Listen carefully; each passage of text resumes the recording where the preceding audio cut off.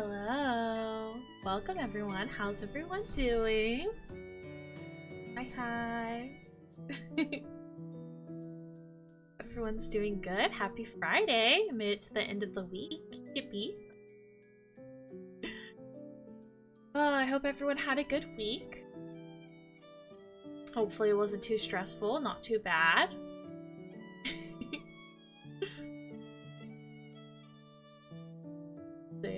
Hi Kitty, congrats on getting first. Hi Nari.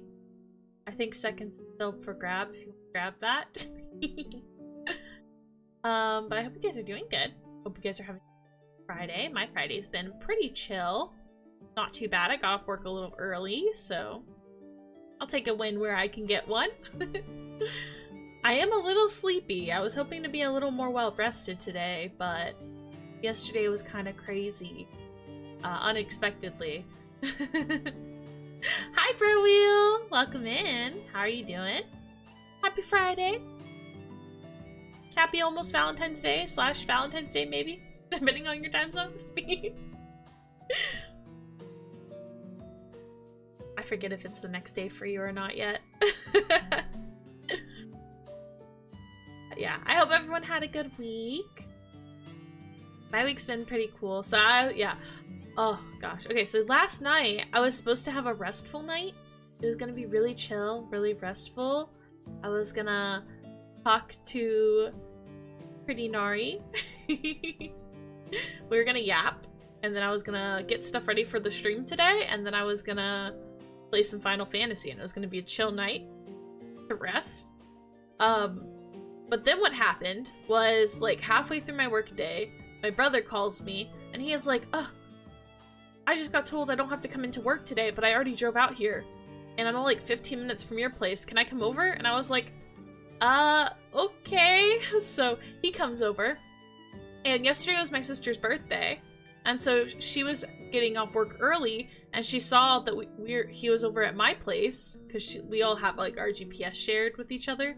So she, like, looks, and she sees that our brother is at my place, and she's like, "What the heck?" She's like, "Wait, you guys are together already? That's perfect." She's like, "We should do something for my birthday." So, still Friday? Yay! Well, happy almost Valentine's Day. Hi wife, hi Lippy, hi Megami, hi cutie, how are you doing? Hello. But yeah, so my sister was like, "Well, can I come over so we can do something for my birthday?" And I was like, "Yeah, sure, I guess. Have your boyfriend drop you off when I'm about to get off work." So she comes over, and then she's like, we should go get KBBQ and go to the manga bookstore and get manga and then have Korean barbecue. And I was like, okay. I mean, she's the birthday girl, so I was like, alright, we'll do that. So we go to the manga bookstore, I get caught up, I buy my manga that I've been, like, slacking on getting. She wants to get some, like, Alien Stage merch, and, like, one of her favorite, like, manhwas just got a limited edition. So we went to go pick that up. And I ended up buying the limited edition ones for her as her little birthday gift. But it was cool. We got that stuff, and then, after that we had KBBQ, and then we got back to my place, and she was like, "Oh my gosh, you should watch Alien Stage with us," because her and my brother are both really obsessed with Alien Stage. So they're like, "You need to watch it, you need to watch it." So I was like, okay. So we watched Alien Stage. Hi, honey. No, you're the kitty. No. And then, yeah, so we watched Alien Stage, and then we were just yapping for a bit, and I ended up staying up way too late. I was up till like 1 AM just yapping about, we were talking about Alien Stage, and then we were talking about some BL and stuff like that. So, I was up way later than I initially planned. Not the day I was planning yesterday, but you know. It's always nice to see family. I love my siblings, so I enjoy getting to see them. But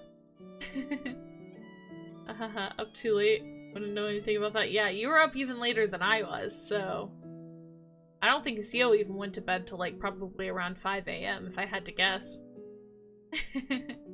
Did you like your gift? I love my gift, Nari.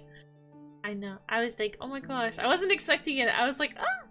It made me very happy.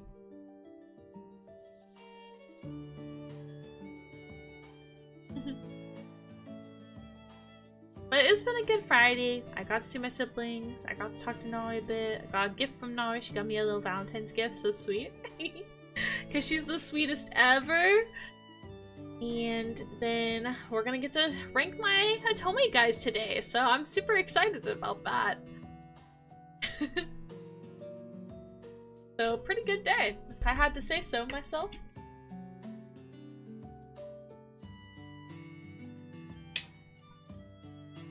No, you are no! Stop it, you are! You're the sweetest.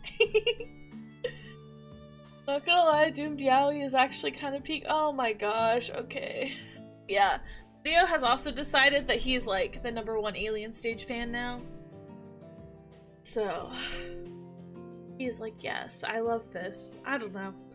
I have mixed feelings. I don't like sad stuff, and I feel like it was just really sad. I don't like doomed relationships. I think that that stuff is sad. I like it when the couple can be together. I mean, heck, anyone who saw me stream pre-Odyssey and saw the ending of that, I was literally sobbing because it's like, they get together, but you know it's not going to be forever because of all the horrible stuff that happens right afterwards, so it kind of makes it depressing.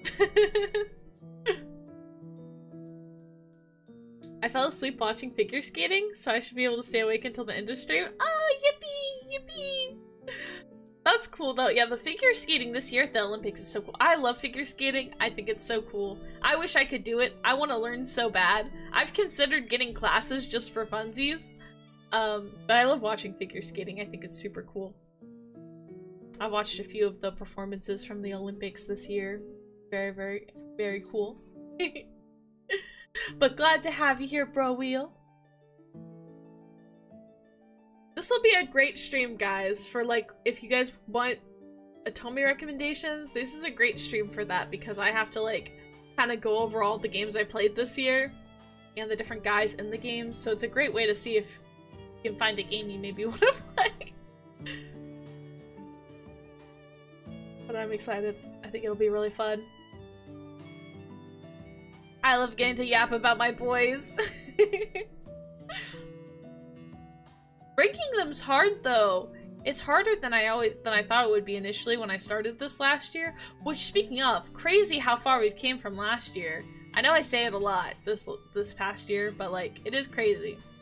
Last year when I was doing this, we were still just a little foogie PNG tubers, so like pretty crazy.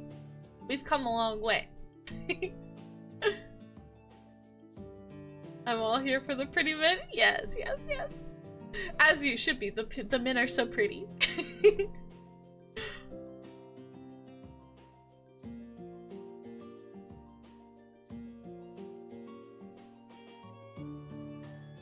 Yeah. We got a lot of cool stuff. I guess if you guys are ready, you can hop into it. Get the ball rolling. What do you guys think? Are you ready?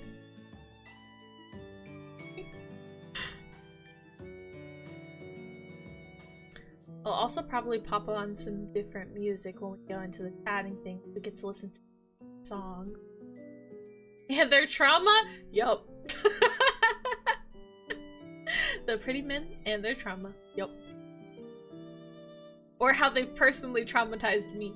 Me specifically.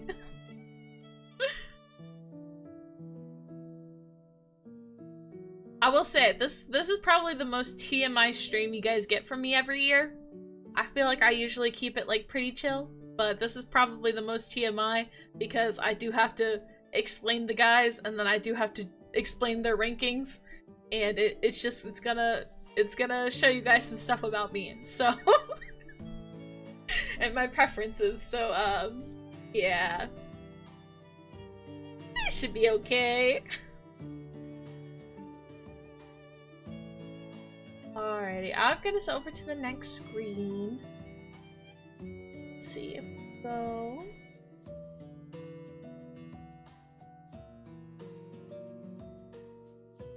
Real quick though. Sick. This off for now, because when we have this one going, Alright. It's not. Alright, cool. We are going. Yay! Okay, so this is our ranking from last year. So anyone who was here last year would have seen this. We got a lot of tiers, guys. We'll see if who's going up and who's going down from last year. I haven't fully decided yet. Alright guys, I'm adjusting the music a little bit.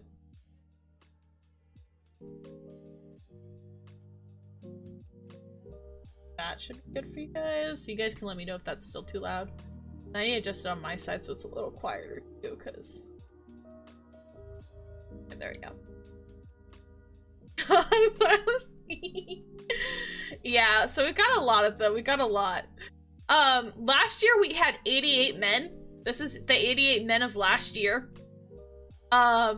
This year we have, if I go over, I think we had like 130 something. We got 50 more men.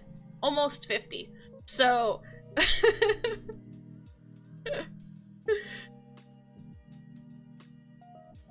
but yeah, so here's our standing from last year. Our tiers we've got, at the lowest tier is jail. These are for characters that actually probably should go to jail. Then we've got kinda sus. These are characters that don't really deserve jail time, but they're kind of on their way to it. Like they're kind of freaky. They're kind of got some weird behavior. You've been busy. I know, guys, my schedule is so busy. This is like, you guys don't realize the things I be doing all the time. I'm just constantly, but you know, hey, my giant harem, it's all right. Then we got mediocre men. These are men that like, they just don't really stand out to me in any kind of way. They're just kind of like meh. They're just kind of middle of the road. They don't really do anything for me either way. Then we've got hot for not, but not for me. Now this is not a bad category, guys. This is like, they're guys that are objectively hot. And they objectively aren't bad. Like, they're not bad guys. They're just not my preference of guys. And I feel like this is a fair category.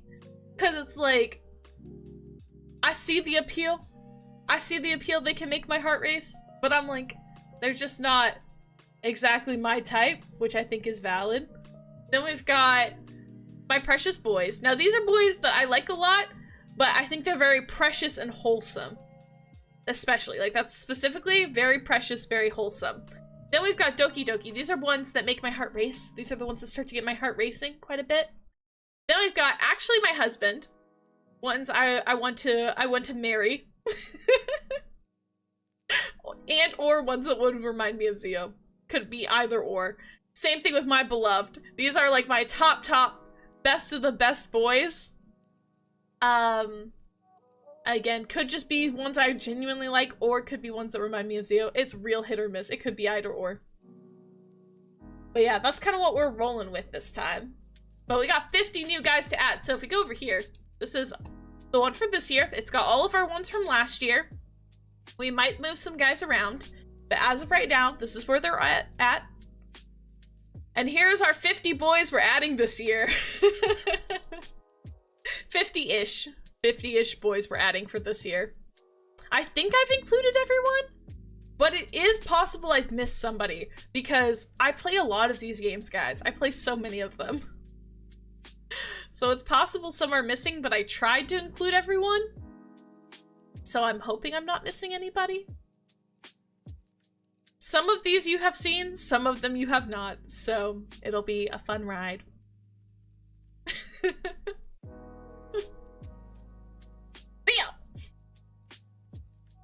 You're gonna have to wait. We're not doing that right now. We can do it after we do the ranking.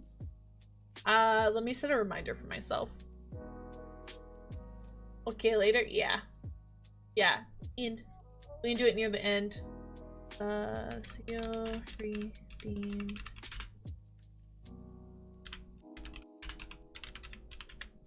Alright.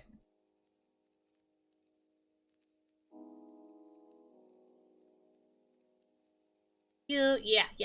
I gotcha. Also, am I cooking the chicken tonight? You can. It should be pretty easy.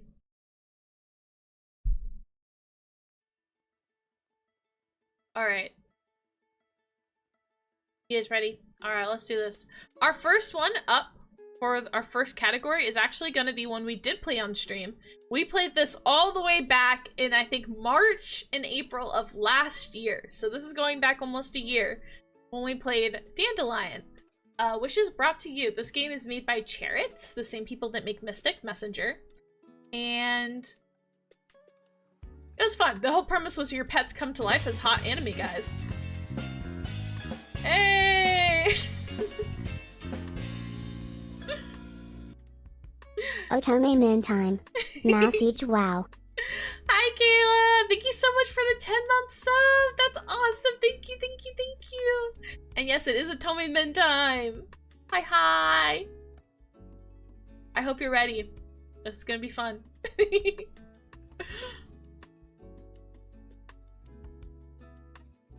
But yes, we've got...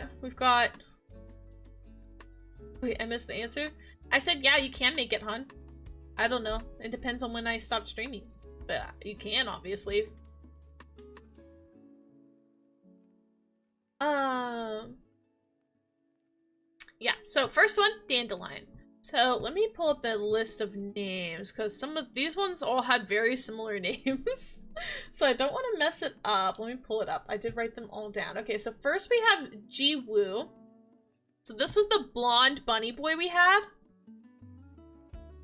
Oh, and this one's kind of hard. I did kind of like him. He was a tsundere who was like obsessed with books. He really likes like romance novels, which I think is very cute.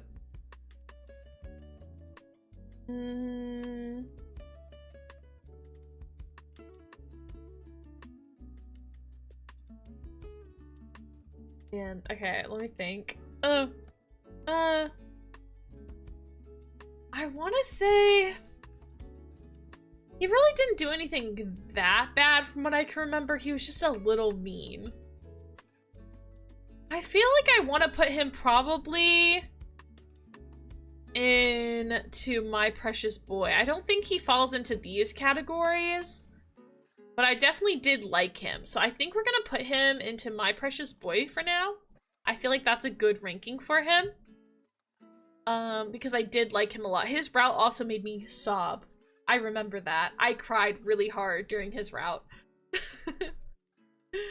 Then after that we have Jisoo, that was the black cat. And I feel like he gave off very big Zio vibes from what I remember, and I remember liking him quite a bit. He was a little possessive and stuff, but I did like him quite a bit. So I feel like he should probably go into Actually My Husband. I feel like is a pretty good category for him, I think. Then we have Jiyeon. Now Jiyeon, I feel like he kind of fell into the kind of sus category. I remember he had like a really angsty, sad backstory. Like they all had really angsty, sad backstories. This is the orange tabby that likes oranges. But you basically find out he's kind of manipulating you the whole time. And while I do think we kind of liked him towards the end, I don't think he was my favorite. So I feel like I have to kind of put him in the kind of sus category, because he really was. He was kind of sus. He is kind of evil, especially out of all the ones in this game. I feel like he was definitely like the most like sus evil one out of all of them. Now these two, the next two, I feel like are going to be really hard for me to rank. Really hard. So we have GA, which this was the butler rabbit. The knight/butler rabbit. Oh my gosh. He was really, really hot. He definitely had me squealing and blushing quite a bit. And his route was really good. I feel like... and his route I think also did make me cry. I think I have to put him into Doki Doki, because he definitely made my heart race quite a bit. And I feel like, yeah, I feel like that would be a good category for him. Yeah. Yeah, I think that's where we gotta put him. And then we have Jiyeon. And Jiyeon, man, I don't know. I feel kind of mixed. This was the only route where you end up going to their world instead of them coming to our world. And I definitely did like him. But I don't, again, I feel like it's the same as the first bunny boy.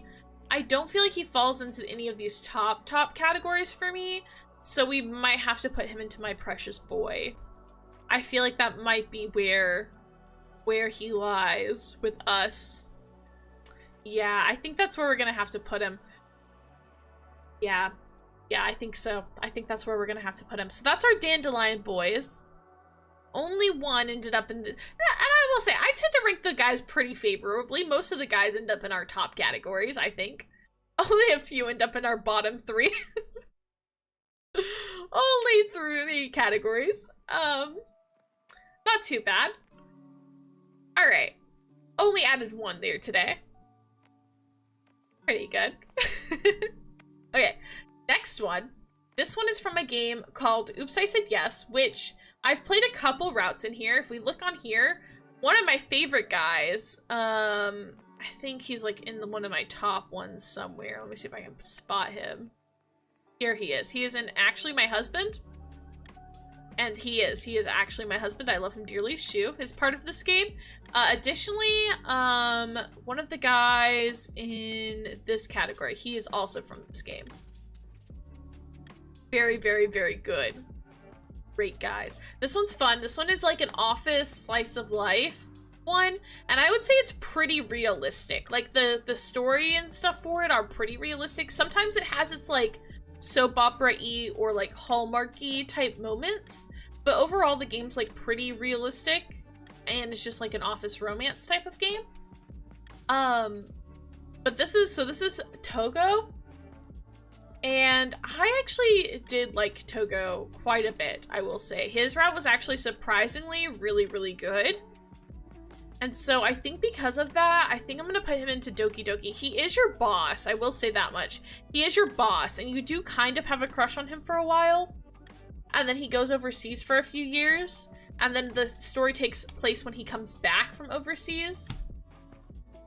But even though he's your boss, it is a very, very cute relationship. It's got a little bit of miscommunication trope, I think, in like the first section. But once you get past that and that's over with, it's very, very cute.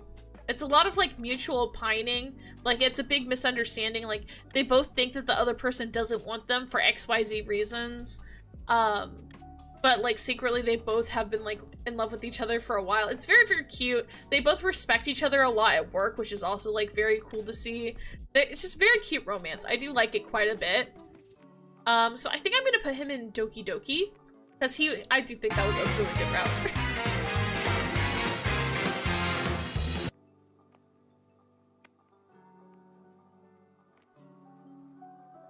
Thank you for the 1-bit synopsis. For Valentine's Day, my wife finally fulfilled a fantasy of mine when she, dressed up as a nurse. At last, I got to roleplay having access to healthcare. Crazy.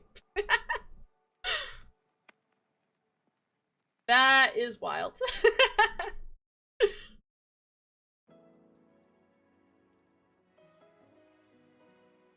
Oh boy. Alright, so the next game, I think we'll wait until ad break's over, and then I'll explain the next game and we can get into the boys from it. This one is a really good game. I will say that this is one I would highly recommend people add to their list. The Oops, I Said Yes, I think is another one that if people want to add that to their Otome rec list, I do recommend it. Dandelion I don't think is for everyone. The first game we did. Dandelion, I liked it a lot, but it is a stat raiser, and not everyone likes the traditional dating sim stat raiser type games because they are kind of grindy, and you kind of have to like save scum a lot, like where you're constantly like saving and reloading files, which is not for everybody. So because of that, I wouldn't say Dandelion's for everyone. That's going to be like a case-by-case basis, even though it is a good game. Oops, I Said Yes, I think is really fun and cute if you like slice of life stories and you like, ones that are a little more grounded and realistic. I think they're really good. But it is made by Voltage. It is originally like a mobile app game, so you can get it on your phone or you can buy it on Switch for some of the stories, but you have to go on your phone if you want the rest of them.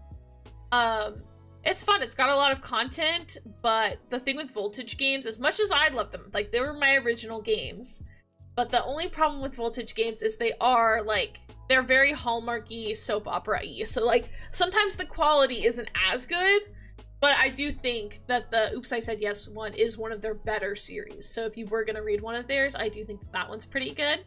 And that one's fun too, because you don't have to romance all the guys to enjoy the story. You can literally just pick one, or you can pick whichever couple suit your fancy. But this next one we're going to talk about, guys, literally, I highly recommend this. If anyone's trying to get into Otome games, I highly recommend this next one. I thought it was so interesting. And even if you just like visual novels, I think you could also appreciate this one. And that is Olympia Soiree. So that's the next one we're going to be talking about. Now, so context for this one, because it is kind of like hard to talk about. I loved this game. I absolutely loved it. I played it early last year, around the springtime, around the same time we were playing Dandelion. I think I started playing this on my Switch in my free time. I think total playtime for the game is around the 60-hour mark, so pretty standard for the, like, Otome games. It's so good. The art is genuinely so beautiful. One of my favorite of all time Otome artists. She makes the artworks for this game. Absolutely stunning visuals, like absolutely, like one of my favorite art styles in Otome. We actually have 2 games that she's done artwork for this year, and this is one of them. Love the artwork. It is stunning. It's so beautiful. The boys are absolutely stunning, absolutely gorgeous. Gorgeous men. We love to see it. So the story-wise for it, so it's called Olympia Soiree, and that is because the main character, her nickname is Olympia, named after the story of Olympia, which is like an old like legend. But it is about this, like, it takes place in like a fantasy world that like takes place in like this fantasy setting across the sea from like our world. So it's like it's connected to Earth, but it's also separate from Earth, but it's connected through the sea. So it's like it's not physically on our planet, but like our seas are kind of connected, if that makes sense. It's kind of vague, it's vague magical fantasy land type thing, right?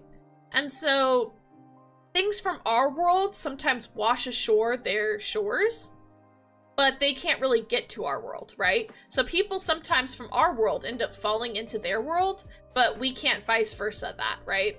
So it is interesting. And in this world, they have 3 gods. Well, there was the original 2 gods who had like 3 children. The 3 children were like 2 brothers and a sister.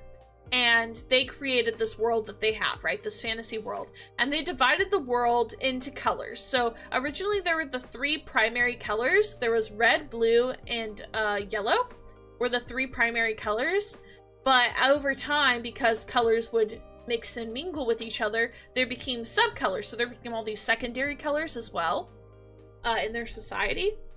And then over time, as more and more people started to commingle with each other, there became colors that weren't even really a color anymore. They're kind of muddied, and those colors were seen as like less than. They kind of formed a really strict caste system where the primary colors rule on top of everything and have the most power, and then the secondary colors would have the second most power, and then any of the muddied or gross colors or people that show multiple color traits are all considered as like the bottom caste, is kind of how it works, right? And in this game, we play as Olympia. Now, she is not any of those colors. She is, like, white. Like, literally the color white. And that's because the people, she comes from a clan of women who all live on this island off of the main island. And this island can only host women who all of them are pure white. Like, as white as snow, like, truly albino. Like, super pale. Like, they have no color to them at all. And these women are, like, they're like the descendants of the sun goddess. So I said that those are the 3 who created the world. Well, the goddess of that, the sister, she loves these women, and they would dance and sing praises to her, which helps fuel the sun goddess and powers the world, right? But only women can be born onto this island, and all of them have no color to them. So our girl is one of those, and the kind of conflict of the story is that all the women of the island end up dying. There's like a massacre. And because of that, she's the last woman of the island.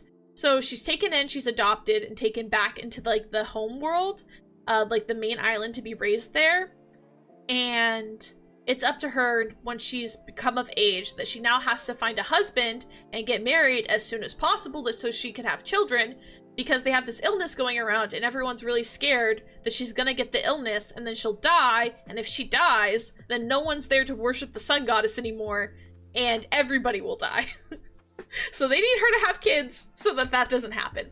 And that's the premise for the game, is she's basically told, you're gonna have to go from being a super isolated girl who has no friends to you gotta get married and have kids ASAP. So she's very shy, she's a little naive and stuff, but she's also very feisty and forward. I love her. The main character, she's got a lot of spunk to her. She's great. Love this game. But now we'll get into the boys, and I love these boys. I love them so much. This is gonna be really hard to rank because I love them all so much. But this is a great game. Highly recommend checking it out. I'll try not to get too spoilery, but oh, it's hard. I love these guys so much. So first off, already hard, we've got Riku. Riku is from the Blue Clan, so he's a primary color. He's blue. I love him so much. I love him so much. I love him so much. Oh gosh, it's so hard for me to rank him. I don't know. He is so sweet. He's so sweet and pure. He's a little bit of a tsundere, so he has a little standoffish and a little bit push away, but he's not even like that hard of a tsundere. Like, it's very mild. Like, he's not even like super insulting of her. He's just kind of a stickler for the rules. He's a guard. He's like works for like the military force on the island. And he also has like the same magical ability that she has, and it's very cool. He's very sweet, very cute. He's just a precious boy. He's he follows tradition, follows like all that stuff, is kind of a stickler for the rules with that stuff, but is very cute. He's also kind of naive and inexperienced with stuff. Just such a sweetie, such a cutie. And this is one of those routes where you can tell that they like each other really early on, but she's like, oh, well, I can't pick him to be my husband, because he tells her early on in the game, when she asks him, well, what do you look for in a partner? And he's like, well, I have to marry somebody who's also of the Blue Clan, and like very purely from the Blue Clan, because I have to keep this magical power. I think it's called like Batsu. I have to keep it I have to like pass this down to my children, and only people from the Blue Clan have this power, so I have to marry someone from a prestigious family in the Blue Clan. So because of this, even though she likes him, she's like, well, dang, I can't be with him because he needs to marry someone from the Blue Clan, so I shouldn't put my feelings on him. And she tries to be respectful. Meanwhile, he's also thinking, he's like, oh, in my heart of hearts, like, I love her and I want to be with her and she's so beautiful, but I can't be with her because I have to preserve this power and I have to marry someone from the Blue Clan, even though I would rather be with her. And it's so sad because it's like, you can tell they both like each other, but they're trying to be respectful. It hurts me. They're so cute. They're so cute together.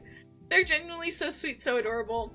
Their route is a whole miscommunication trope, and usually I hate miscommunication tropes, but I feel like this route does it really well, like surprisingly well. Like, this is normally something that I'm like a big no-no. If the whole route's a miscommunication trope, I'm usually like, I don't like this route. This route is, but it does it, I think, in one of the best ways I've ever seen it done before. Because it's not like oh, they're getting angry at each other, oh, they hate each other because of it. It's just like, they're genuinely trying to be like kind and courteous towards the other person. And I love it so much. It's so cute. So because of that, I feel like I have to put him, oh gosh, this is gonna be so hard. This is gonna be so hard. I don't know if I should put him into my precious boy or Doki Doki. Genuinely, I think I'm torn between these two. Genuinely. He is my precious boy. He is my precious boy. But I also kind of want to put him in Doki Doki.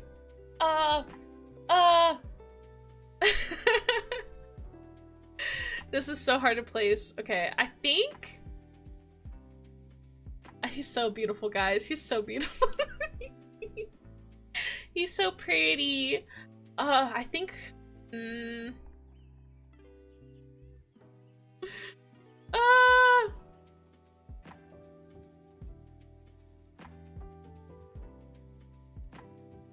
I'm even debating putting him up higher, honestly, because genuinely he was one of my favorite love interests from this game. There's like two that were my like top favorite, and he's one of them. So I'm like, I don't know. I'm trying to think where I want to place him.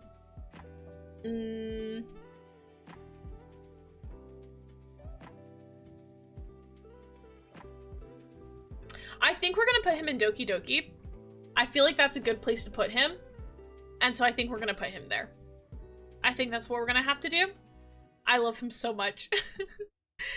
And speaking of my other favorite, next one we have is, I think it's like Tokisada? I think it's how you say it, Tokisada. Yeah, Tokisada. He's got a really long name. Now, I love him. He's from the House of Green, so he's a secondary color. He's not a primary color. Which, any of the ones that are not primary colors, you already have this extra layer of angst where it's like, oh, I'm not good enough for her, right? Because the women of white are seen of like this like super holy thing because they literally are the reason the sun stays in the sky, right? And so a lot of them start to feel like insecure or like inferior to her or feel like they're not good enough for her.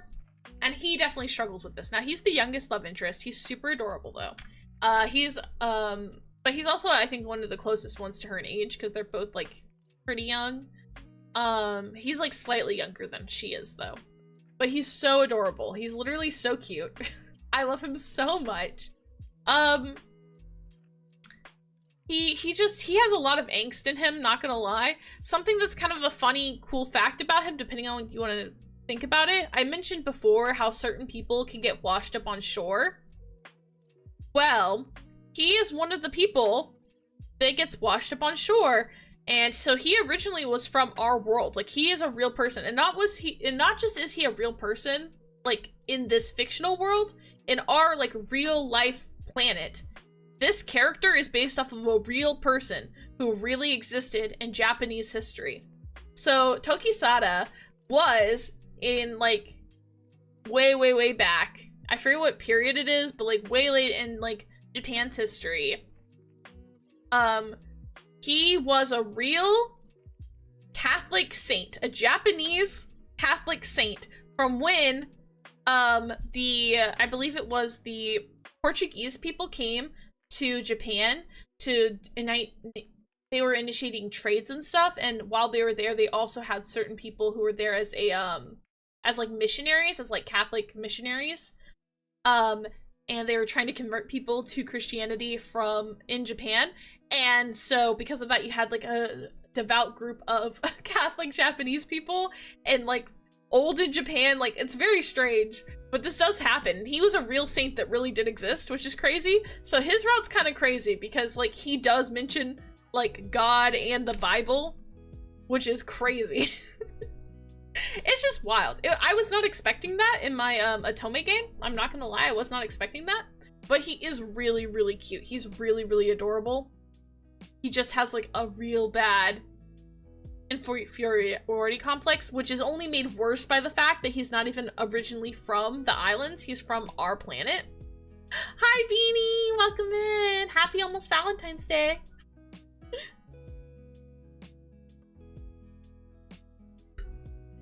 Hope your Friday was good. But yeah, I like him a lot. Oh, so he actually is my favorite from this game. It's kind of crazy. My two favorite characters were the first two I played in this game. Literally, Riku and then Tokisada.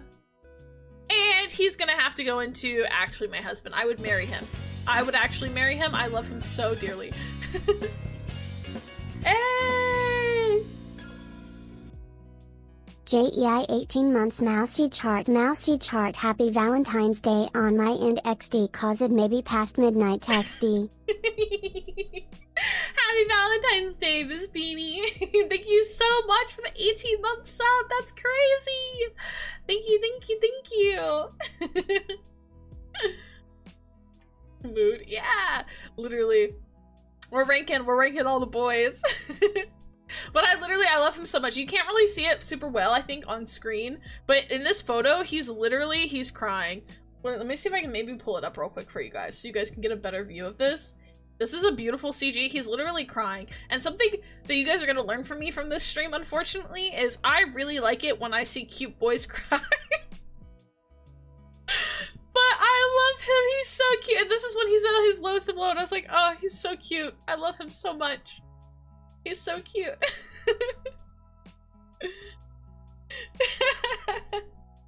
It is unfortunate this is why this is gonna be a little bit of a TMI stream, because unfortunately, to explain why some people get their rankings, I do have to explain it. And explaining it does make me look a little strange. But hey! It's okay. Let me see if I can change this real quick. See if I can make a new one that I can add for guys real quick.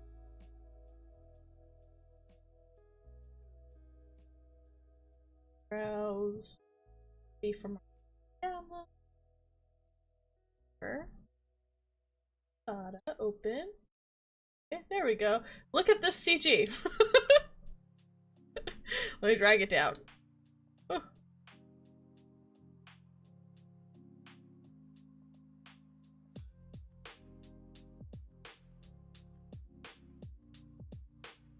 He's so pretty.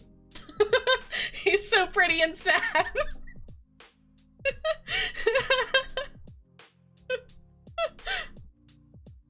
But I love him so much. I love him, and he is very sweet. Like, he loves her a lot. He's so sweet. He's so cute. Like, he's a great CG. Like, he's a great character. I love him so much. The CG is great.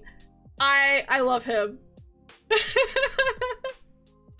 But he does cry, and I was like, oh my gosh, I love him so much.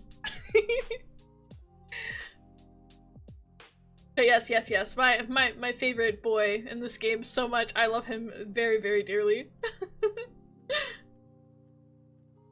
I love seeing Casper and Raphael in the same tier. They're both your baby girls. They are! My baby girls right next to each other. All three of these ones, my baby girls.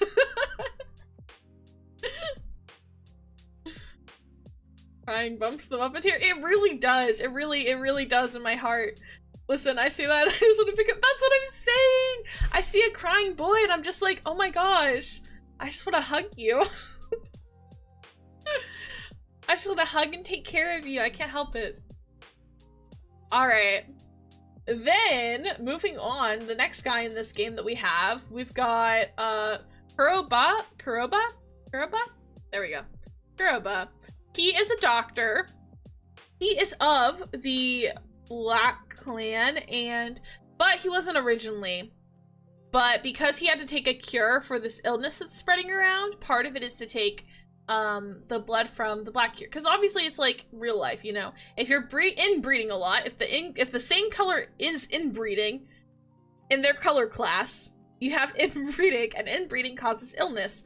And so the colors that are like the low class ugly colors, right, that they hate and they treat horribly, those color classes are actually like way more healthy and strong than the like super purebred top classes, right? Which makes sense because they don't have inbreeding.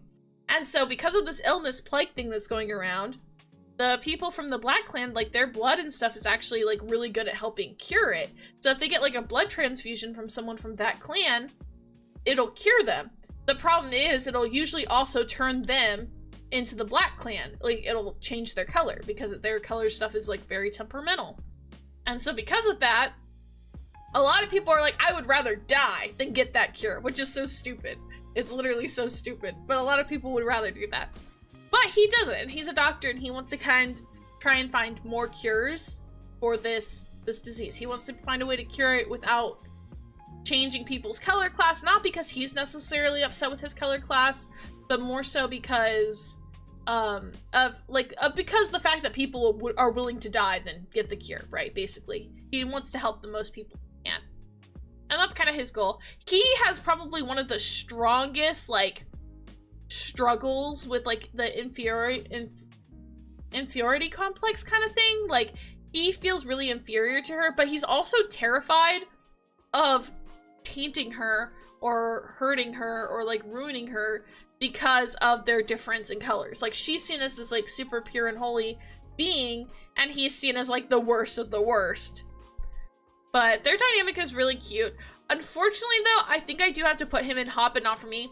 I think he's a great character and I love his story. I think his story was really good and really interesting. But he is not my type. He's just not. He's not the type I go for things. Mainly because he's got like the flirty kind of personality type, like where they're extremely flirty and forward all the time. And that's just not my favorite dynamic. But I do think they have a cute relationship. It's just, I think he's not my type. And so for that, he is in fact going in Hoppanofferny, unfortunately. He is a great character though. And I think a lot of people would really, really like him. Because all the guys in this game, they are really good. I cannot lie, they are really good, okay? Next up, we've got Yusuga? And he is from the Purple Clan. So he's from the purple, color purple. And he... how to put this? He's a good guy. He has questionable things he's done. And questionable things he's done to the MC. Yeah. He's kind of a bitter man. He's kind of bitter by the world. Like, he starts out, he's really hot. He is hot, bro. Here, I'll show him on screen. I'll give you guys a good view of him. Actually, let me give you a good view of a few of my guys real quick. I'll show you guys them in full detail. Let me see if I can pull them up. So I showed you guys Togisada. Let me show you guys real quick. I'll show you Riki. Because I gotta show off my boy if I'm showing off the other boys. Or Riku. Sorry, there we go. There we go. Riku. Okay. This is Riku. He's beautiful! He's beautiful! I love him! That's why he's in Doki Doki. My beloved. I love him dearly. Then, we've also got... we just did...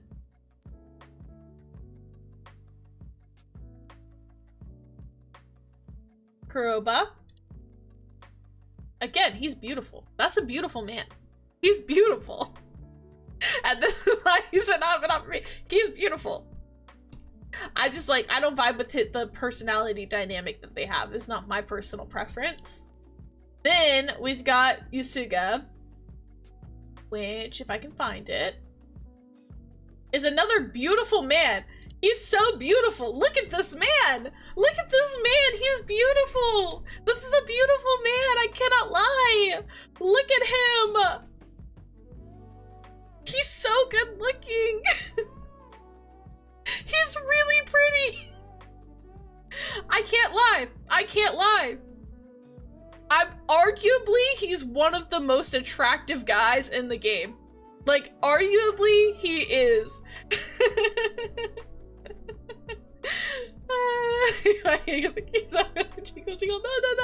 It's okay. It's okay. He's just so pretty. Like, objectively, this is a beautiful, beautiful man. He just does some really questionable things. His whole clan, to be fair, horrible things has happened to him. His whole clan gets wiped out. He's also the last of his clan. She's the last of the white clan. He's the last of the purple clan, but he's not allowed to ever get married or have any children because they're trying to wipe out the purple clan, and he has to carry the punishment for the sins of his people. Even though his people actually didn't do anything wrong, they were the ones who had stuff done to them. I won't go into too much spoiler territory, but like, really horrible situation. Like, guy had like life is rough for him.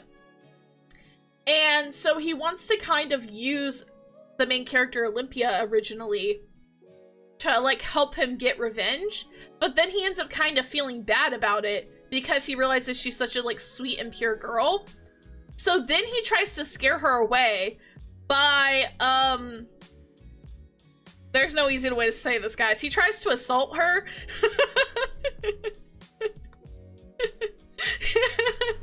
he threatens to assault her to scare her so that she'll not want to be around him anymore. Yeah. So not the best.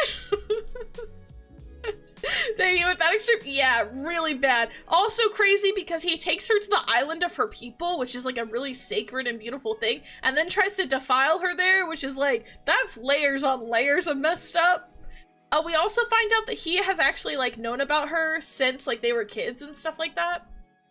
Because they both were raised by a person, not together, but they, like, this one guy knew them both as kids and would tell him about her. So he's always been fascinated by her, but they don't meet until they're adults. But I think their relationship dynamic is actually kind of interesting. I do actually like it, and I think he's an interesting character. And he's really hot. So... But this is where I have an issue, because I'm like, I personally, like, I want to like him so bad, because he's so pretty.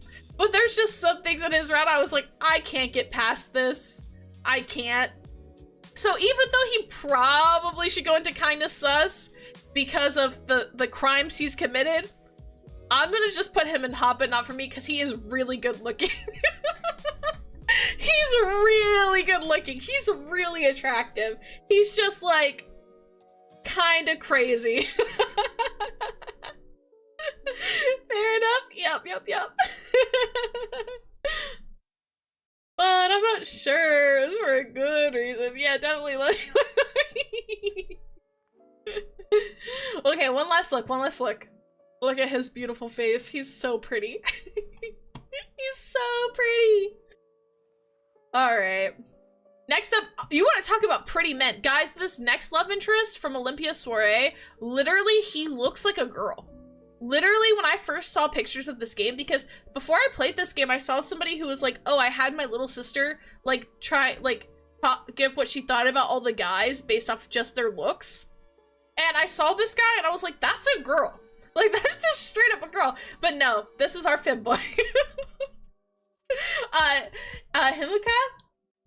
Let me see if I can pull up his photos so you guys can really appreciate this, because, I think that'll help you guys understand. Yeah, here we go. Oh, wait, maybe not. Wait. I might have to snip this one. Give me a second, guys. Let me see. I think this is one of the ones that had an issue. Oh, it should be. I'll try snipping it. Since it looks like... Oh, wait. No, wait. There we go. It's working. Okay. Yay, technical difficulty. Don't mind me. He's also very pretty. He's very pretty. He looks like a doll. Like, he literally looks like a doll. He's so pretty. Very feminine.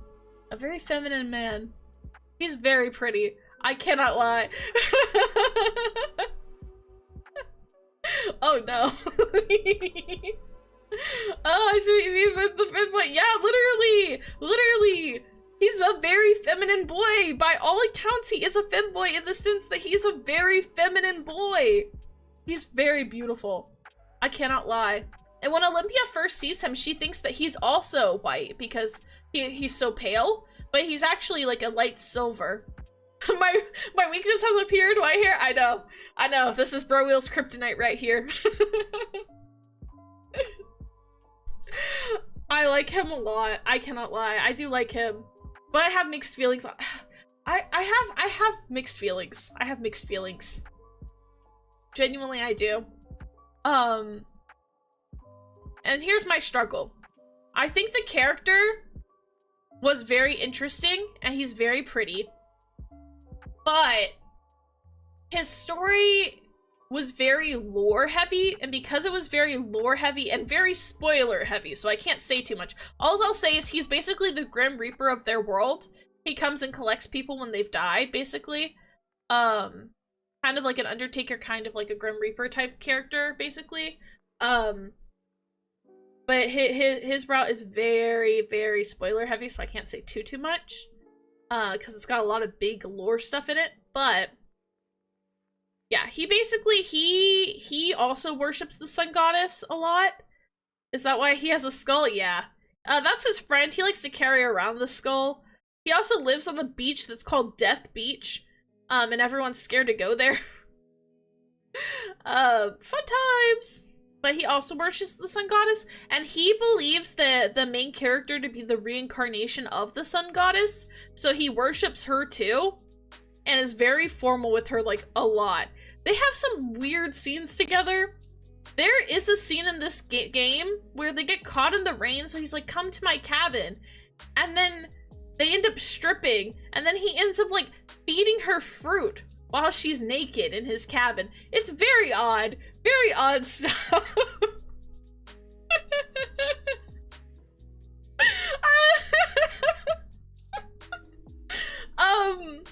Yeah, crazy.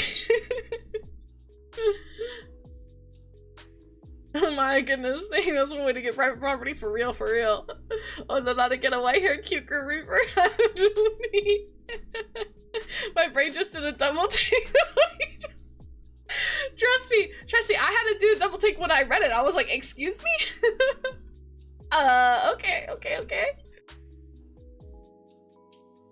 He also does keep her locked up in his house on a few occasions because he's scared of her to leave, because he's worried something bad will happen to her. He's an interesting character. I cannot lie. I cannot lie. He's very interesting. And again, he's a very beautiful character. But similar to Yasuga, even though I think they're both really pretty, I don't, like, he just didn't work for me. But I don't know where to put this guy. I don't know where to put him.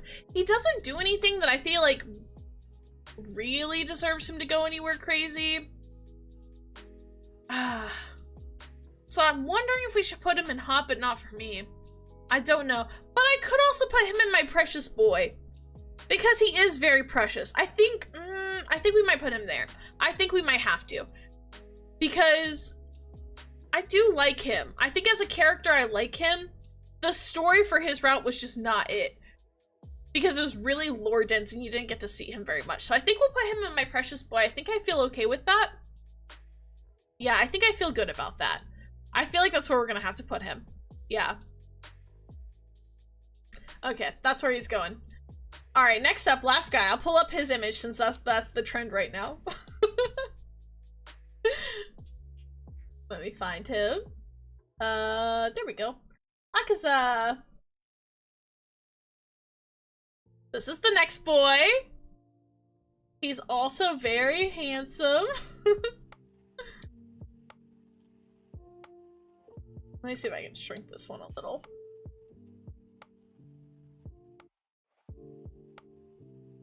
He's very pretty, very handsome. All the boys, again, the art style in this game is really pretty, so all of the boys are kind of beautiful. Like, not gonna lie. They're all really attractive. Like, looks-wise, they all win. What's this game name again for research purposes? I'm only like a veggie. It's Olympia Soiree. I can type it out. I think it's, Olympia...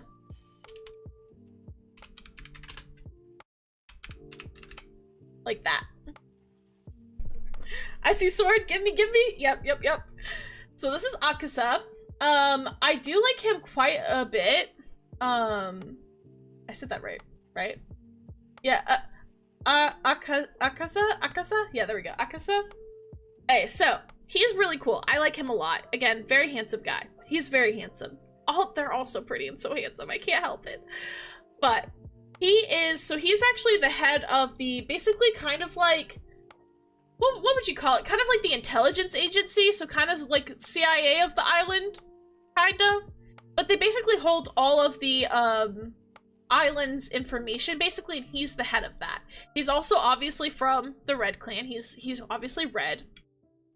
And, he's actually the guy that originally tells Olympia, he's like, oh, hey, you gotta get married and have kids pronto, right? Like, we need you. And initially she's like, I actually don't vibe with that. I don't like your tone of voice, sir. And so she's like, I don't know. I've never really socialized with people and I have no friends and now you want me to get married? And he's like, it's very important for the survival of everybody. He's like, you really need to. And she's like, okay, and what if I can't find a husband within the time frame that I need to? And he's like, well, I will take up that responsibility. And she's like, I don't like how you phrase that, sir. And actually, now you're on my list, and I don't really like you. Like, she's like, I don't like you. You rubbed me the wrong way. Which I think is very funny. I think their relationship because of that is very funny. But much like Broreal folds for white-haired anime, she folds very fast in his route. Like that stubbornness does not last for very long. She folds very quickly because she also realizes, wow, he's kind of hot. I love Olympia because she's so real. She sees these beautiful men and she's like, I want you. She's like, actually, having kids won't be a problem because I want these men now. So she's very relatable in that aspect. Oh my god. But yeah, so she does fall for his charms pretty quickly, and they've got a really cute dynamic. It's a little bit teasy, a little flirty. I like their dynamic a lot, I'm not gonna lie. I think their dynamic is really, really cute. So I actually do like him quite a bit. Now, there's a lot of lore stuff I can't get into with this one as well, because so he's like the locked final route. So he's like the final person you can romance in the game. And he has some pretty big lore reveals, so I'm not going to say them in case anyone wants to play the game. I want to avoid spoilers. But they end up, like, really connecting over a lot of stuff, and he has a great story, and I love it. Kind of similar, though, to Himeka, like, with Himeka, oh, blah, blah, blah, blah, blah, I can't talk. Himeka, like Himeka. They both kind of have lore heavy ones because they're the final two routes, and so it's kind of lore dumping on you a little bit. But I think, Akaza's is done better. These are very Japanese names. I'm struggling, guys. It's okay. But with that said, I think we're gonna put him in Doki Doki. I'm not gonna lie. I think he's gonna go here with Riku. My boys, my primary boys. She gets told, find a man and goes, say less for real. At first she puts up a fight, but then she kind of realizes, like, actually, I think I could do this. And she's so real for that. She's so real for that. But yeah, that's a game again, guys. Olympia Soiree. Highly, highly recommend playing it. It's on the Switch. I don't know what other things it's available on, but I know for sure it's on Switch. It might be on some other consoles as well. Great game. Great game. It's so good. Okay. Next one up, we've got Variable Barricade. Now, this is another one that I think the art style for it is actually very fun. It's a very unique art style, I'll say that much. Like, the art style is very different, very unique from a lot of other games. Like, it's very vivid. I think we'll start pulling all the guys up so you guys can really get a view of them. Except for some of them. Some of them I don't have good photos of, so I don't know. We'll see. But, I mean, we can try, I guess. But we'll pull up some CGs for these guys. So, let me get up the first guy. Let me pull him up real quick for you guys. The first one up from well, okay, let me real quick. I'll say what Variable Barricade is. So, Variable Barricade is a very fun game. This is one that, again, I can't recommend in good conscience to everybody because I don't think it would be everybody's cup of tea. I liked Variable Barricade. And at first when it came out, it got a lot of positive reviews, but then when more people started to play it, it started to get kind of backlash, because I guess the initial reviews were seen as, like, too positive, and then people were like, well, no, this game's actually not good. So I had seen the mixed reviews, and I was hesitant about buying it. The only reason I got it is because this was one of the few games that when I went to, like, an in-person game store, they just happened to have it. And I was like, that's so uncommon. You never see Otome games at, like, video game stores. So, like, in person. So I was like, okay, I'll get it. And I got, like, the physical copy, and it was really cool. So the premise of the game is you're playing as this girl, and she's the heiress to, like, this big Japanese company, like, this huge mega corporation, basically. And, I mean, she's an heiress, so she's very, very wealthy. And she's being raised by her grandfather, who she kind of has, like, a bad relationship with. She thinks that he hates her, and she thinks that he's kind of scary when she was a kid, and now she hates him. And they just have never had a very good relationship together. And she's told that she needs to pick a fiancé. So he selected 4 men that she can pick to be her fiancé. To which she's not happy about, because she's like, well, I'm too young, I shouldn't have to do this. But he basically tells her, well, we're getting pressure from the outside of the family, and they're gonna pressure you to marry someone, and you'll have no say in who you marry. He's like, I'm trying to make it so you can pick your husband. Just pick one of these guys I picked out for you. I promise you they're all good people. Well, our girl's kind of a tsundere herself, which is fun. You almost never get to play as a tsundere, but she's definitely a tsundere. And it's kind of got a fun unique dynamic in that aspect. It's a comedy. It is very rom-com coded, so it is really funny. Like, I took a lot of screenshots when playing this game because it genuinely made me laugh so many times. Like, it's genuinely really, really funny. It's a funny game. But she meets the guys and she's like, oh my gosh, my grandfather's trying to screw me over. These guys suck because all of the guys have serious issues. One is in deep debt. One is a gambling addict. The other one is a, basically a sugar baby. And the other one has had a marriage fraud case brought up against him. So she's like, these guys all suck. My grandfather's trying to ruin my reputation. Like, what the heck? And she doesn't want to pick these guys. But again, her grandfather insists. And she has to. Gambling? Yep.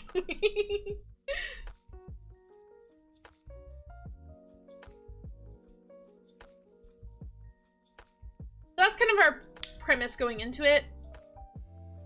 I will say this game has some questionable age gaps in it. And it's got some... I don't know. It's not everyone's cup of tea. I liked it. I thought it was funny and a good game. But there are some parts that are kind of slow. But overall, I think I enjoyed it. But again, I don't think it would be everyone's cup of tea. Again, there are some questionable age gaps, but I don't think they're the end of the world. I don't think they're the worst. I've definitely have worse age gaps I've seen. Cough, cough, this guy. Cough, cough, this guy over here in the freaking jail category. I hate this guy. But alright, let's get into it. So the first guy we've got up, this is Nayuta.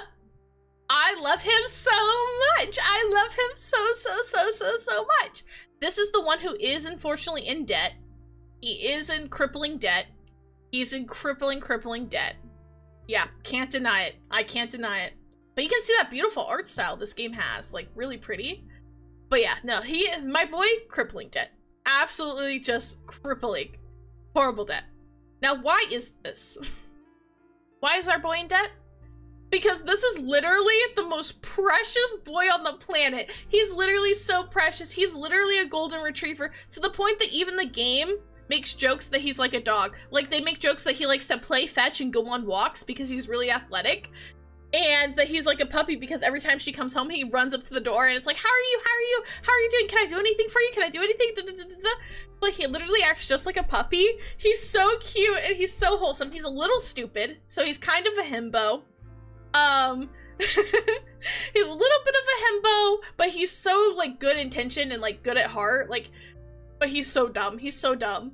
But he is very puppy energy to the point that, like, when she's when she's talking to her grandfather about, like, why she's picking him, she's like, her, like, last thing, like, she gives a few good qualities about him, and then she says, plus I've always wanted a dog. Yeah.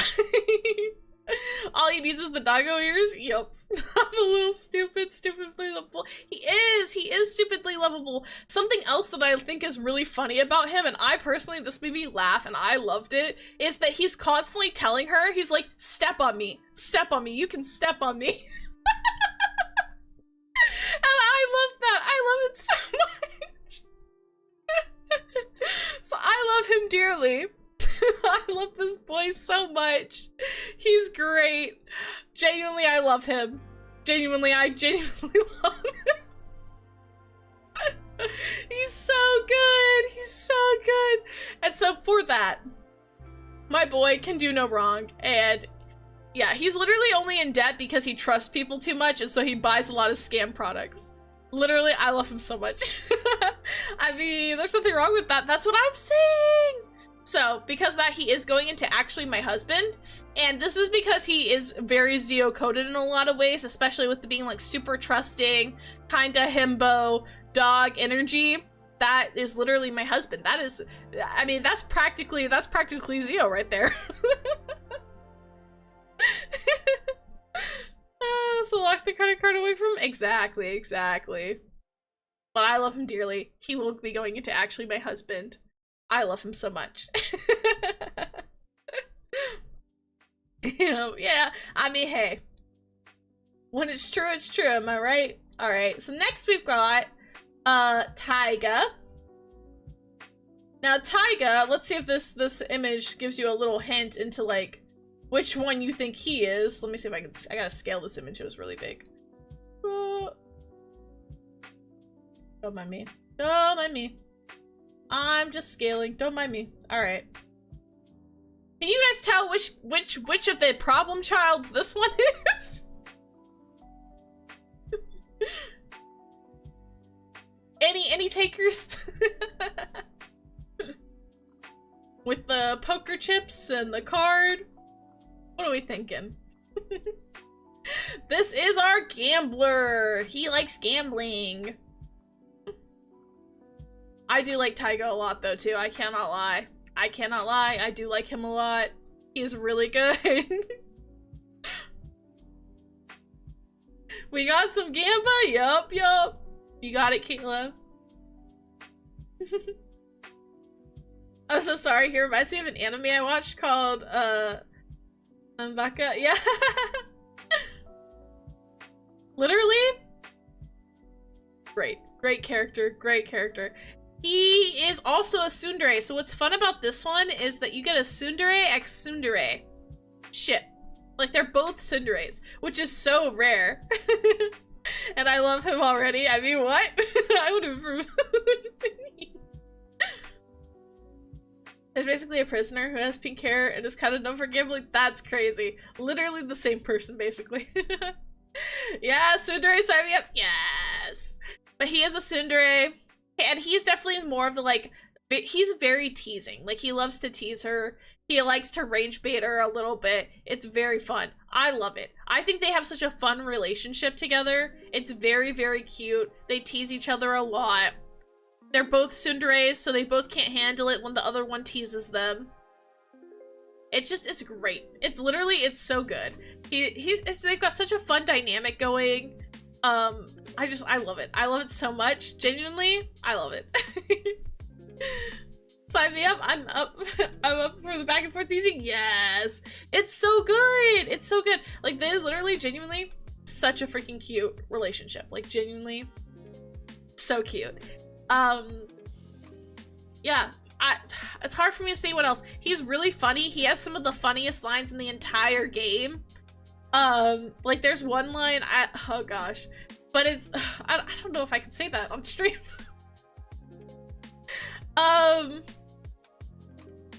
Yeah, he gets caught. The boys are all talking about, like, what they find attractive in a woman while she's not home.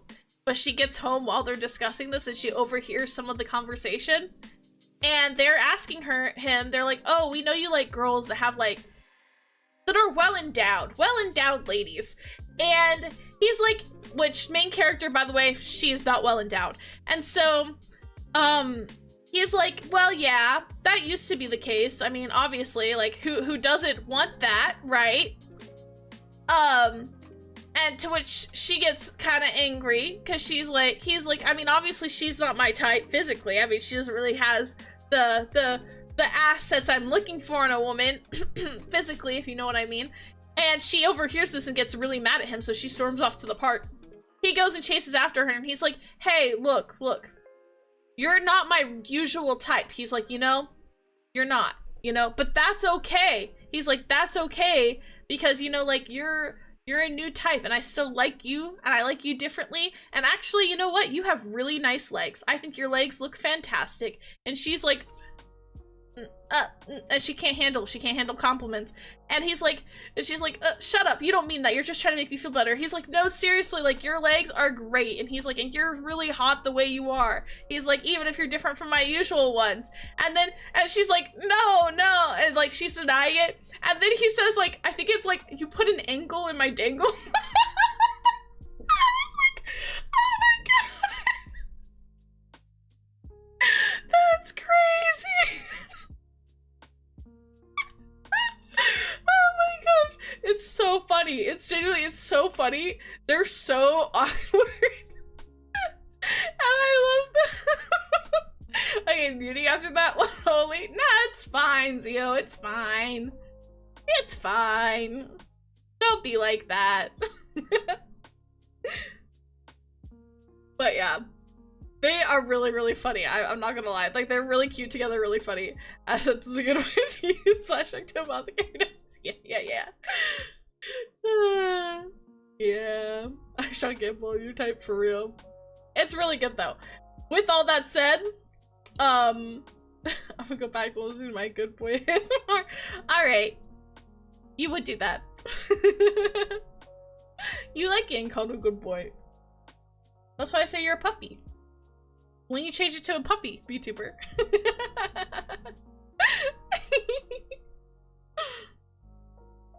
You can't vanish, you're a mod.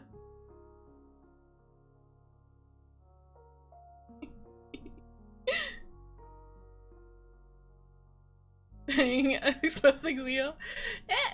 He exposes himself. It's okay. Alright, all that to say, I love him a lot. I think he's really funny.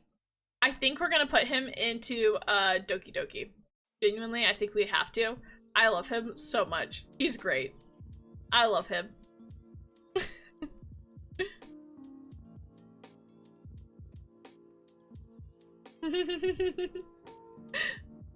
He's got the fancy mod badge.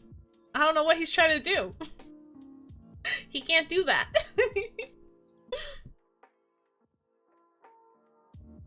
Alright, next one up that we've got from Variable Barricade. We have Shion. Here he is. Now, don't let looks deceive you guys. I chose this CG for a reason. He's actually miserable in this CG. Why is that? He hates cats, and he hates pets of all kinds. He hates pets. He's an animal hater, guys. He's a certified animal hater. What the heck? So don't let this pretty face fool you. He's actually miserable here. This is him literally having to make up for her because he insulted her so badly that she was like, okay, how are you gonna make it up to me? He's like, I'll do anything. And she said, anything? And he said, anything. And so she's like, okay. And she takes him to a cat cafe because she knows he hates animals and he hates getting fur on him. So... I agree with them, see, make him pay. Exactly. Groveling arc? Yes. Now, I don't like him. I'm gonna be blunt with you guys. I'm not gonna bury the hatchet. I don't like this guy. I don't like him. I think he might be the first one we have today that I'm gonna go on a full-on hate tangent about. The other guys I'll justify a little bit, not this one. I don't like him. If he's your type, that's okay. Not everyone has to have the same type as me, and that's okay. But I hate this man. I don't like him. So his whole thing is that he used to be a model when he was a kid. He was a child model. Hi, Arya! Welcome in! Bro wheel! Bad bro wheel! Oh no. Animal hater? No thank you. Next, for real! But hi, welcome in. Happy almost Valentine's Day, Arya! I hope your work week went good. But yeah, I don't like this guy, and I don't like him for good reason. He's an animal hater, obviously that sucks, but he used to be like a child model, and then he made a lot of money doing that, and then immediately went from being a child model to basically being a sugar baby, because everyone wanted him with them, and so he would just like leech off of people, and like live with them for periods of time, just being a sugar baby. And that's all he did. And he doesn't ever want a job. And he doesn't want to be employed. And he has no motivations in life. He also won't help her carry bags because he's like, oh no, I can't do that. My beautiful hands, I can't risk hurting them. So he doesn't carry stuff for her. He doesn't help around the house. He doesn't do anything. He literally sucks. He's a leech. And that's what she thinks is like, even when she likes him, she's like, my only issue is that I don't like that he's a leech because I'm an heiress to a massive fortune and I don't want to have a leech leeching off of me. She's like, I want to have a husband that like can carry his own, right? Like, I don't want somebody who's just with me for my money. That's her biggest fear.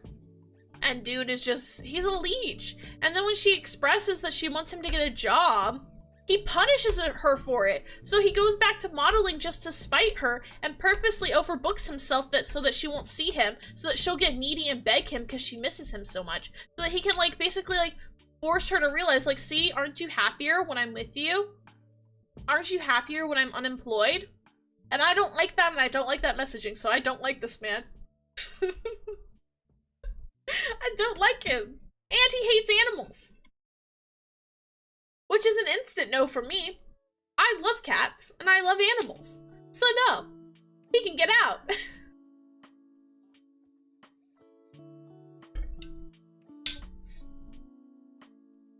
With that said, where should we rank him? He's not in hot, but not for me, because he sucks. Now, how badly does he suck? Should he be a mediocre man, kinda sus, or jail? I kinda want to put him in jail because he's really manipulative, but there's some really bad people in here. There's some really bad people in the jail category, and I don't think he goes that far. So maybe we gotta put him in kinda sus. Because I think he's worse than just mediocre. He's bad. Straight to jail. Hi, work was alright, just happy as wicked heck, yeah.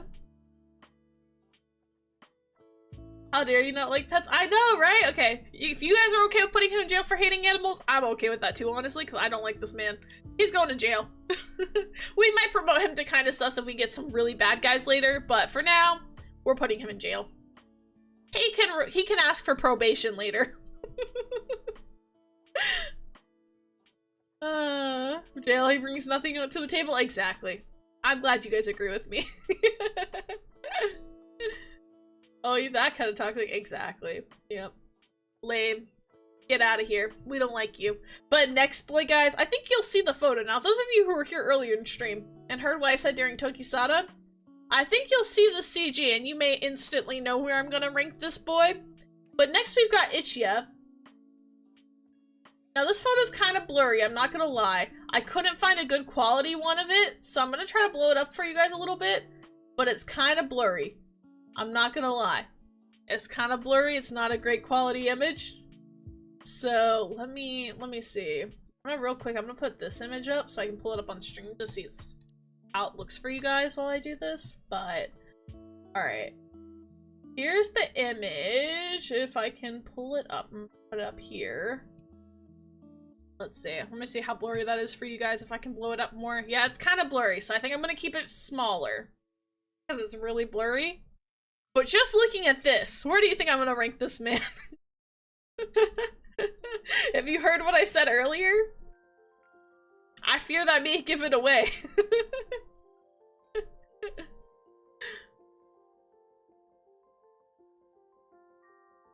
I need a manlier guy than me, though I like cute guys too. Just please don't make me the man of the relationship. I feel that, Arya. I feel that. Yeah. This is Ichiya. I love him dearly. I cannot lie. I do love him dearly. He's so cute. Look at him. This is his crying CG. I saw this CG and I said, I like this man. Up until this point, I did not like this man. I actually really disliked him. I thought he was going to be one of my least favorite characters in the game for most of the prologue. But this CG right here, this changed my mind. This made me see the light. I was like, actually, you know what? He's not all bad. Maybe I like him. And you know what's funny? Is the MC of this game, she's just like me, guys. She's just like me. She saw him cry and she was like, why do I kind of like it when he cries? Why do I kind of want to see him cry? And I was like, she's just like me, for real, for real. Again, pick him up energy. Exactly. I was like, oh my gosh. But I can't help it. I love a pathetic man. I love a sad man when he cries and has like kicked puppy energy.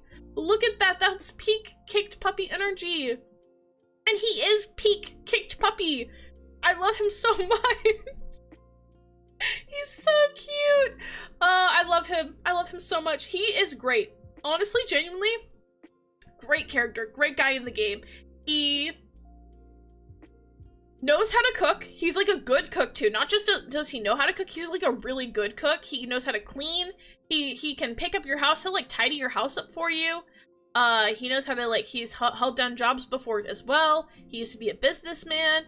He's like done a bunch of stuff. He's good at taking care of the house. He's good at he can make money. Great guy. Literally just great guy. He has his issues at the beginning because he kind of has like the whole like playboy stuff.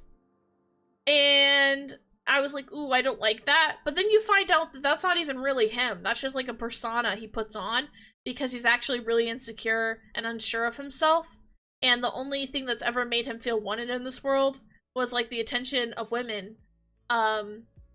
But you know, he actually genuinely likes her, and it's really hard for him because every girlfriend he's ever had tells him he's the perfect boyfriend, but then they would always break up with him because they're like, oh, well, yeah, you're like the perfect boyfriend, but you're like not the kind of guy you would marry. And so they always leave him. And he's like, really, he's so sad and pathetic, and I love him so much. Oh, my dear, my heart. Jay reminded me of a title I saw once that said, cry or you better pay it back. Yep. I love a groveling man. I love a yearning man. I love a man who cries. I'm a simple woman. Again, guys, this is a TMI stream. I do apologize for that, but it's kind of inevitable with this genre. But yeah, this CG changed me. So where do we put him is the question, right? That's the real question. That's the real crux of the issue here. So. I wouldn't mind putting him in this category, I'm not gonna lie. But I want to try to keep these two categories really clean.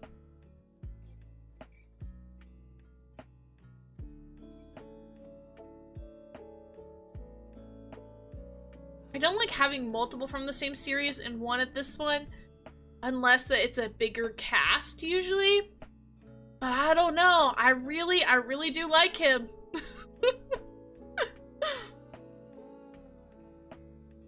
Beginning to question if JD's the protector's Stop! No, I'm innocent. I tells you, I'm innocent. I'm really nice to Zio. It's mostly in games. I just like guys that are in tune with their emotions, and a lot of guys in media don't cry, I think. And so there's just, I think it's, the thing is, it's like, when guys cry, it's like they're actually being vulnerable with you, and I think that's why I like it so much. It makes me want to, like, comfort them and stuff, but it's like, it's a vulnerable, like, to cry in front of somebody is very vulnerable. So I think when guys are willing to cry in front of you, I don't know, something about that.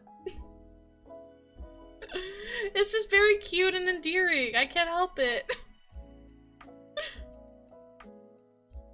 True, emotionally mature guys are great, yeah. That's what I mean. I feel like, because I feel like cry babies are kind of like crybaby guys, because they're called crybabies if they show emotion, I feel like. But like, guys that show emotion, I feel like that's great. Like, I love that. I think it's endearing. I think that it shows like they're in tune with their emotions, they're not afraid to cry, and I think that that's beautiful. But I don't know where to put him. I'm tempted to also put him up here. I like him a lot. I think we might put him in Doki Doki. I think that that's fair. I do like him a lot, though. My boys. Oh my gosh. Next up, guys. This is requested for so long. Since before I started streaming and I was just a chatter in Zio's chat, people have been telling me that I need to play Our Life beginning and always. People were like, oh my gosh, Jay, you would love Our Life. You would love it. It's so good. You would love it. Like, you would love this game. Please play it. And I kept putting it off. One, because I didn't really have a computer to play it on at the time. But I also I just didn't know very much about it, so I wasn't sure.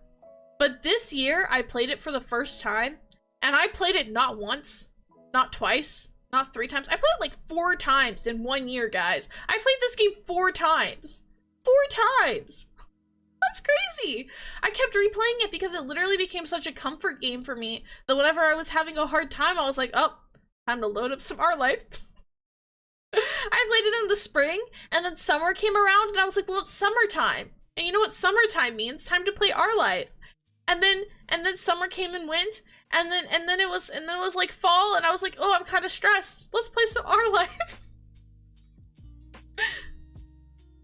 So yeah, to say I became obsessed with this game would be an understatement. I really, really, really like this game. It's not even funny. But yeah, our first one. These ones are gonna be harder, I think, to show photos of. So we might just keep them here because a lot of these guys have vertical portraits. But I will say, so first off, over here, we got Cove. This is the main boy.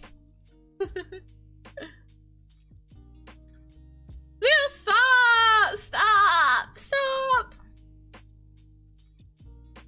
wants you guys to turn on me. He says it all the time.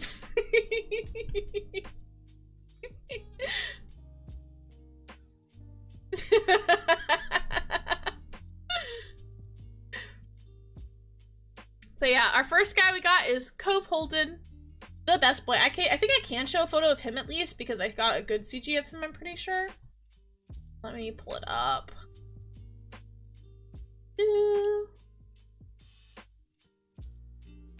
Oh yeah, that one's huge. Huge, huge, huge. Okay. Oh, no, no, no.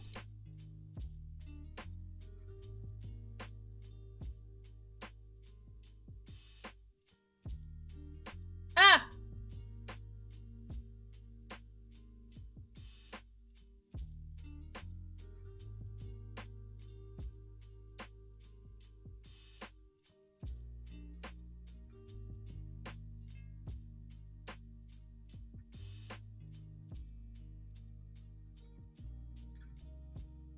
Alright, let's try that. There he is. Okay. My beautiful boy. My beautiful, beautiful boy. He's so pretty. I love him.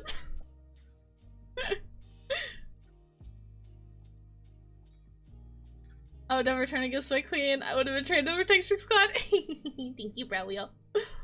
Oh, she got, yeah, he is. So I love this. Our life takes place on a beach. It's, guys, literally, this game is so comfy cozy. You can totally customize your name and pronouns, and you get to totally choose everything. I love it. Like, the game does not tell you how you feel about anything. You get to choose how you feel about every single thing. It's really comforting. To me, it kind of almost feels like therapeutic to play. Genuinely, it's such a comfy, cozy game. And the base game's free. So it's free to play. So really, like, genuinely, I highly encourage trying it. Because the base game's free, you might as well. But this is Cove Holden. He's our ocean boy, and I love him so much! I love him so much! As you can see, he wears Hawaiian shirts. You guys know I love a beach guy, a guy who likes the ocean and the beach in a Hawaiian shirt. Me? Of course I like that. But literally, I love him so much. He's so sweet. He's such a pure, sweet guy. Again, he's very, like, emotionally, like, mature and stuff. Like he's in tune with his emotions. Like, he's very open and vulnerable. He's a little bit of a crybaby. But again, that just means he's vulnerable with his emotions. He's very trusting. You get to do a friends to lovers arc? Guys, that's my favorite. If you guys know me, I love friends to lovers. You get to do childhood friends to lovers because you get to, like, play your life together, literally growing up from being kids to being adults together.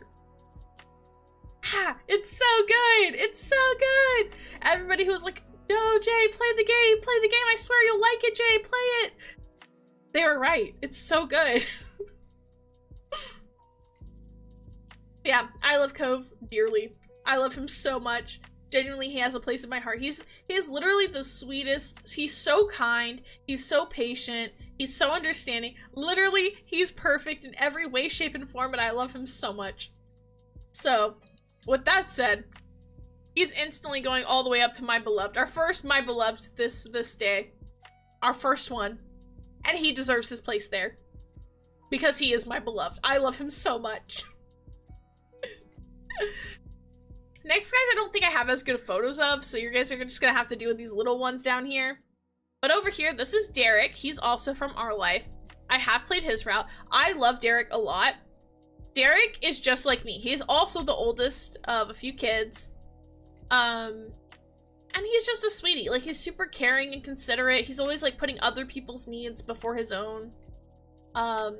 He's just a really kind guy. He's also, like, really into sports and stuff. So he's, like, jacked. He's got a nice bod when he's older. But, yeah, he's genuinely, he's such a sweetie. He's such a sweetheart. Like, heart of gold. Genuinely, he cares so much about everyone. To his detriment. Like, he needs to care more about himself, too. But I feel like he, low-key, kind of reminds me of myself if I was a guy and if I was athletic. But I do relate to him in a lot of ways, and so I do find him I like him a lot. I do. I think he's very, very sweet. And so I think I'd have to put Derek in...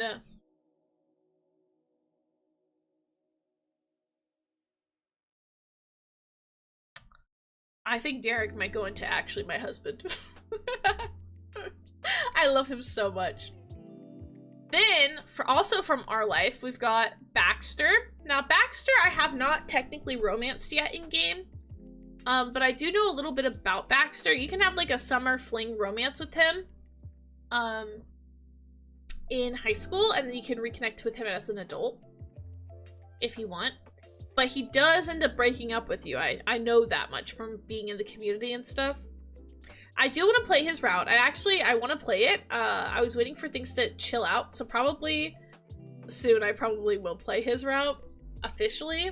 But I also have been playing some of the demo stuff for their next game, which is Our Life Now and Forever. And I get to see more of him as a kid there. And I think that actually made me start to really like Baxter. Before that, I kind of really didn't know how to feel about him. But through Derek's route and through playing Our Life Now and Forever demo, I actually am starting to like Baxter quite a bit. But I haven't played his full route yet. So I'm not entirely sure where to put him. I don't know.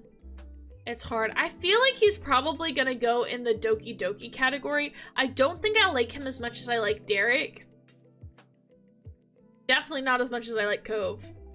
But I feel like he could make my heart race. I think I think the thing with him is like, he's kind of snobby, he grew up kind of rich, but he can be very sweet and genuine. He just is like purposely distancing himself from people. So I feel like he has a lot of potential.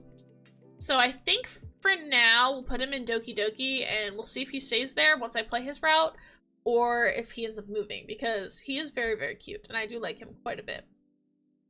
Also, fun fact, if you marry Cove, he gets to be your wedding planner, which is very fun. Now, similar to how I was obsessed with Our Life this year, kind of goes hand in hand with that. The people that made Our Life, their first game they made was actually a game called XOXO Droplets. And XOXO Droplets was a more traditional dating sim stat racer type game. And they made it before they made Our Life. So if you play Our Life, you'll meet two characters that are in XOXO Droplets. And you'll hear a reference to one character who I think will later be in the Our Life Now and Forever demo, because Our Life Now and Forever takes place in the same city that XOXO Droplets takes place in, if that makes sense. So, with that said, where do I rank these guys? I played 3 of the routes. This is the 3 guys that do appear in Our Life because I was intrigued by them, and I wanted to get to know them better. Well, first up is the Menace, and I say that with spite. Here he is. Don't let this little face fool you. He's got his little, what do you even call that? Like, little, golfer cap on. Little smile and freckles and flannel. He looks so cute. He looks so unassuming. And, I'm not even gonna lie, when I played Our Life for the first time and I saw him, in the kid one, I was like, oh, he's, such a little cutie. I was like, what a sweet guy. Although, as kids, he kind of brushes you off a lot. He only kind of really wants to hang out with your sister. And when you're alone together, he just kind of does whatever you say. He's very agreeable, but he doesn't, really ever put his own input into anything, which is kind of weird. He also can get mad if there's, a moment, I think, called sandcastles, and if you and Cove both build sandcastles and he doesn't, or vice versa, something like that, then he'll get upset that he's the only one that didn't make a sandcastle or something like that, because he doesn't like being excluded. But then later on, if you do the DLC, you can confront him when he's older, because he kind of brushes you off when you run into him as teenagers. He kind of brushes you off, and you think it's a mistake. But then if you get the DLC, your sister can contact him and you can talk to him. And you find out it actually wasn't a mistake. He was actually purposely blowing you guys off. And that's where XOXO Blood Droplets comes in. I picked him because I was like, I don't understand this guy. A lot of people hate him. I just don't get him. So I was like, I'll play this game so that I can understand him better. I don't know if I understand him better. Guys, I will have to read you some of the quotes from this guy. He is actually so unhinged. It's kind of crazy. He's basically a super manipulator. Like a super, super manipulator. And I'm not even exaggerating when I say that. Hold on, I'm gonna get some water. Ah.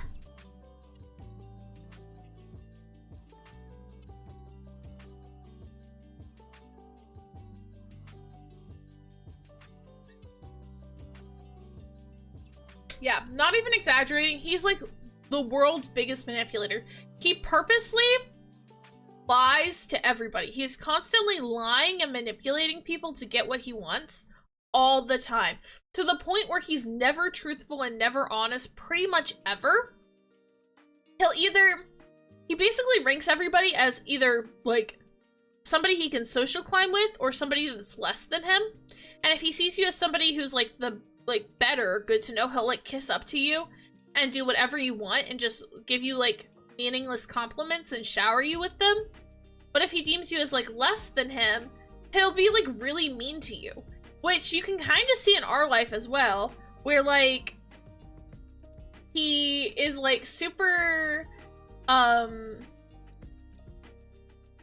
he'd be kind of mean to Cove at sometimes and things like that. So it's interesting. It's interesting. Yeah, but if I read you guys some of the things he says, like, it's actually kind of crazy. Not gonna lie.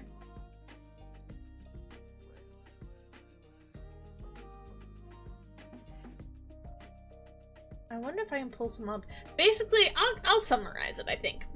But he kind of says something like, to a degree, where even the MC in the game is like, do you even like me? And he kind of is like, oh, well, no matter what I say, you won't like the answer. Because she can't believe anything he says. Like, if he says he likes her, she won't believe him. And if he says he doesn't like her, that would make her unhappy. So either way, no matter if he's honest or not, it doesn't really matter because he's that much of a liar. So he's shallow. He's worse than shallow because he's just super manipulative. Like, and there's even a point in the game where she's like, hey, can you be real with me for a second? And he does. And she's like, what? Like, how do you do this? And he, like, you're super manipulative and like how does that like people not get mad at you for being like super two-faced and like a snake? Because that's the other thing, is like he snitches on people to get them in trouble if they annoy him or if they get in his way or if he sees them as a threat. But then he'll act like he's just doing it like as a good Samaritan. And like he's just like a two-faced person. It's so bad. And then like not only that, but like, oh my gosh, he literally says though, he's like, oh, well, like, if somebody's catching on to me, I'll open up to them and I'll be like, oh, no, you got me, you know, like, I just act that way because, like, da-da-da-da-da-da-da, and then he'll pretend to show his real self to them, but it's not even his real self. It's another fake version of himself. Or, similarly, like, he says that, like, you know, he doesn't know his dad, because, literally, his dad, like, left when he was younger, right? But his dad has tried to reach out to him on multiple occasions. He purposely ignores his father, not even because he's angry at his dad, but because him having a bad relationship with his father gives him an excuse to use with other people to explain his, like, bad behavior. Crazy. Crazy. Or there's another scene where he literally says, a me that's not being manipulative isn't me at all. Bro, what? Thank you for the lurk, Crambit. Hi. Happy early Valentine's Day.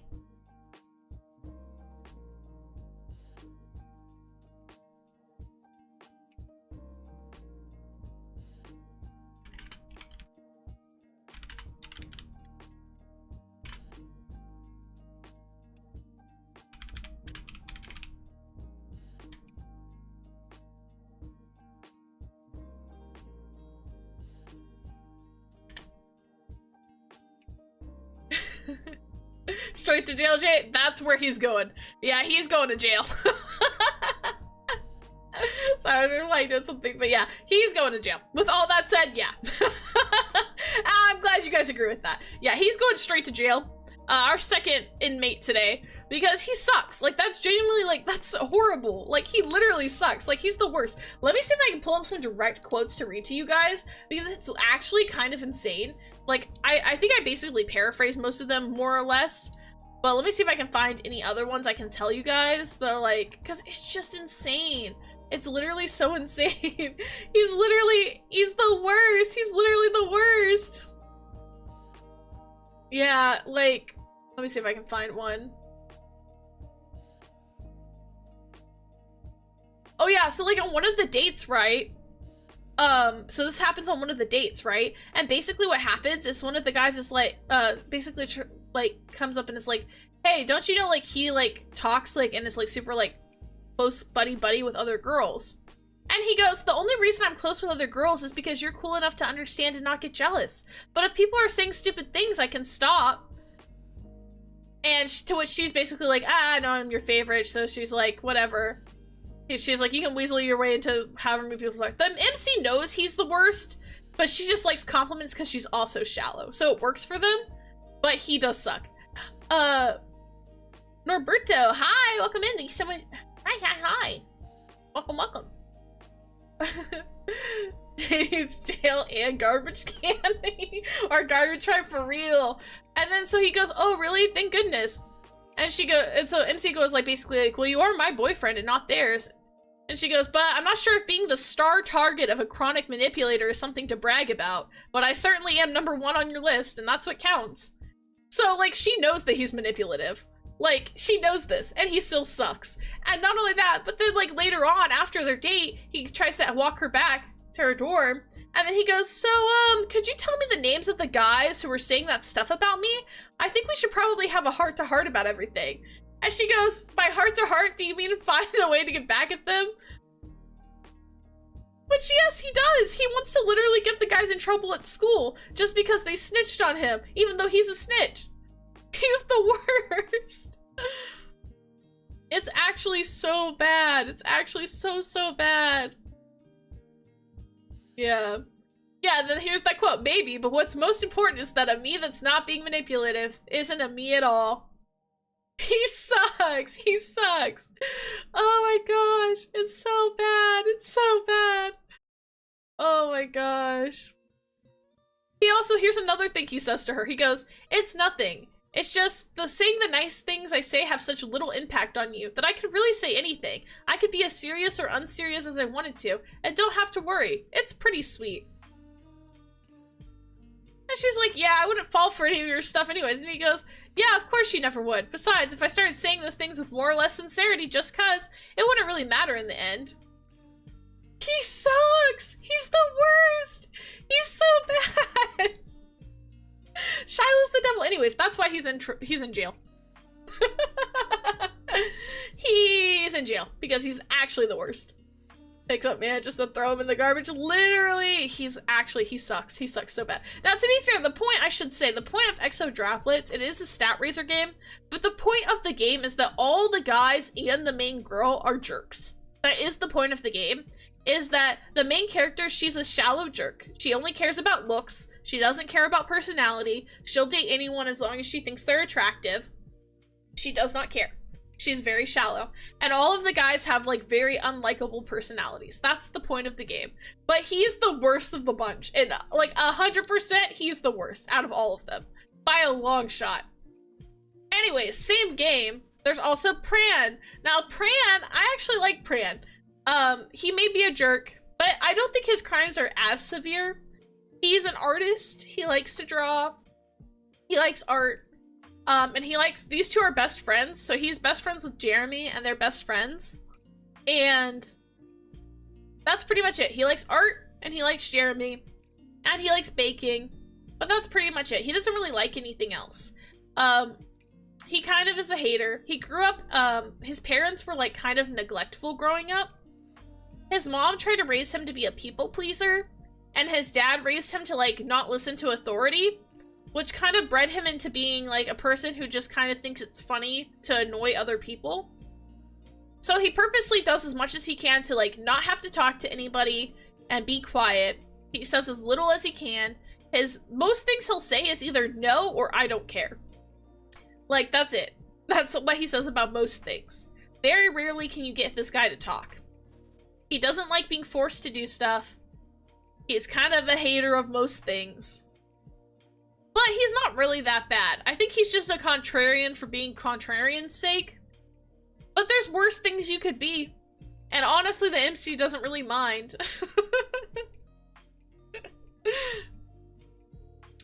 So, you know.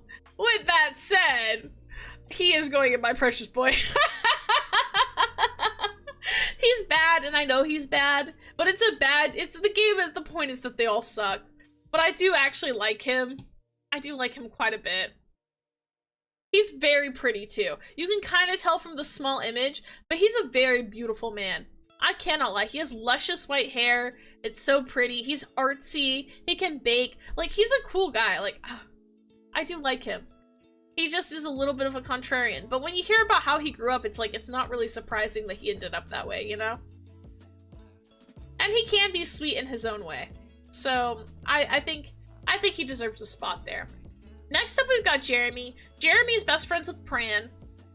Jeremy and Pran both don't really like people. Jeremy as a kid, and he's in our life as well. You get to see him in our life. And as a kid, he's a hater. Like, as a tween, that dude hates everything. Like, he's loud, he's angry, he's yelling at people, he's calling everyone stupid. He's, like, super mean and grouchy. But as he gets older, he kind of mellows out from being, like, an angry hater to just being kind of, like, apathetic and, like, depressed. So now he's just like, well, life sucks, we're all gonna die anyways, so it doesn't really matter. But he is smart. Like, he's good at school, he likes to read, he likes sweets, he has things he enjoys, he likes his friends. But he just keeps a small circle. He doesn't want Pran to originally get very close to him when they go into high school because he knows people don't like him. Even though they're best friends.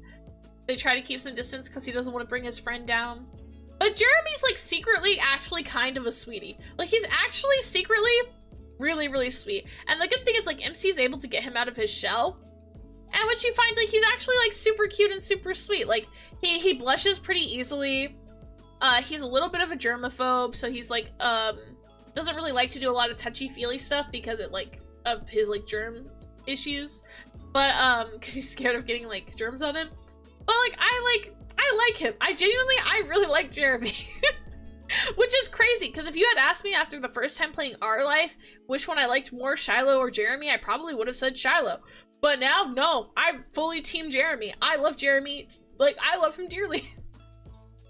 With that said, Jeremy is also going into My Precious Boy. They are best friends and they shall stay together, and I love them both so much. They are both leagues and leagues and leagues better than Shiloh. Shiloh sucks. Shiloh's the worst. He can get in the garbage can. Alrighty.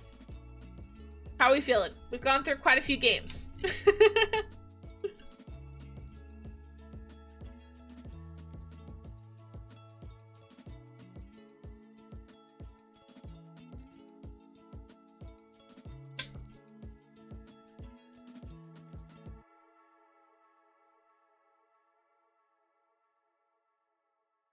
Alright. The next one. I think I can show these CGs. I have the photos for them this time. There we go.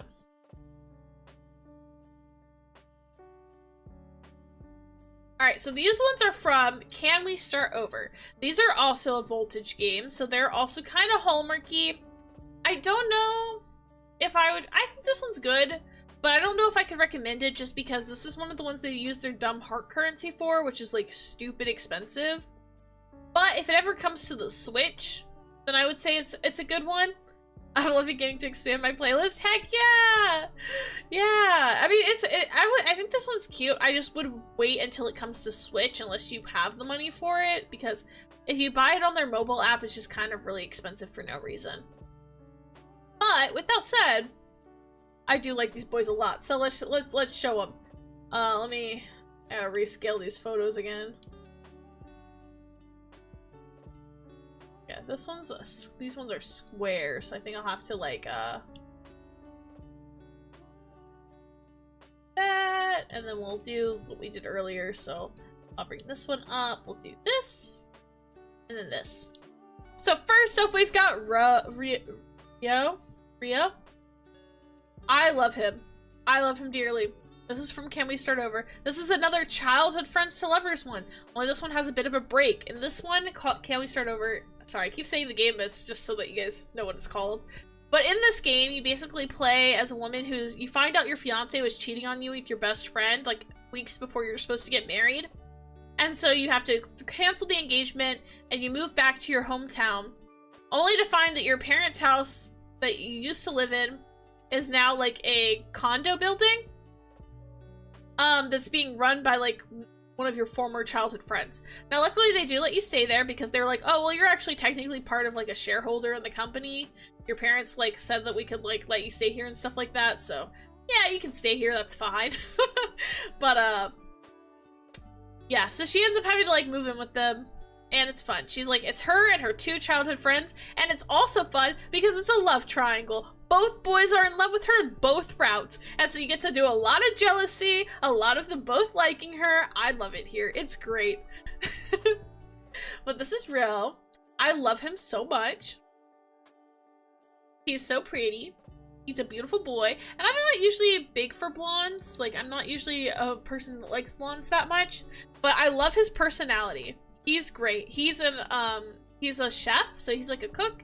He owns his own restaurant chains. He's more of like the teasing type. He likes to like playfully tease you. They have like a really fun like bickering personality that's really, really cute.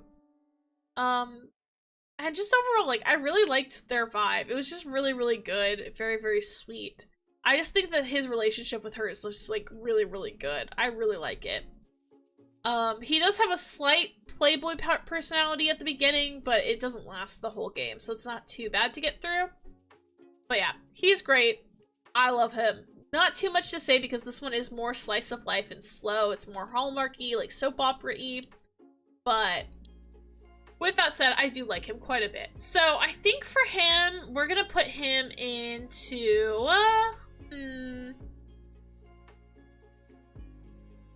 I think we'll put him into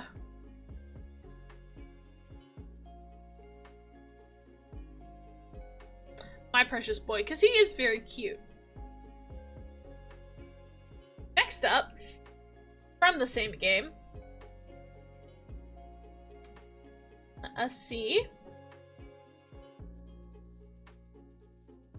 is Kento.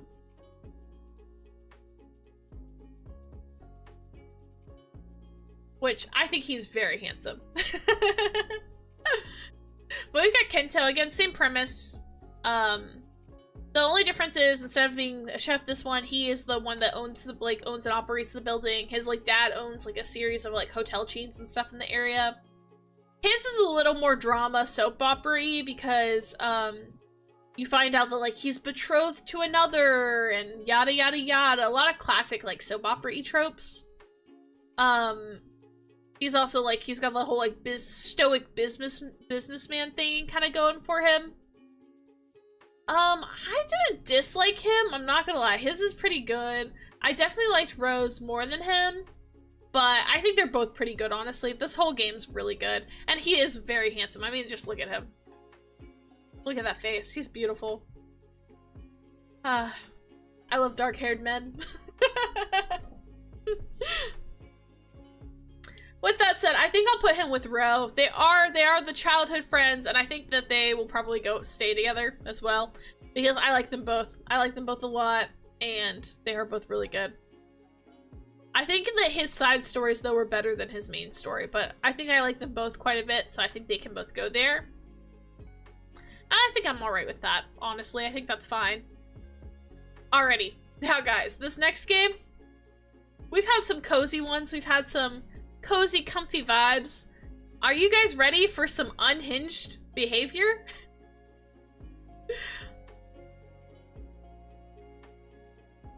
Because this next game, I'm not even being dramatic when I say that I literally did not finish this game, which I cannot say for a lot of games. I finished almost every single game I play, even when I don't like routes.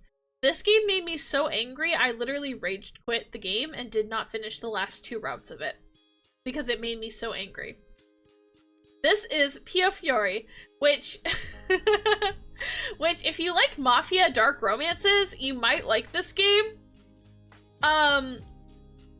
It made me really upset. It made me really upset, guys. It is a mafia dark romance. None of the guys are really great people, you know? They are all mafia men. The premise is that it's like the 1920s in Italy. You're in like this small Italian town. You're a girl who like grew up in the church like with the nuns. So you're like nun adjacent, you live in the church and work with nuns, but she doesn't dress or act like a nun. It's really weird. You're supposed to be a really devout Catholic woman in the 1920s. I think that's debatable by her actions, we will see in this game, but that is what you're supposed to be. And you end up getting thrown into like this whole like mafia gang war they kind of have going on, where there's like 3 main gangs and they're all fighting over their turf in the city and trying to take over, because each gang wants to be like, or like each mafia wants to be like the primary mafia to like take over the whole city. It's a whole thing. It's a whole thing. That's kind of the premise. Let's show the boys. Yeah. Now, again, the art in this game is pretty. It is one of the games you would play on console typically. And the guys are pretty. Like, I can't lie there. Like, they are. The first one I played was Nicola, which I don't. Oh, this one might be also small, so it's probably gonna be fuzzy. So I think we're gonna do this again, and I'll enlarge it a little bit, and we'll see how fuzzy that is on my stream, and then we'll see if we need to make it bigger or not. But here's Nicola. He works for one of the. Okay, yeah, cool. It's not very blurry. Okay, we're gonna try enlarging this then. We got another blonde. He is very pretty. The art in this game is very pretty. I cannot lie. It is pretty. The art is very pretty. The guys are very pretty. Nicola, I didn't think was that bad. I won't lie. I didn't think he was that bad. I didn't have too many issues with his route, honestly. All things considered, I didn't have too many issues with it. Mafia? Oh, the morally great flags up the willy? Yup. So, Nicola, he is the mafioso of one of the, like, main gay, like, mafias in their city. I forget what all the ones are called, so I'll just say that. But he's, like, the mafioso. His younger cousin, who is going to be the next love interest, is the mafia boss. So he's basically his right-hand man. He's definitely morally gray, guys. He's definitely morally gray. He's definitely more of like the cold type. He really does not like MC for most of the game. I'm not gonna lie. He really doesn't like her. Mainly because he doesn't trust her. He doesn't like how much his cousin likes her. And he's really obsessed with his cousin. Like, his cousin's his only family he has left. And so he's very protective over his younger cousin, who's like the mafia boss. And that's like his priority in life. And, you know, you're able to weasel your way into his heart, but yeah, he's not great. I can't lie. He does torture a guy. He does straight up torture a guy, and he kills lots of people. It's not great. Again, it's not great. I can't lie to you. Now, it is to get information out of a rival gang, or a mafia. I keep saying gang. It's out of the rival mafia group. But it is kind of sick and gross, and one of the people he ends up torturing is, like, a younger person. I think they're, like, a teenager. Now, they are from, like, one of the most, like, deadliest, like, mafias, so, like, it does make sense why he's doing it, but it is also, like, really sick and twisted to torture and then kill a teenager, even if they are part of the opposite mafia of you. No, not Tamaki. I wish it was Tamaki. Yeah, not great. Not great. Out of the 3 mafias, I would say he's part of the mafia that's better, question mark. They're more aligned with the church there, and they're on friendly terms with the head nun, so that's nice. And the mafia boss is a man of faith, so question mark, it's okay. They treat her pretty good while she's with them. They get her own room. She's treated with a lot of respect and dignity. They buy her anything she needs. He does, like, flirt with her quite a bit. I don't know, he kind of plays, like, hot and cold with her a bit. Kind of toys with her. I think because he's trying to get information out of her. But he does end up falling for her, and he doesn't like the fact that he's fallen for her. He's very reluctant because of that. I don't know. It's hard. I didn't dislike his route. I'm not gonna lie. This was the first one I played, and at this point, I didn't hate it. It was kind of slow. The story, I was, like, feeling kind of 50-50 on. But I didn't hate him. I think the character himself wasn't that bad. Like, he definitely does bad things, but I could see him as being a potentially good, like, morally gray character. But I don't know. Now, because I dislike the game so much, it kind of, like, tarnishes any good qualities I had about this guy. Because I dislike the game that much. And I will say in other routes, he is willing to, like, completely, like, kill anyone and anything if harm comes to his cousin. So it's like, I don't know. I don't know. I don't know where to put him, guys. Realistically, if I'm being for real, all of these men need to probably go into jail or kinda sus. But I didn't hate him. I didn't hate him. So I'm tempted to put him in either hot but not for me or mediocre men. Because he wasn't the worst of the bunch, guys. He wasn't the worst of the bunch. But I just, like, I can't justify putting him in any of these categories.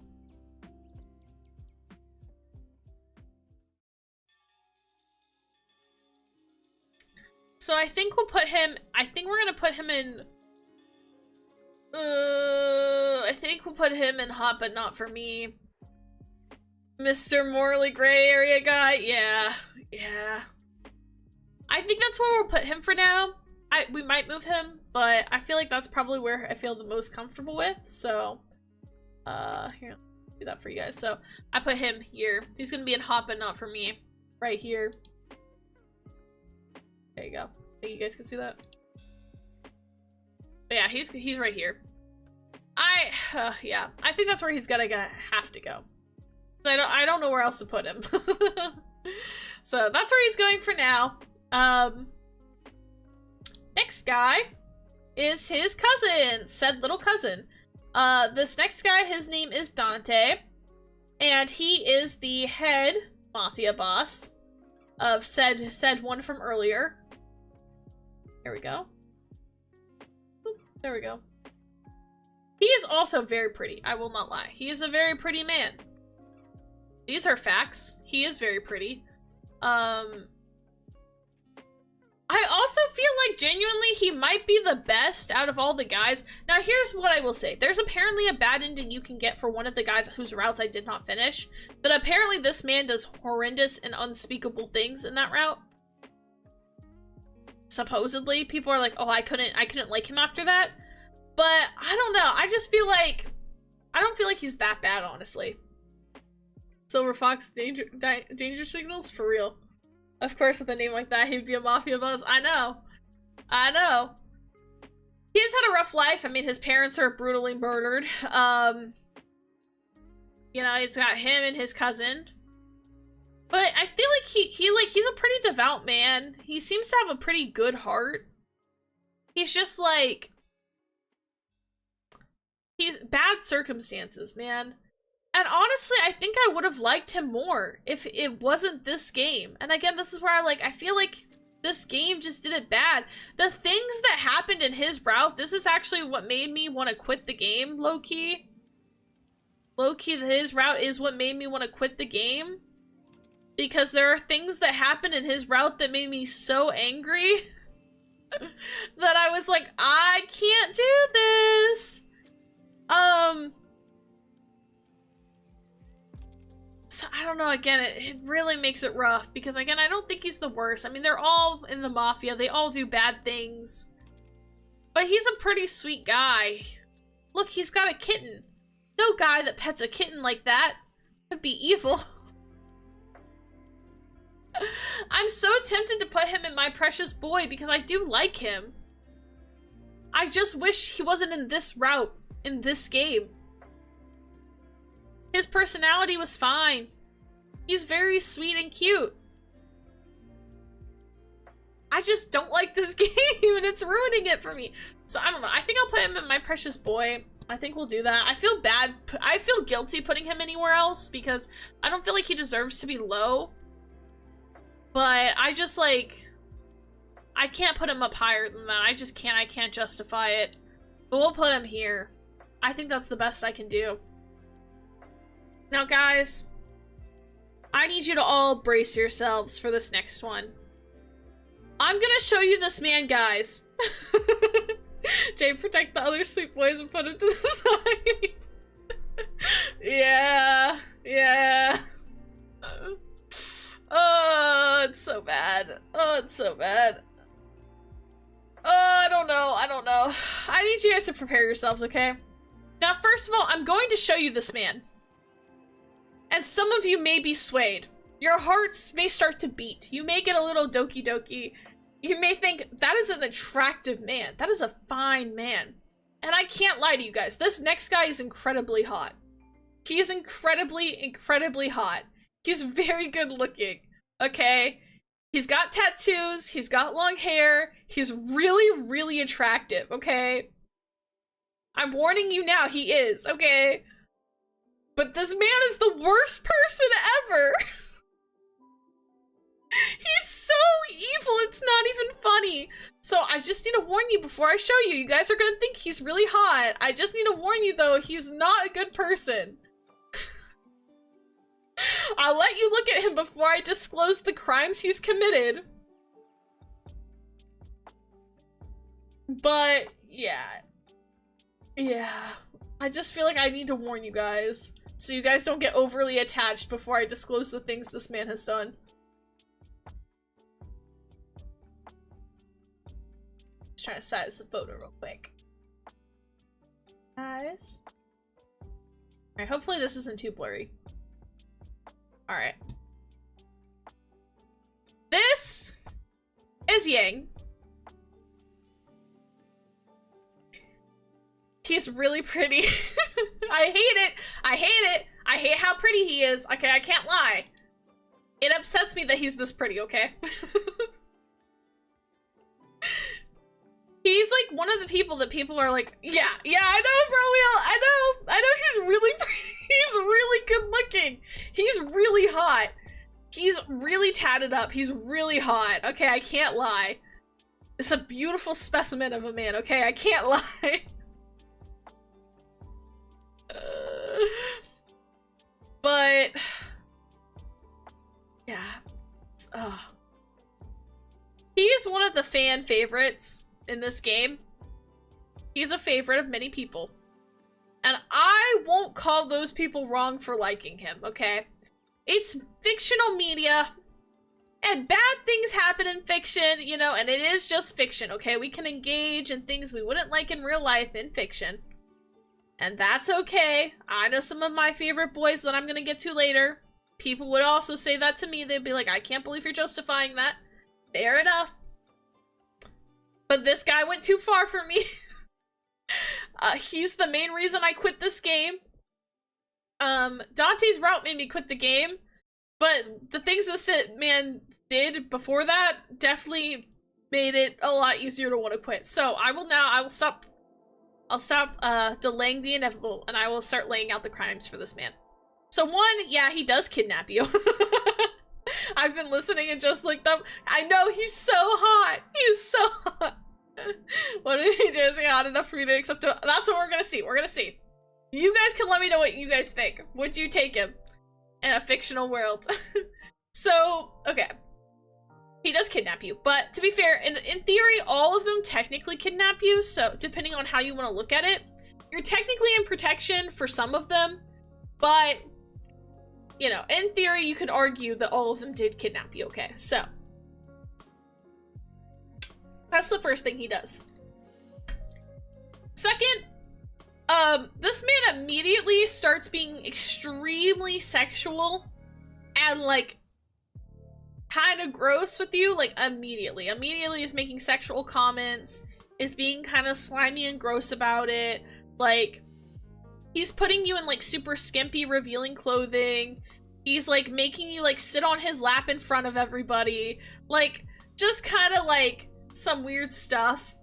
And none of that is too bad, okay? Like, none of that's too bad. I feel like if it was just that, I could forgive him. I can forgive a guy for being kind of creepy, or a little pervy, or a little possessive in a game. Like, that's not too bad. Like, I feel like you can probably forgive that. It's not the worst thing in the world. But we do have some issues. So first of all, I think I do need to point this out. People people mistakenly call him a yandere, they say, oh, he's a yandere. Gorgeous man, but horrible crimes? Yup. If I don't need to take him, he realizes my knowledge. Yup. Only kidnapping is red flag for me right now? Yeah. That's what I'm saying. Okay, so. He's mistakenly called a yandere. Now, I say mistakenly because if you look at his actions, he's not a yandere. Because what does yandere mean, right? It means lovesick, right? It means lovesick. It means crazy from love, right? Somebody who loves you so much they'd go crazy for you, right? That they would do crazy things to you and others for you.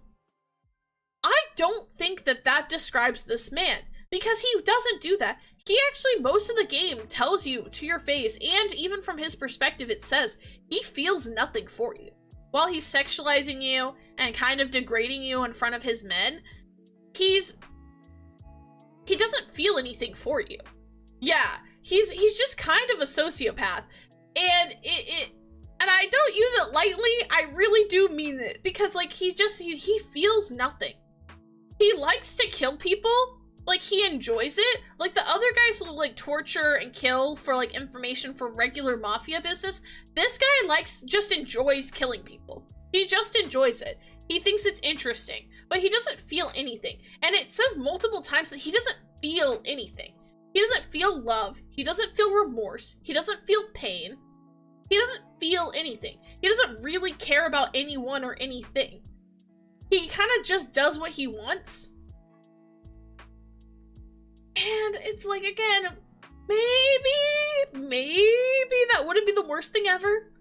Maybe.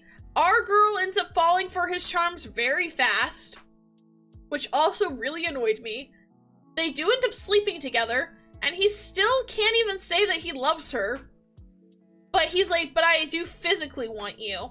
He's like, I just don't feel anything for you, but I do physically want you. And he's like, and if you turn me down, like, I will hurt you. So, but she's into it. So I'm like, okay, okay, I guess. Well, here's my big issue with the guy, and this is why I'm saving it for last to say about him. So what is he doing here? So he's part of, this is all Italy, right? This is all Italy and the Italian mafia. Now you may look at him and you say, that's interesting for being in Italy and being part of an Italian mob. He sure looks very, like, Asian-inspired. Like, he's wearing Asian-inspired clothing. He's drinking from a sake glass. His name is Yang. Yeah, that's because he's not Italian, and he does not run a Italian mafia. He's the head of a branch of a Chinese mafia that is setting up a branch location in Italy. Yeah, to basically, like, get back. It's basically reverse opium wars. Yeah, reverse opium war. Only the opium war, I'm pretty sure, was mostly with England, and this is in Italy, but it's the same idea. They basically made a stronger opioid, like, addictive drug that they are releasing en masse to the Italian people to get everybody addicted to it, so that they're, like, and not only that, but the drug also makes people incredibly desperate and violent. To the point where it's like, when people have become hooked on this drug, when they start going through withdrawals, they become, like, super violent to people and are, like, killing people in the streets. And he's doing this on purpose because they want to destroy Italy. Which is crazy. Now, that in itself is bad, that he's leading a drug trafficking ring that's trying to destroy an entire country. But, like, you could argue, okay, well, yeah, the opium wars were really bad and did bad things in China. Not the expansion sounding like a corporate businessman, for real. But then we get to the part that makes me the most upset, and that's the fact that it's not enough that he's just running a drug ring in Italy for the Chinese mafia. He's also running a sex trafficking ring. He is kidnapping women who look just like the main character and then selling them abroad. Because apparently people in China like to buy pretty blonde-haired, blue-eyed women in this game. In this game, not in real life, I'm just saying in this game. Yeah, he runs a human trafficking, like, sex trafficking ring where he's kidnapping young women to sell abroad for sex. And not only that, but his mafioso, his left-hand man, in his own freaking mafia literally has kidnapped your friend and has gotten your canonical best friend addicted to the drug and is forcing her to be his sex slave. And your guy does nothing about it.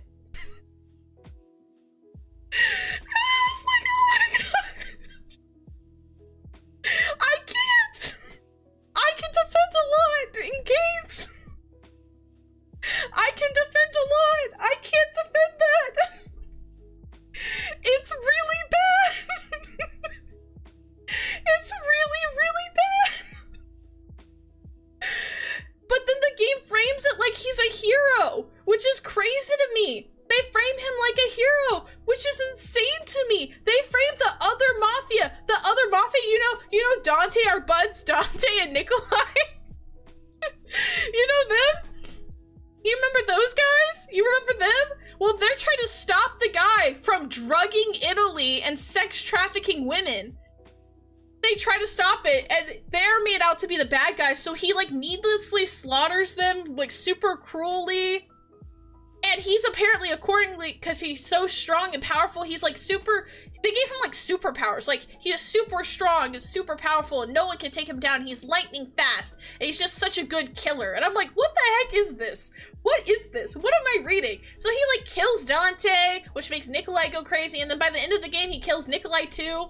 This is the fan favorite? Yes, this is the fan favorite. This is the one everyone likes. MC, have some respect. I wish she did. I'll wait till I'm gonna get into MC too. MC sucks in this route. I hate her. He's not hot enough for me to accept that. I know. Yep. Oh gosh. So at one point he's sex trafficking these women, right? He has them on a boat and they're heading to get shipped off to China.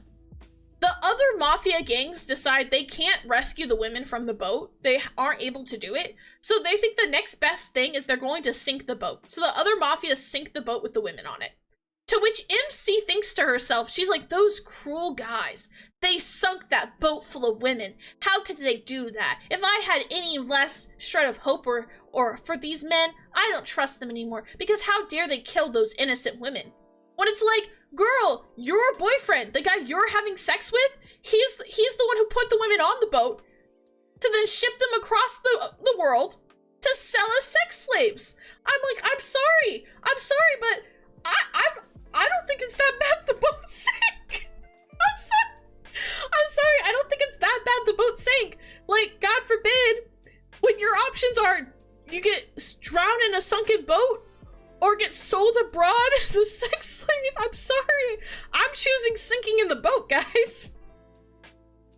But she defends him and she uses that to say like, oh yeah, see, these other gangs are clearly evil. Girl, what? She knows her friend is being abused and girl still sleeps with him, even though he's allowing her friend to get abused. I'm like, girl has no standards for herself and she just thinks it's so hot and she just thinks he's so right. And by the end of the game, he becomes possessive over her, but again, he's not sure he even loves her because he doesn't really feel anything. So he's just genuinely crazy. So yeah, that's him. He's horrible. He's the worst. The MC's not much better than him. She's just as bad. I hate this guy. I hate this man. I need something worse than this guy. I agree. I feel like we do need something worse. Because how are we supposed to put him in prison with these guys? All we've got is like 2 creepy age gaps, kind of a sexual predator, kind of a sexual predator, kind of a sexual predator, a lazy bum. This one is bad. He does like run a cult and defends his ex-girlfriend and gets people killed. So yeah, he can stay here. I'm a master manipulator. And then we've got guy who has committed so many crimes.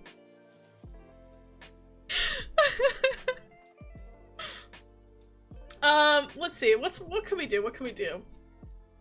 Let's make one. Wait. Okay, we'll keep that. This is okay. Let's add row below. We're gonna title this row. This row is gonna be black, and it's gonna be titled Hell. I think that's good. Oh, it's hard to read though.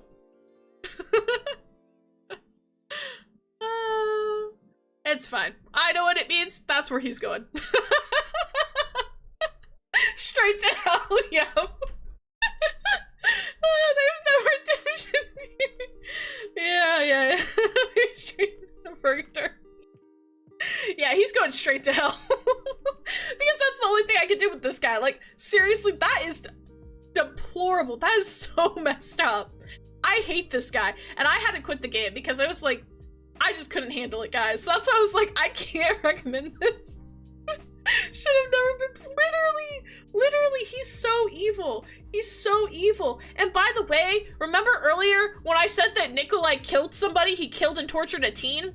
The teen that he killed and tortured was from this dude's gang, by the way. This is the guys whose mafia they were part of. And by the way, the teen that he killed and tortured was part of a set of twins that really look up to this guy. And they're like, he's the best. And they're also like really good assassin killer people. So I don't want to justify killing a teenager, but low-key kind of valid because this guy sucks and everybody who works for him also sucks. Because they're also helping this guy sex traffic women. Oh, I hate it here. Evil is best hidden behind beauty, for real. And people say, like, they're like, I don't care because he's really hot. I don't know what to say to that.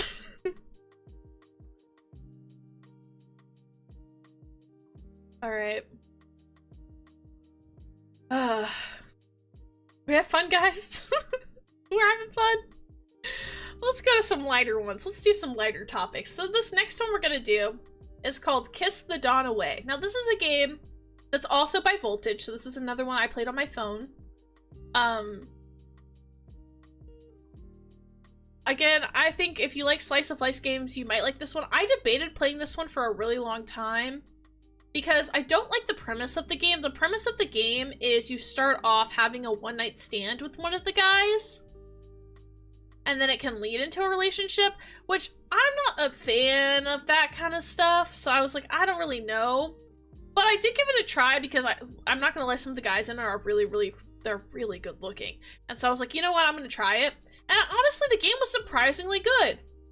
The stories were like, actually had a lot of emotional depth to them. We got some good angst. It's actually like really good. I enjoyed it. I thought that they were actually a really fun story. And it's very different because it's not a lot of Otome games where you see people having like one night stands and like friends with benefit situations. And that's kind of the vibe of this one.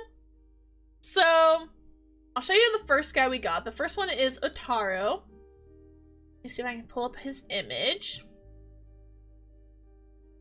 He should go swimming in the dark. The beginning of the movie. For real. Let's see. Otaro. Another square photo.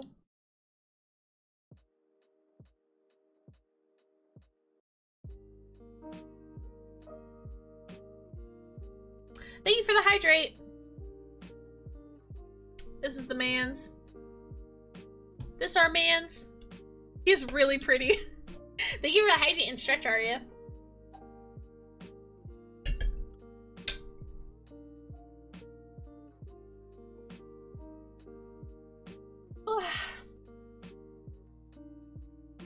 He's really pretty.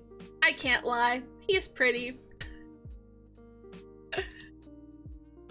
So Otaru is your former boss in this game. He looks like he wants to sell us his insurance, but for like luxury cars. Yeah, he's a businessman. This is an office romance. He's your former boss who you like really look up to.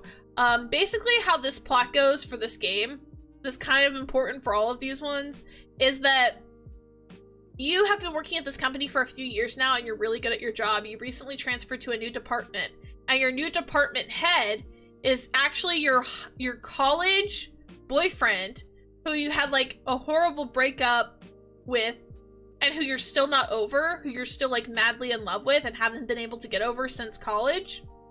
And so when he comes to work, it kind of like ruins your life because you're just like, you don't know how to handle that. Like, you don't know how to handle him being like here. And so Yeah, that's why you end up with these, like, friends with benefits situations with the different guys in this game, is because you're trying to cope with the fact that you're, like, your long-lost love has, like, came into your life, but you can't be with him because he, like, broke your heart. So anyways, in steps your old boss, because you're in love with your new boss, so your old boss is like, hey, you know, and he's very interested in you. He's kind of been known as a playboy around the office, but you don't really believe it because you're like, no, he's always been like, he's super professional, he's really good at his job, like, I think, like, the things people say about him is just not true. And it's true, he's always been, like, super respectful, super kind to you, whatever, treating you, like, great, like an underling. Until now your old fling's here, and now he's interested, because he's like, okay, I'm curious now, because he sees how you act around him. Thank you for the lurk, Arya! Good luck on your drive home! So, the whole thing with this is basically just like, he gets curious in you because he can tell that you love this guy, and his whole thing is that he likes to see... It's kind of messed up. When I say this, guys, it's gonna sound kind of messed up, okay? But he likes to try and test if he can steal women from their boyfriends, because he doesn't believe in love. He thinks that people only are really, like, physically attracted to people. People don't really love people, and that's why they're so easily can leave people.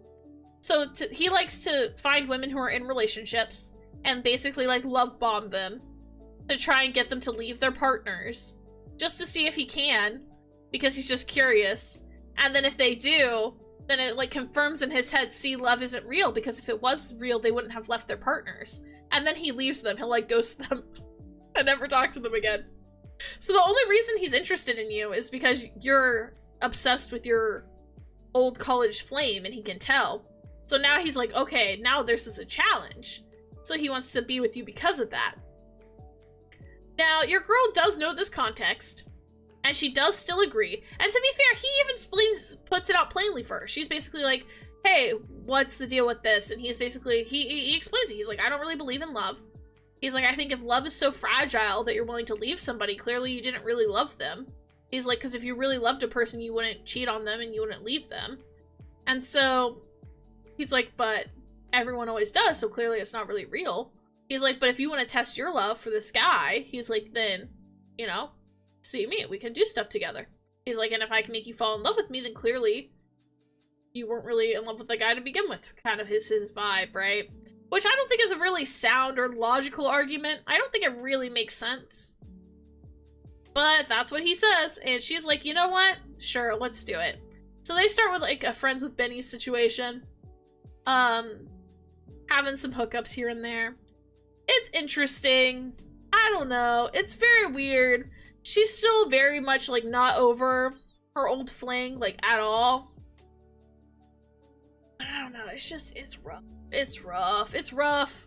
But it's good angst. It's good angst, I'm not gonna lie. Because it gets to a point where she realizes that she loves him, but she can't tell him, because if she tells him, she's scared he'll leave. Because that was the whole deal, right? Is that, like, if she falls for him, then that means clearly she didn't really like him to begin with. So she can't admit that she likes him. And same thing with him, is, like, he starts to really like her, but he doesn't really believe in love, so he can't really trust himself to believe he likes her. It forms some good angst, I'm not gonna lie. It's good. It's very interesting. It's an interesting dynamic. And, like, he's not a bad person.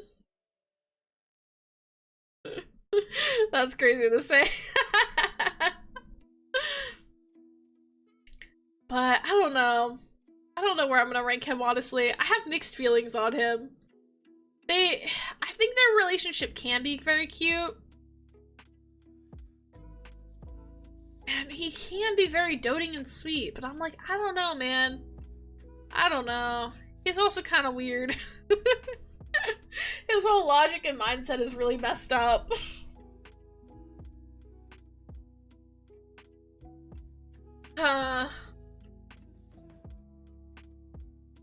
Looking at my boys.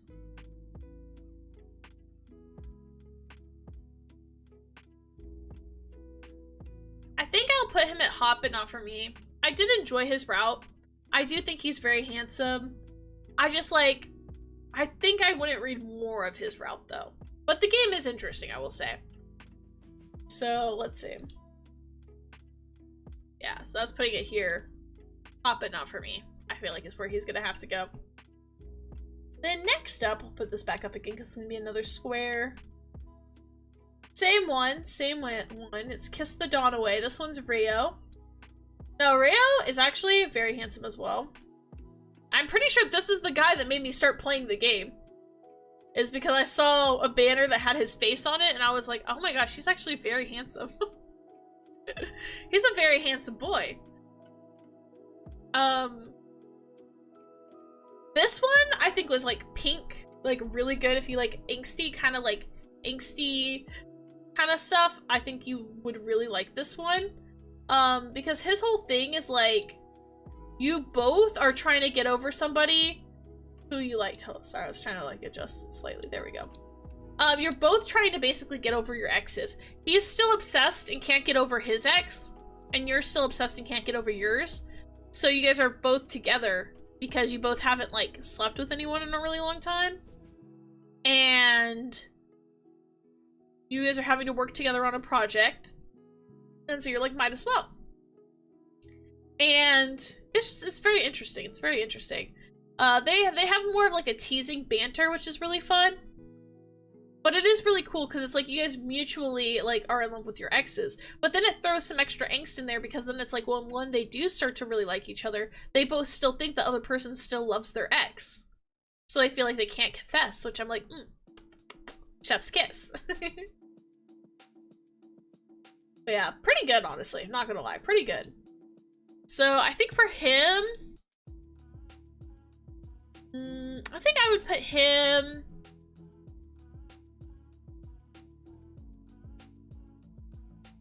I think we can put him in Doki Doki. He definitely made my heart race at some points. And I think his route was like genuinely really good. Alright. We're getting towards the end, guys. I'm trying to think how I want to do this. I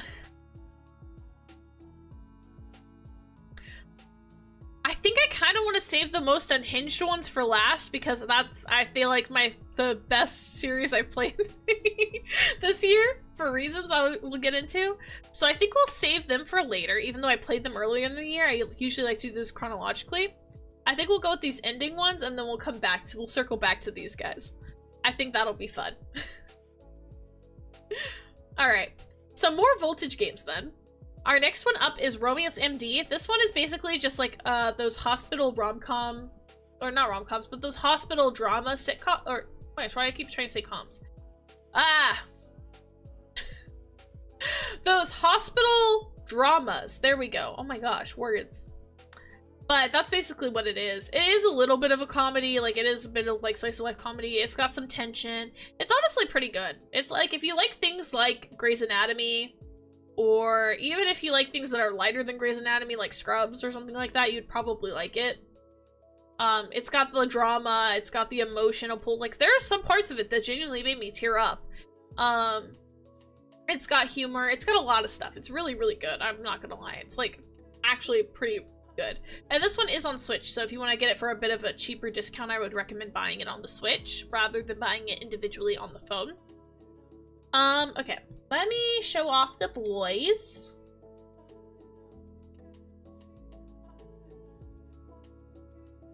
Our first one is Takato. Now, I picked him first because, he's the specialty that our girl is. Now, one thing I really liked about this game that I thought was like really awesome is that, here we go, here's Takato. I really loved, that the main character of this game, she is kind of like neurodivergent, and I really like her. Time to drive home, BRB from where Otome. Yeah, bye Kayla. Drive safe. Thank you for the lurk if you end up lurking. But yeah, the main character for this game, she is very like neurodivergent coded. Like I love her for that. Like she's kind of so relatable. Like she wants to be a doctor. She wants to be like an like I think it's like orthopedics surgeon, so like working on like joints and stuff. And she's like super like she's very clinical, like she thinks about everything from like a really clinical perspective. She also is like obsessed with like an Otome game where she's like obsessed with like her main love, and she says that that's like the only man she needs in her life. She like compulsively takes notes on everything. Like she's just, I love her. I found her to be very relatable and really funny, so I really liked this game because of that. And so I think if you are neurodivergent, you might like this game and might relate with her too, or maybe that's just me, but I thought she was very relatable and really funny. But Takada here, he is the osteopedic main surgeon, so that's why I picked him originally, because I feel like that's who she would want most. And his route was really good, honestly. He's got that like classic Voltage main guy look to him. But honestly, I thought it was a fun game. Like, I thought it was a fun one. He's one of those guys that's kind of scary, kind of rough around their edges at first. He kind of yells a lot, and he can be kind of gruff and rough. But he's actually, like, secretly, like, a sweetie. Like, he really cares about his patients. He's a really good guy. He's just kind of got some rough exterior edges. He's also colorblind, which is kind of cool. Fun fact, for those who don't know, Zio is also colorblind. So every time I see someone who's colorblind, it always makes me think of Zio. But yeah, he lost his colored vision due to an accident, which is kind of crazy. But yeah, it was really good. I liked the story for his a lot. I thought that his route was really good. And I don't know, I enjoyed him. So I think for him, and I gotta think where I gotta put this. Let's see, this is also where I get into some rough territory. Okay. I think I'm gonna put him in Doki Doki. Because he'll definitely make my heart race a little bit. He's very cute. I do like him quite a bit. But I don't think he's quite up here level, and he's definitely, I wouldn't consider him to be one of my precious boys. So I think that's good. Then next one from this game, which is called Romance MD. I don't remember if I said that earlier, but that's what it's called. Is Kade?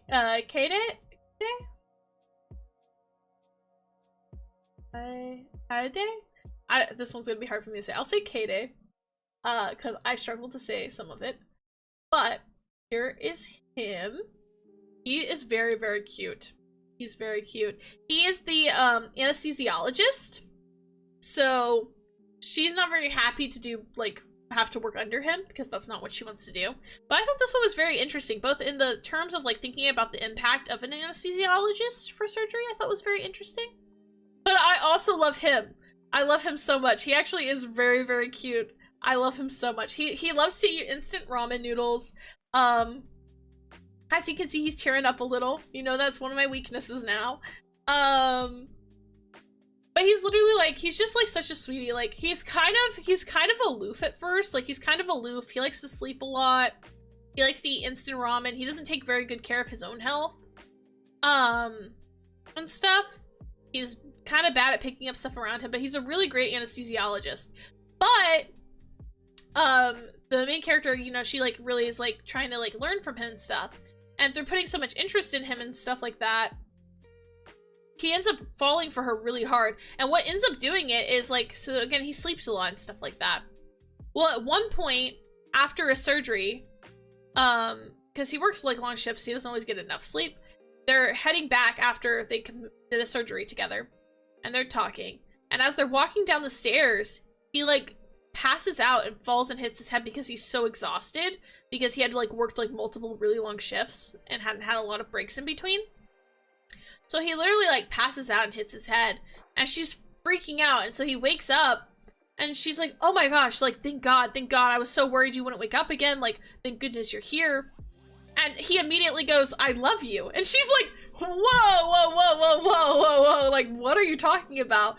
And he is like, I love you. And she's like, oh my gosh, he must have, like, he must have hit his head, like, really hard to the point he has, like, a, like, neurological disorder now.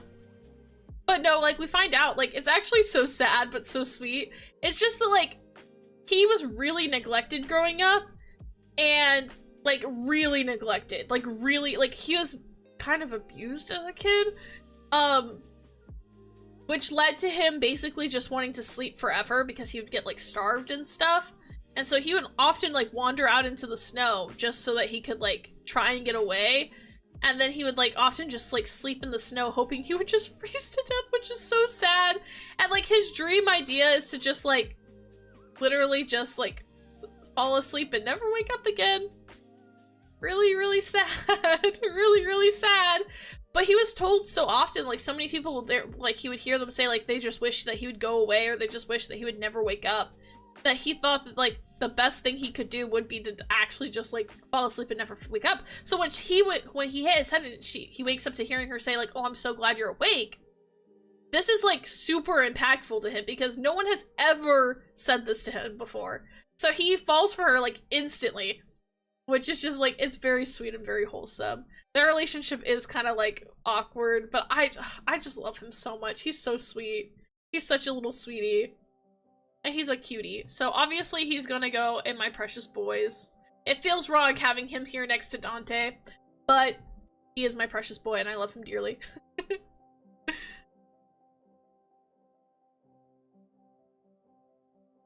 Alright, next one. Also from Romance MD, we've got Sentaro. Now, I like Sentaro a lot, actually. I didn't think I was going to. Sentaro's kind of got an interesting personality thing. He is the pediatric surgeon, so he works with kids, which I thought was like really fun. But even though he's really good with kids, to other people he's kind of seen as like really cold and cruel to a degree. But he is like, he's just really cool. He loves the head cardiac heart surgeon. I can't say it right now. But he like is like obsessed with it, like to the point of like almost like an obsession, like almost love obsession. Like a lot of people joke that he's like in love with the cardio surgeon, which is another guy. So it's like, this one has a lot of fun like BL stuff, like coded stuff in it, which is really fun. But yeah, he's literally obsessed with him. He's like really worried that with having a girl in the department, she'll try and get with the cardiology surgeon. And so it's kind of funny in that regard. He's kind of a tsundere, he's kind of like snippy and stuff like that, but he's actually like, he's a really sweet guy. We find out that he's actually like the heir to like this other hospital. Basically his parents own and operate this other hospital and they wanted him to take over, but he didn't want to. So he works at this one, so there's a lot of drama in that regard. But he's a real sweetie. He's like really good. I love their relationship a lot. I think it's very, very cute. And so for that, I think I'm gonna put him in actually my husband. He's definitely my favorite out of the three, and I loved him like a lot. So I think we're gonna put him up here. We haven't had one up here in a while, and I think he definitely earns his spot up there. Their relationship is just genuinely so cute. I think it's very, very cute. And it's very cute also because, like, again, he's very protective over the cardiology surgeon, or cardiac surgeon. But, at some point, so she thinks that, oh, like, whenever she interacts with him, she's like, oh, he's jealous of me because I'm hanging out with the cardiologist. But in reality, he's jealous of the cardiologist for hanging out with her. It's very cute. He has very conflicted feelings. It's very, very cute, though. I like it a lot. It's very, very cute, very wholesome. I love him. Now we've got some boys that you guys know. These are the boys we saw this week. Yippee, yippee, yippee. First up, fan favorite, I think, is Jester from Trapped with Jester. He's my favorite.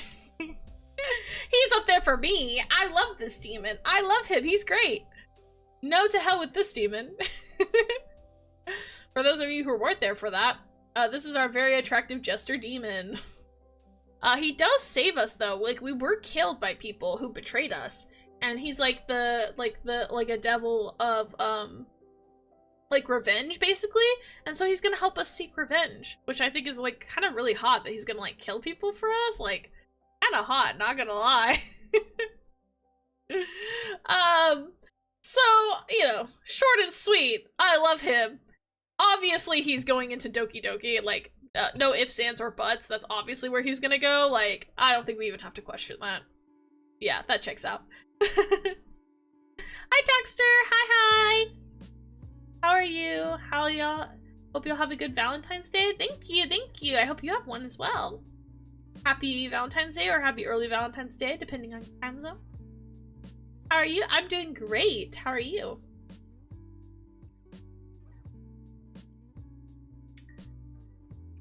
I'm so busy, that's why I've not been here often. Oh, it's okay.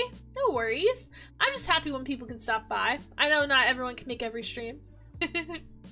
Heck, I was barely here January, so, you know, I can't say much. We're just ranking some Otome guys right now.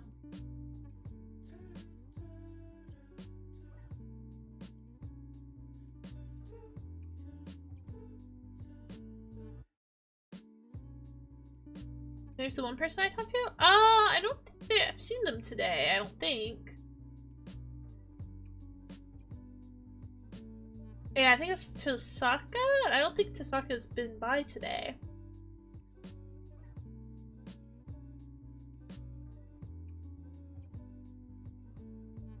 Yeah, everyone will be nice. Alrighty, moving on. We got the Cat Boys next. So, who's ready for some Cat Boys? Yeah. Now, we haven't played all of their routes, so this is going to be a little difficult to do, but we'll try our best.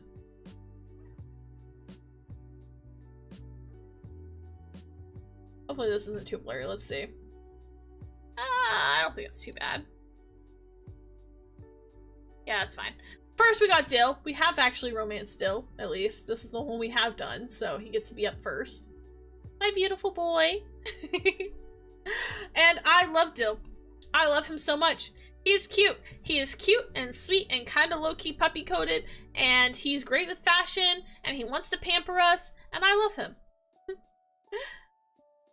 If you like those guys, find you a person that can cosplay those peeps.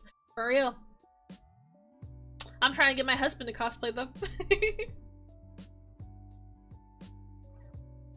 But I love Dill. I think he's adorable. And so obviously, there's not too much to say with this one because it is a pretty short game. So Dill's immediately going to my precious boy. Obviously. Obviously. Then next up, I think who we're going to play next in the game. So I did it in order I think I'm going to play them in. Next up I think is going to be Sage. Now Sage, this is a good looking boy. This is a good looking boy. He's a hunky man. We love to see it. It's hard because we don't know the other guys as much. But I feel like Sage is probably going to be in the Doki Doki category. He definitely gets my heart racing already. He's very, very cute. So I think we're going to put him there. I think we're going to put him there for now. Oops, sorry here. Here we go, putting him here. Right next to Jester, where he belongs. Because he's a very hunky man, obviously. Gotta show off. Then we've got, for the next one, I think we'll do... Now this one's the name that I always forget. Let's see. I don't think I really know how to say it. Laurier? Now this one's Bro Wheel's favorite. White-haired catboy. He's very forward, very pushy. I feel like, though, I don't feel like he's gonna be my type, but I do like him. So I feel like he's probably gonna be in the hot but not for me category. But if we do play his route and I end up liking him more, we can always move him next year. If he needs to be moved around. But I think that's where we're gonna plop him now. And then lastly, we've got Fennel.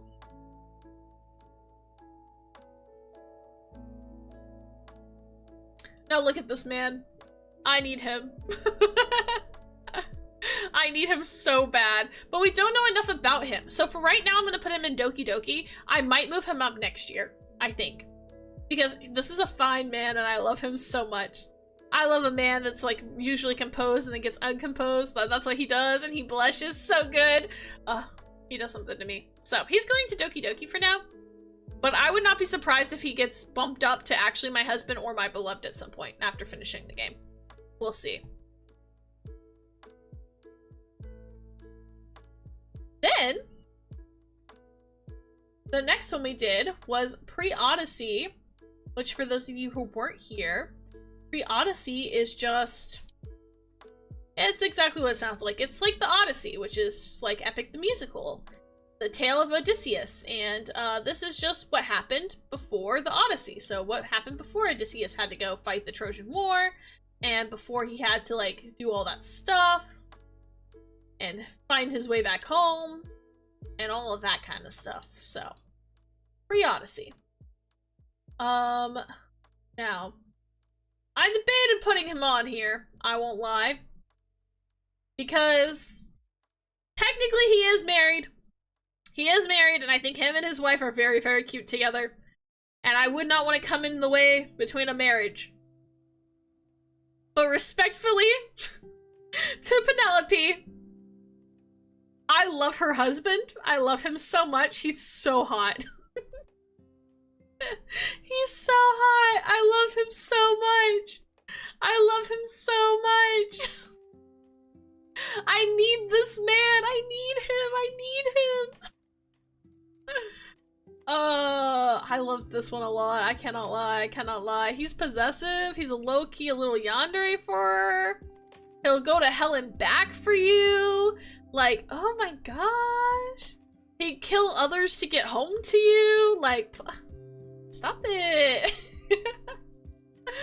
So, I do think Odysseus is going to be probably a Doki Doki. I do really, really, really like him.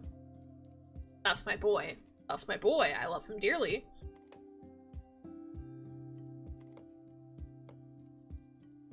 Alright. I saved the best for last, guys, because this next section is really, really, really, really, really going to expose me. Yeah, that's why I mainly said this stream is going to be a little TMI. I knew I was going to disclose the crying thing. This is low-key, possibly worse. Yeah. Next, we're going to talk about diabolic lovers.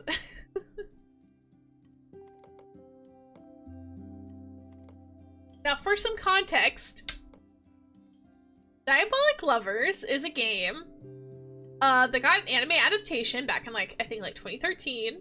Something like that. 2014, 2013. And it was, the anime was just for, like, promotion for the games. They've got a bunch of games, and it's where you, the player, are chosen to be a sacrificial bride to a house full of vampires, brothers. They're all brothers. And you're their sacrificial bride. Alright. It is a bit of a darker one. I won't lie, the plot's pretty dark. But I really, really like these guys. They're all kind of red flags to the point where the community jokes about, like, who would you pick if you had to choose to like, if you needed to survive a week in this house? Who would you pick? And it's actually debated because so many of the guys probably would kill you. But don't think about that. Don't think about it. They're really hot. They're really pretty, and also this is the one that has the same artist as Olympia Soiree that I was talking about earlier. One of my favorite Otome artists also did the artwork for this game, and it's really, really, really beautiful. So at least we have that.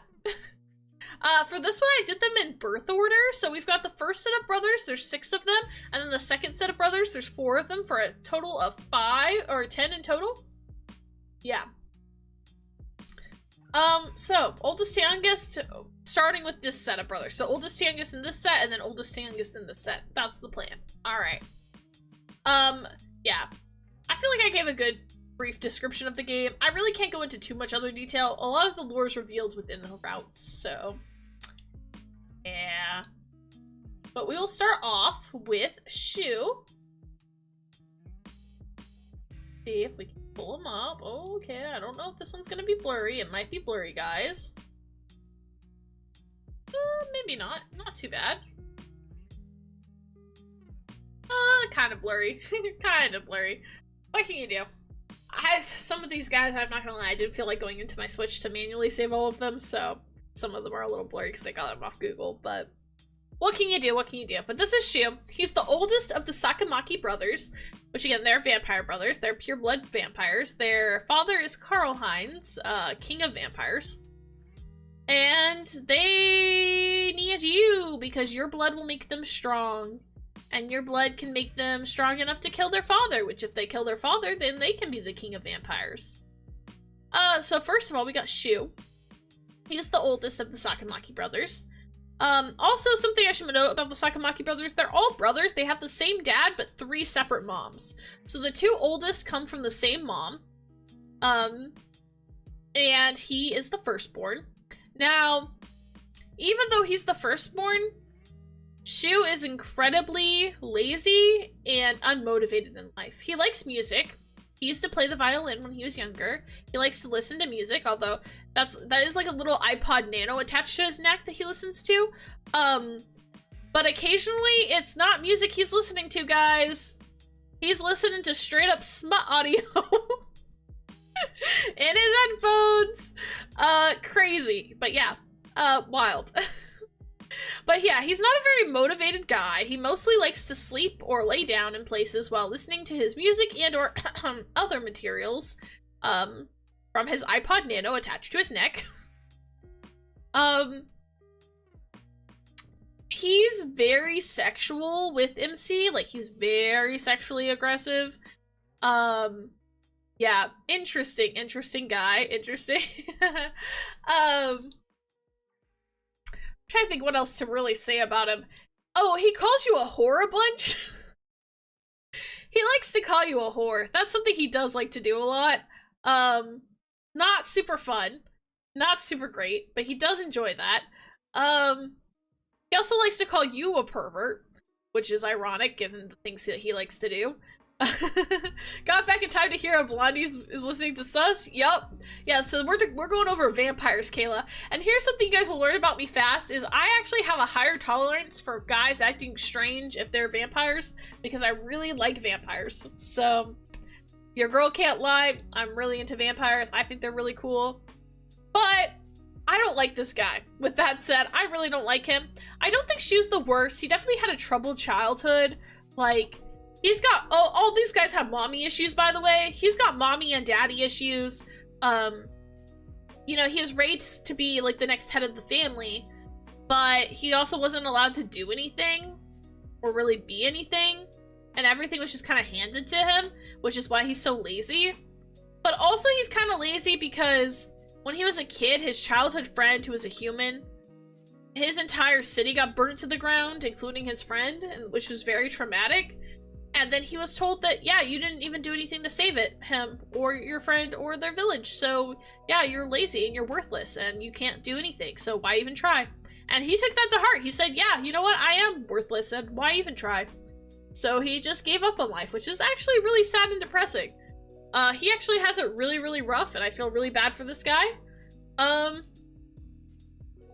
Unfortunately, I do have to put him, though, into mediocre men, because he is kind of sucky. Not gonna lie. Vampire pun, sucky, But no, he genuinely, he's not that great.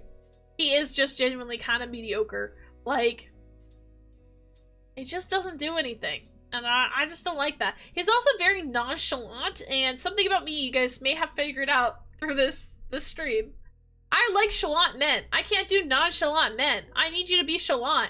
I need you to beg. I need you to plead. I need you to, like, declare your love. I need you to, like, prove that, like, I want to know that you love the girl, and sometimes I feel like it's hard to know that he even loves her, because it's, like, he's just so nonchalant that sometimes I'm like, genuinely, do you even like her? I don't know. I don't know. Yeah, we could do better with our vampire hotties. Exactly. We gotta have standards, okay? We gotta have standards. Speaking of standards. Second oldest, we've got Reggie.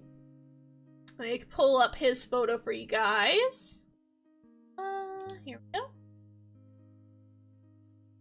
Oop, this is big.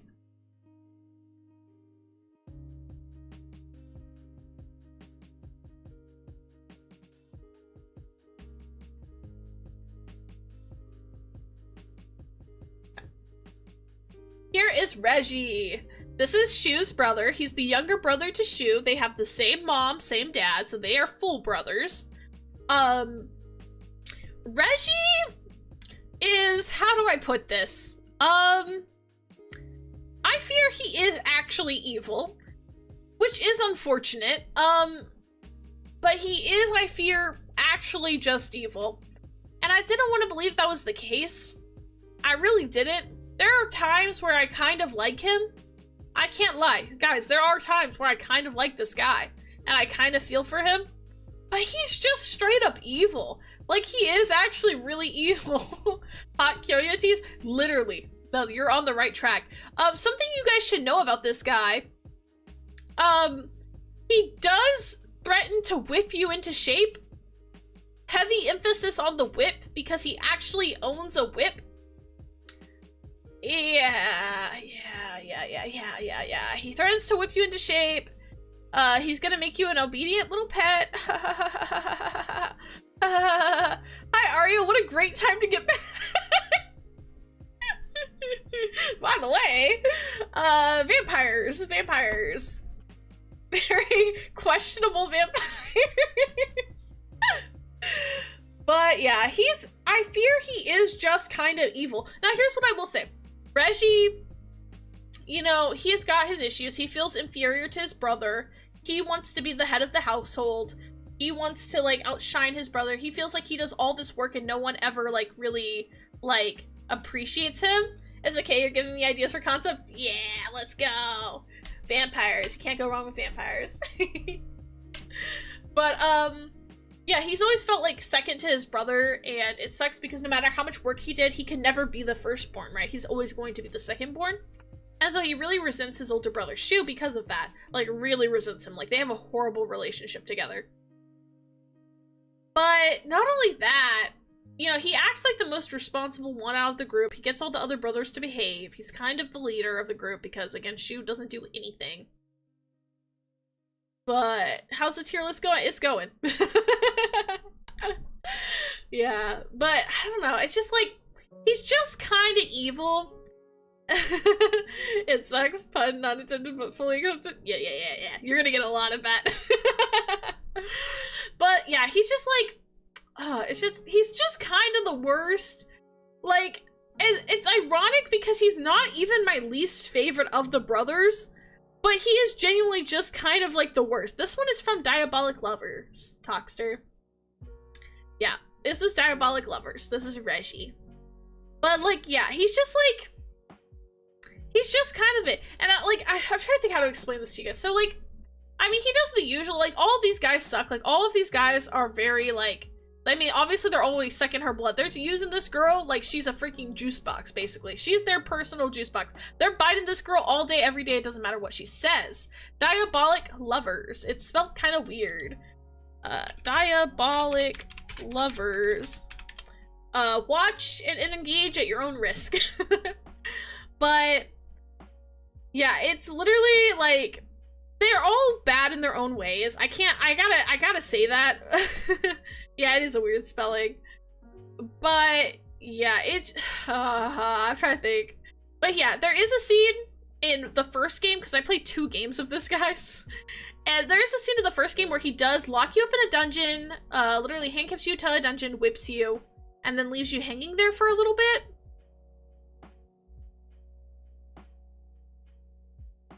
No comment? There's also a part of his first game where you're kind of like third-wheeling cucking yourself. Like, your body gets possessed by this demon woman and she's like flirting with your mans in front of you. It's a game. I thought it was an anime. It's both. It's both, Texter. There's both. You can watch the anime if you want. It's a game and an anime.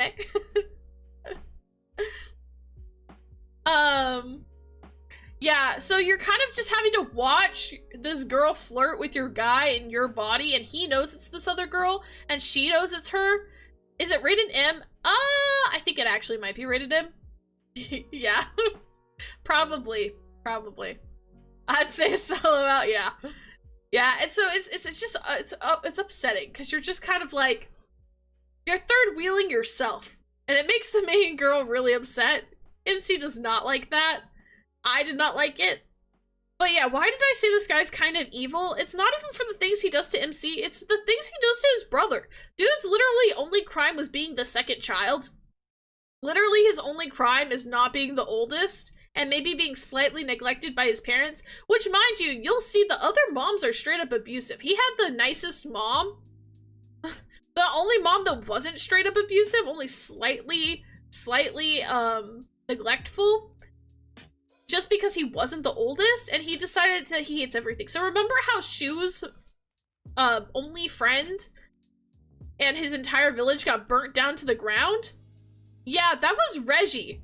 Reggie burnt that kid's village to the ground just to spite his brother. That's evil behavior. And not only that, but even as a child, we see his like child thoughts. And even as a child, he thinks, my family's so powerful. We could be so strong. We should take over the world and enslave the humans. But my dad's stupid because he doesn't do that. I'm sorry, that's just kind of evil. How do you think that as a child? So he's just kind of evil? Not gonna lie. He's just kind of evil.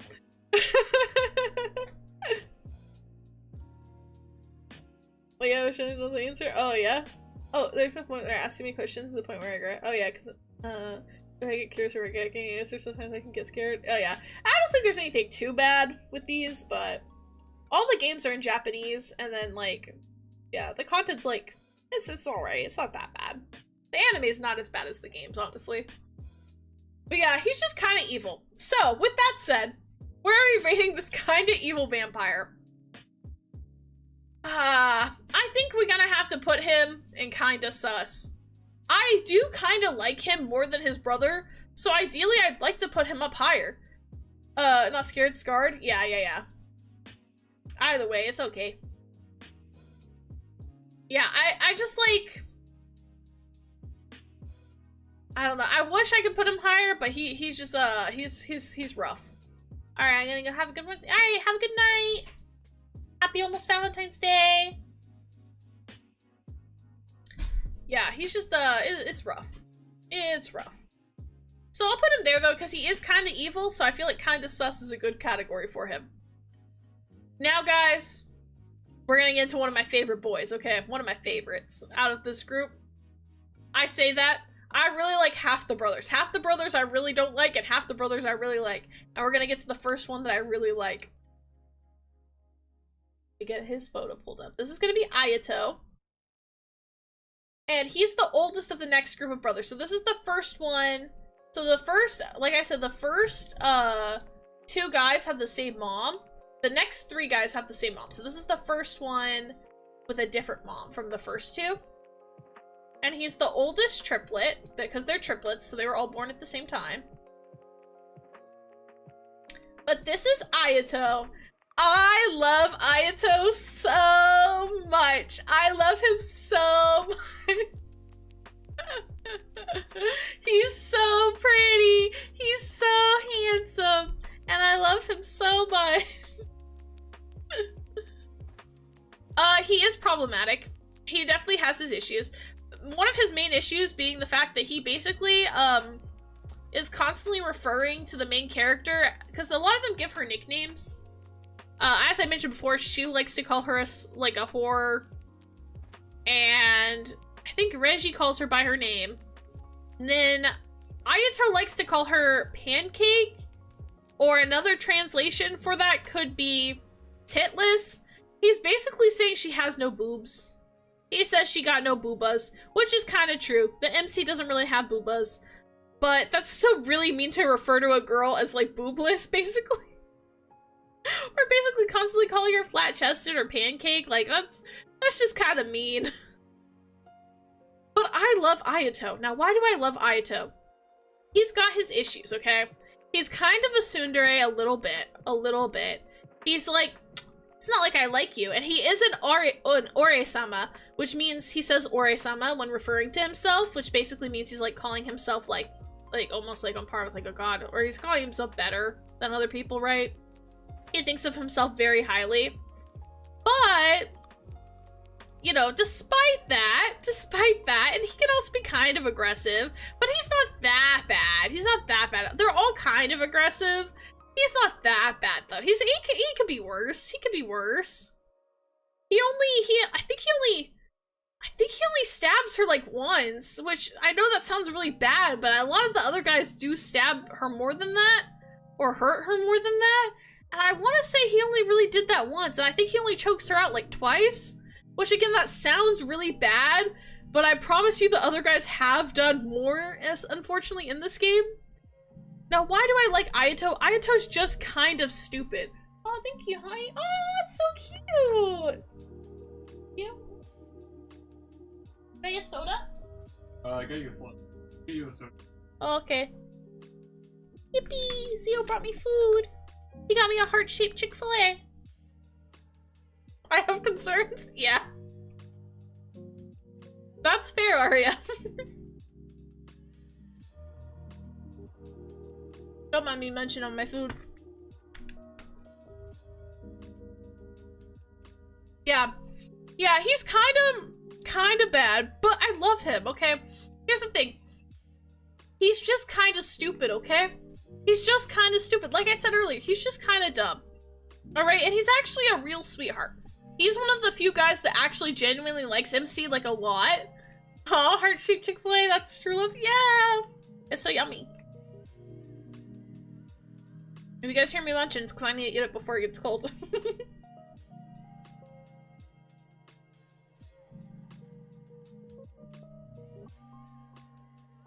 But yeah, so he's just kind of dumb, right? And I do mean that. Like, he's really bad at school. He's not good at paying attention in class, but he really loves her. And when he loves her, he really loves her. Like, he's so sweet to her. Like, in the first game, when he finds out, so this is kind of weird lore drop, but she has the heart of his dead mom who he killed inside of her because his uncle placed his mom's heart inside of her as a baby, which gives her special blood because his mom was like a half demon, half vampire. So now she has a weird demon, human, vampire combo blood, which is apparently really delicious and good. And he realizes this, and he does hate his mom because his mom is actually the worst. His mom is actually criminal, guys. If I had a category for his mom would be in hell. She should be in hell, okay? She's really, really evil. She's an evil, wicked woman. And I don't use that term lightly. She's actually the devil. She's so evil. We'll get more into that later.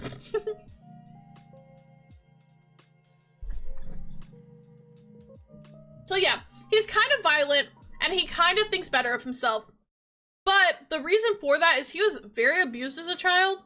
His mom was like, you have to be the best because you have to be better than that other woman's children, referring to Reggie and Shu.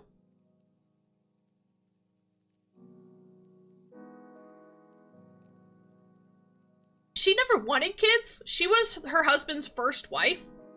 But because she didn't want kids, he took another wife, which made her jealous. So she only had kids because she was jealous of the other woman and she wanted to be better than her again. And that didn't work. Which is not a good reason to have kids. So she hates her kids. She never wanted to be a mother, and she's a horrible mother. So she abused him. She used to throw him into a lake and let him drown to teach him a lesson. Just horrible, horrible mom. So, yeah, he's got some mommy issues, which has led to him not being super mentally well adjusted. Not to mention, Daddy Dearest is not in the picture for any of these people.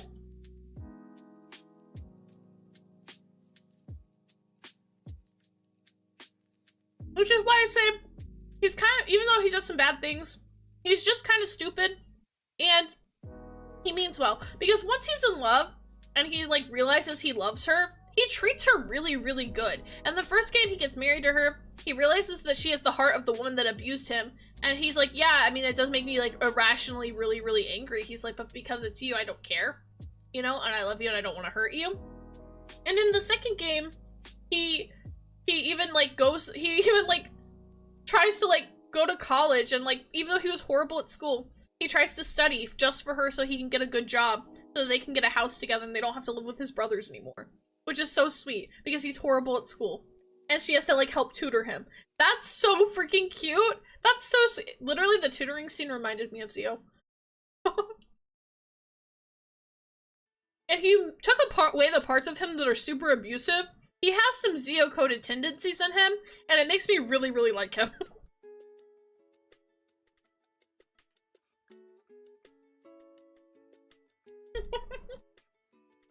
Hi, honey.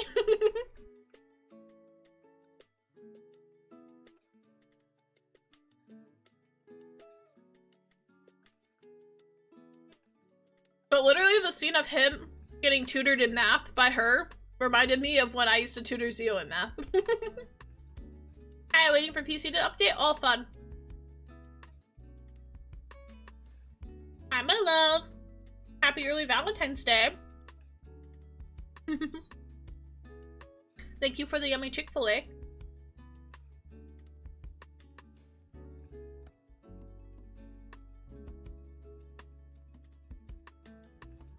But yeah, so with that said, with that said, oh gosh, I gotta actually rank him now. Oh gosh, okay, wait. I'm warning you guys now, he is gonna get ranked really high. He is gonna get ranked really high.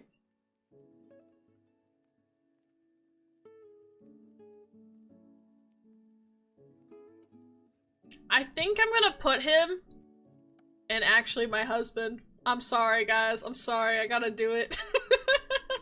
Because some parts of him genuinely do remind me of Zio a lot. Like, again, if you just take the abusive vampire parts away, very similar to Zio in a lot of ways. And he's very sweet. And he's very lovable. And he's kind of dumb, but in, like, a lovable way. Like, just he's not very good at school and stuff, you know? He's got his other strengths.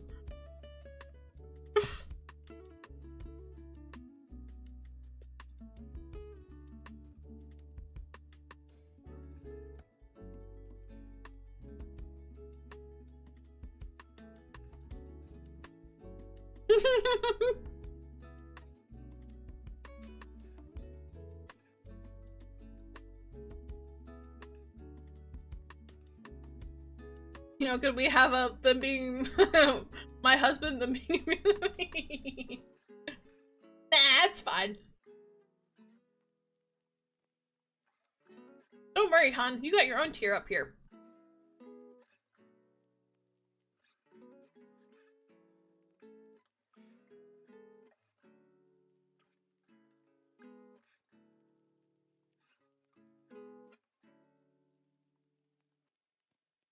Okay, next triplet.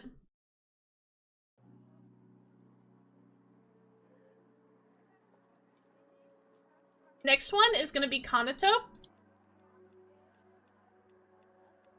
Now, I do really love Kanata too. He's another one of my favorites. He's another one of my favorites. He's so cute. Look at him. Don't mind the massive bags under his eyes. Now this one, guys, is gonna be really hard for me to defend. I can't even lie to you guys. He's really, really bad.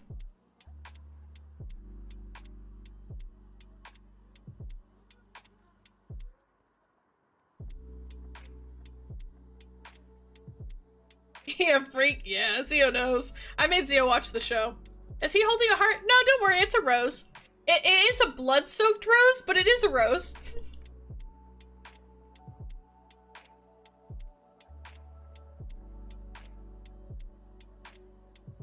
But don't worry, it's his blood.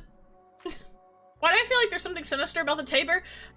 Kayla, you're on point. The teddy bear has the ashes of his deceased mother inside. His abusive deceased mother. Okay, guys, I can't lie to you. Kanato I really, really like. But he's probably the most mentally unhinged out of all of the original 6 Sakamaki brothers. He's the most mentally unwell. Really, he is. He's a he's severely, like, unhinged. Like, severely unhinged to the point that his other brothers are calling him a psycho and call him crazy. And when the other abusive vampire brothers call him crazy, that's a problem. That's a problem, okay? Like, that's an issue. But, again, this kid was really, really, really abused, okay? Their mom sucked. The triplets' mom was literally the worst out of all the moms, okay? An evil woman. She will rot in the pit of hell. She's the devil.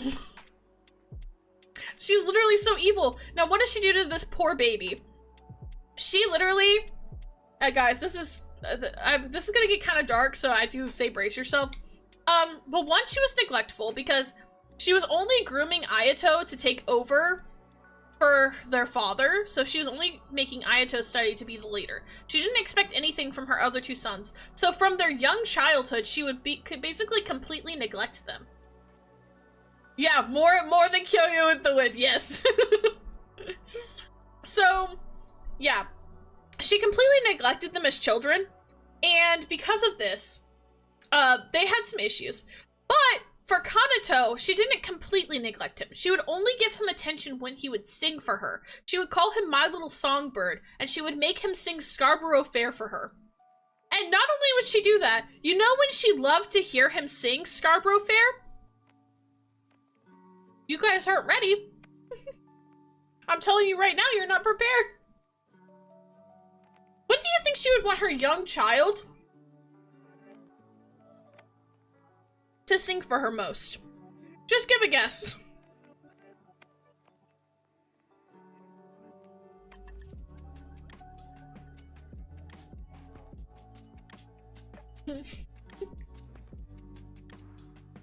Arya, unfortunately, you are correct.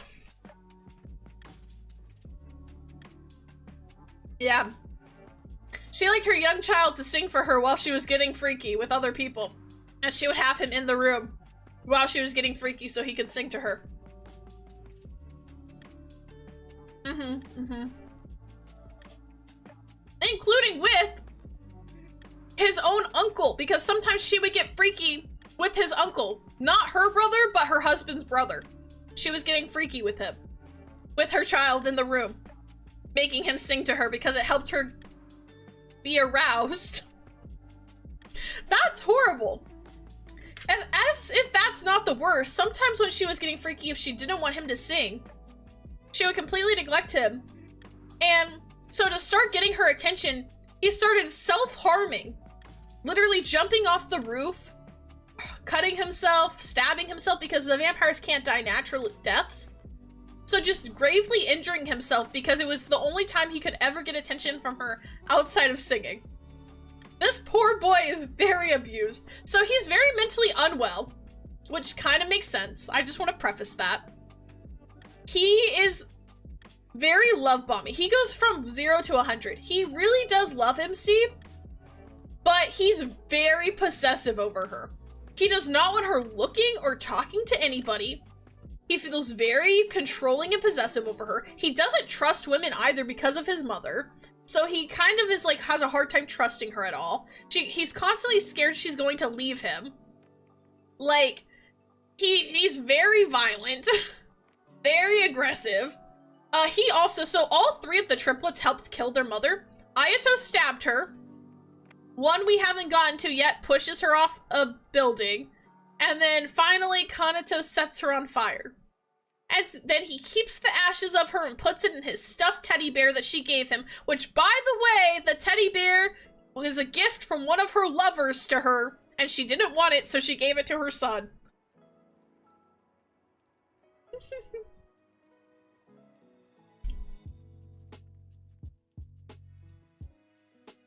Unhinged behavior. Want my ticket to therapy? Do not pass go. Literally.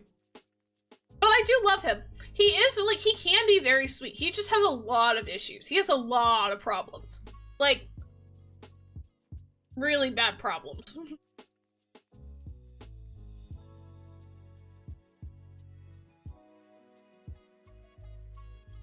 But he can be sweet.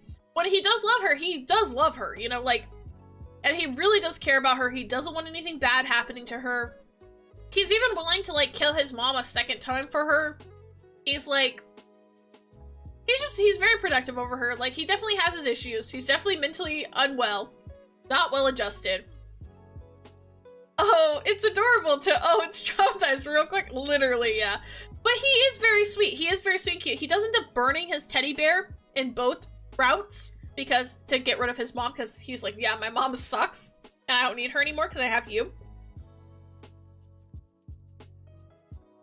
Yeah, they have mommy issues, but we don't need to talk about that.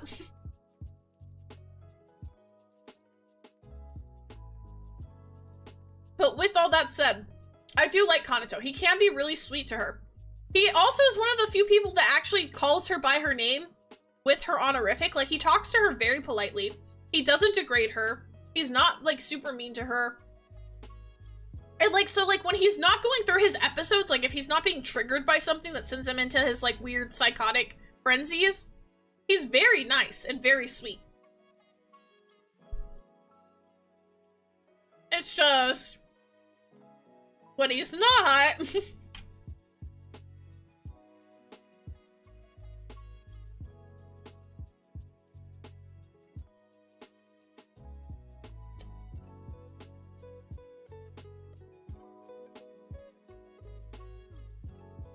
So yeah. Yeah.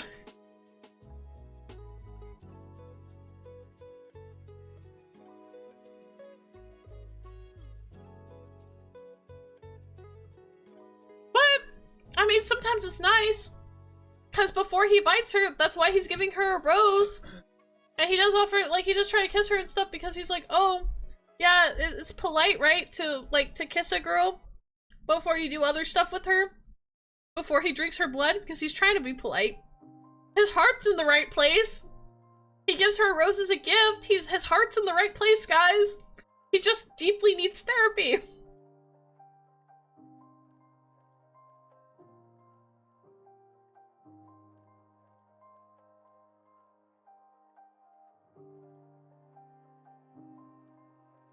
With that said, he is unfortunately gonna go into my precious boys. I'm so sorry, guys. I know you hate to see it. I know you hate to see it. I know I just said he's crazy. I know you hate to see it.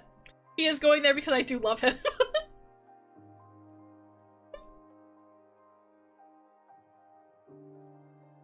He's very cute, okay? And he's very sweet, but he's not crazy.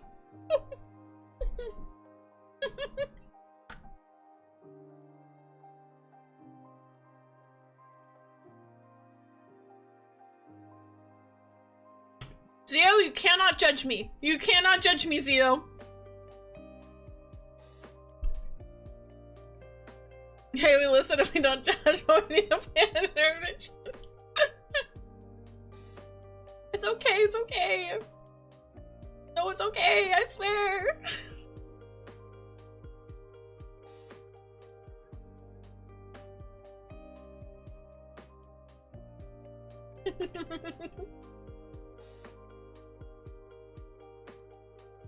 You know, balance. Exactly, it's fine, it's fine.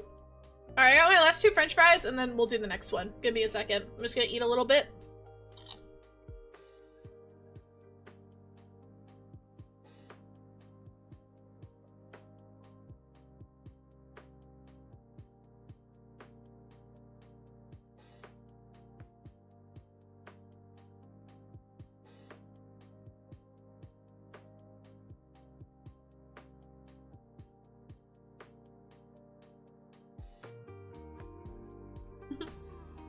You've been going for almost 4 hours. Chill for a second. Okay, thank you, thank you.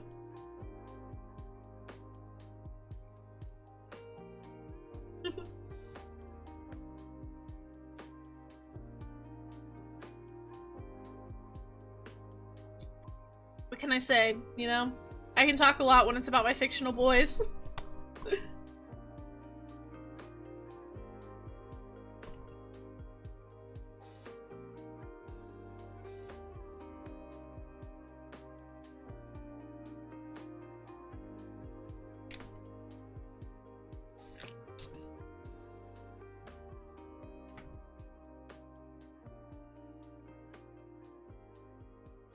Would you guys want to do some words on stream? So I can eat my food real quick?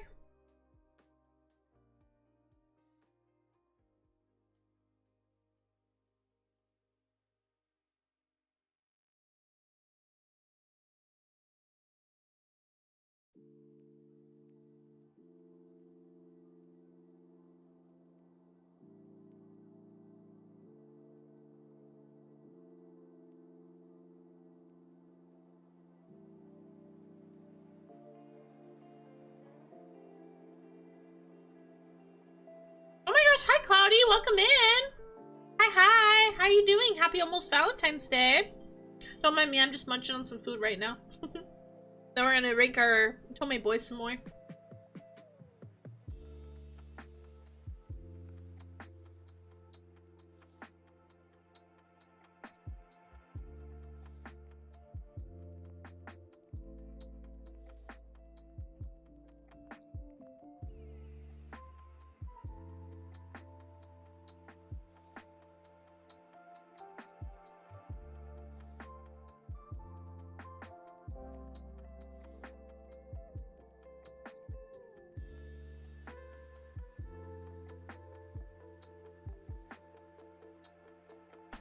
Haha, I'm alright. Yay! Yippee! That's good. Glad to hear that.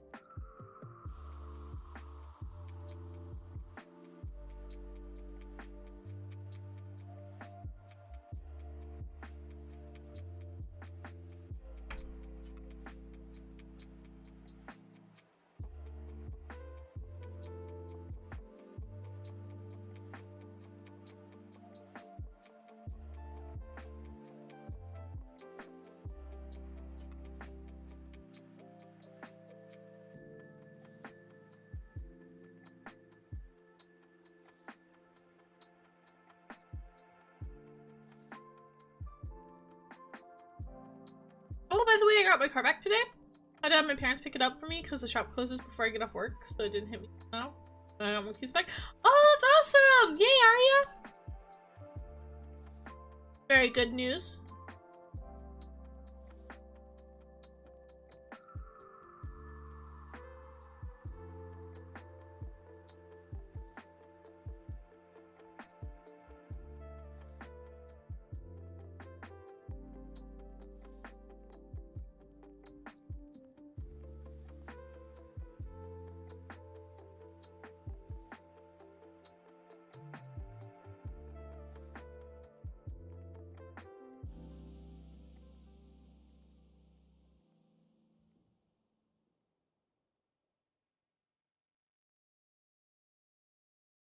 I'm almost done eating, guys.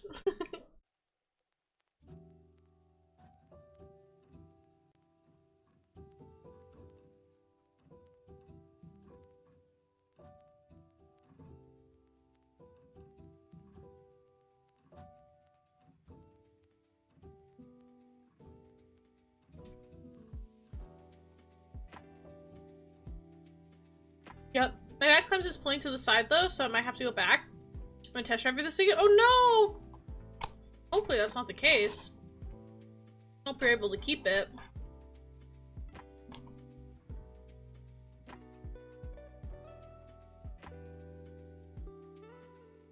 I don't know if I had a chance to mention this on stream.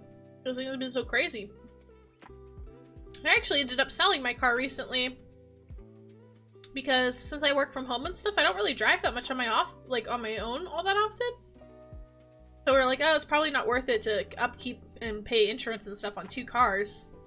We ended up selling mine, just keeping Zio's, since Zio's is the newer one. But definitely interesting. I'm so ready to be able to park anywhere again. Yeah. Well, is your car a lot smaller than the one you're driving temporarily?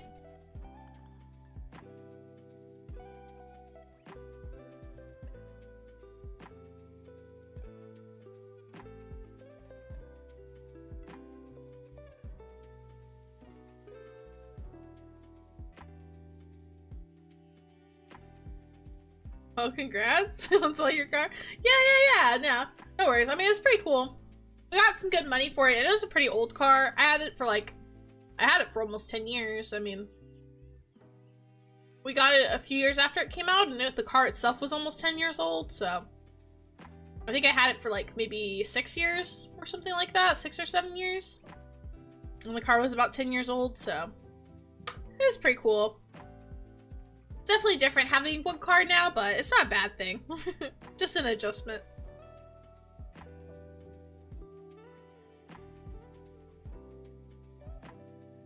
I get to drive the Ziox and Mobile.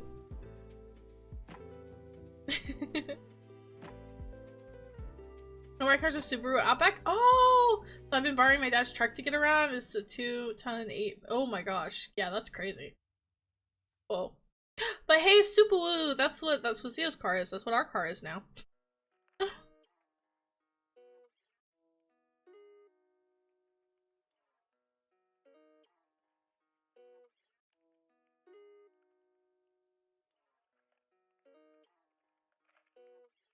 Yeah, I can't drive trucks. I'm not good at it. But I do actually like Subarus a lot. We have the Impreza, which I think is like the slightly smaller version of the Outback. Subi Crew, yeah, Subi Crew. But I actually really like it. I like the Subarus a lot. They're actually really nice.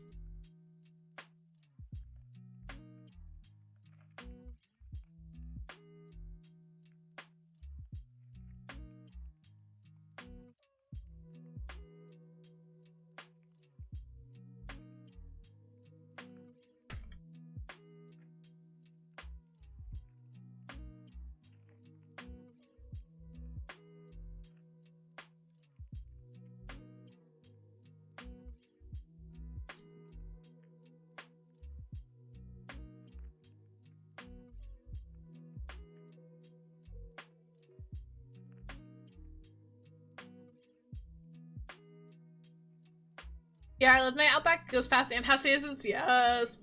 Yeah, I gotta say, I love it. They drive really nice. They've got a lot of nice safety features. And I love that they have the heated seating. It's so nice in wintertime.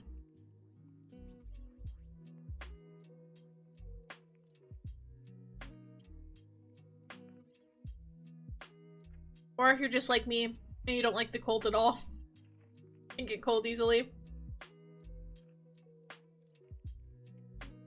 It's also nice because it's got I think they've got like 4-wheel drive on them, so they drive pretty good too. You don't have to worry about ice and water as much. I mean, still gotta be careful, but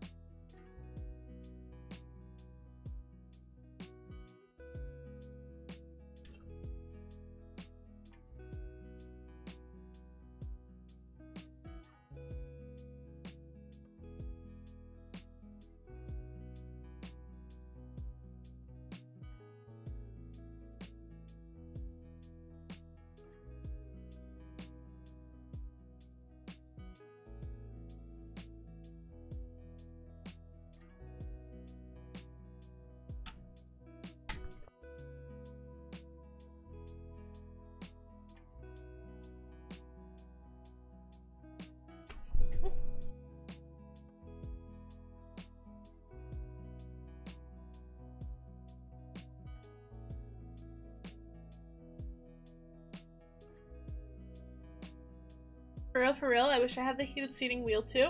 Yeah. Or steering wheel, yeah. Yeah, they all have 4-wheel drive, which is nice. I forgot I left my heated seat on one day, so the next day I was concerned someone kicked in. It was warm. TMI. Nah, it's no TMI. I'm sharing a lot today too, so it's alright. I totally get what you mean though.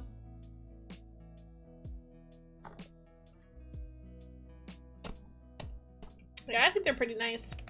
Cannot lie.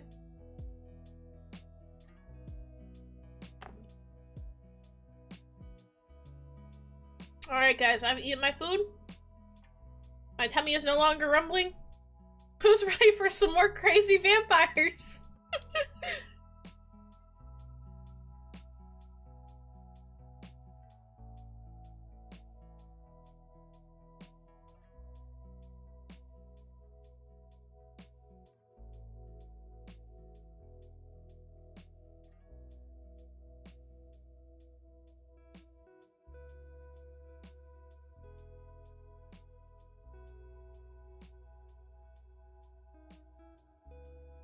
Oh, by the way, I have a really easy treat recipe. 3 ingredients. Oh, yay!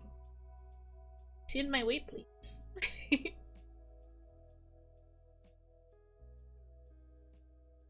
Pretzels, Rolos, and pecans. Ooh, that sounds yummy.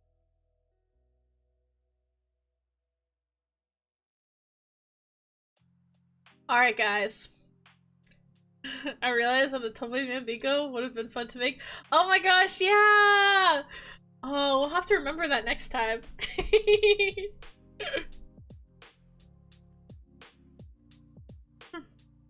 Alrighty, let's jump in. We're gonna do the last of the triplets. If you don't remember, Ayato, my beloved up here, actually my husband, and Kanato and my precious boys are 2 of the triplets. Now you may be thinking, hey, she said she likes 3 out of the 6 Sakamaki brothers, and there's 3 triplets, so the next triplet, right, is probably gonna be one she likes. And we've got this photo of him crying. All signs point to Jay must like this guy. Would you guys be surprised if I actually told you I hated his guts?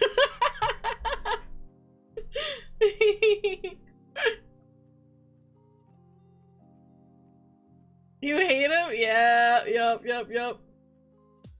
I do not like him. So this is Laito. He's the youngest of the triplets. Now, I will say, he is a victim. He is a victim. Okay? They're all victims, okay? They're all victims. And I will not victim blame him. I feel really bad for the things he's gone through. He's gone through some really horrible things in his lifetime. But that does not justify his actions, and that does not make me like him more, okay? So what do we think Mommy Dearest did with this son, okay? One son gets told, you have to be the best, and if you're not the best, Mommy will drown you in the lake. One son gets told, I'm only gonna pay attention to you when you're hurt, or if you're singing to me while I'm getting freaky. What does she do with third son, the youngest son? What does she do? Mayhaps.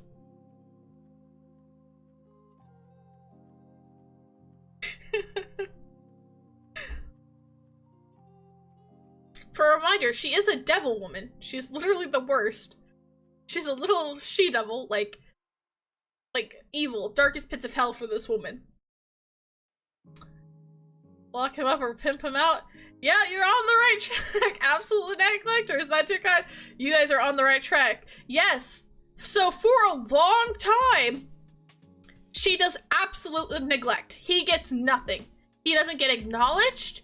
He doesn't get spoken to. She completely ignores his existence for majority of his life. Okay? Up until he's of age-ish, only barely. Only not even kinda. After he's gone through puberty, then she decides, oh, you know what? You know what I really need? A son lover. I hate this woman. I hate her. Sorry. I literally hate her so much. Yeah. She decides, yeah, I need a son lover. I'm gonna take my son as my lover. Because it's not good enough that I'm doing my husband's brother. We gotta get more incest up in here. So yeah, she starts sexually abusing her son. Not only does she start sleeping with him and make him do sexual favors for her, but she'll also request that he come and watch her get done by other men. She'll say, hey, you wanna come and watch mommy get freaky? Does she get the other one to sing while she's doing it with the sun lover? I don't think so, but it's not confirmed either way. Standing dumbfounded mouth of woman's whispering. I'm there with you, it's so bad! Now guys, if I had prepared a photo of the mom, I would have showed you. She's a pretty lady, and so a lot of people like to defend her actions, and they'll say the game never specifically said that they actually slept together. But guys, I promise you, if you've read the story, if you read what they said in game, It's it's very obvious. It's very obvious that that's what's happening. It's very obvious because they're in bed together at multiple points. He's watching her do other people at other points. They're talking sexually to each other. He refers to her as his lover. He literally says that he's in love with, he's literally his first love was his mom. He even justifies it to his other brother. So Ayato, my number one boy out of the triplets, actually my husband literally tells him, he's like, hey, our mom is a sick woman and she doesn't love any of us. And what she's doing with you isn't love. That's not right. Like, don't be fooled by her. To which Laito's like, no, she does love me. She just doesn't love me that way. She was never my mother. But she is my lover. Kill me. Kill me, Dad, I can't.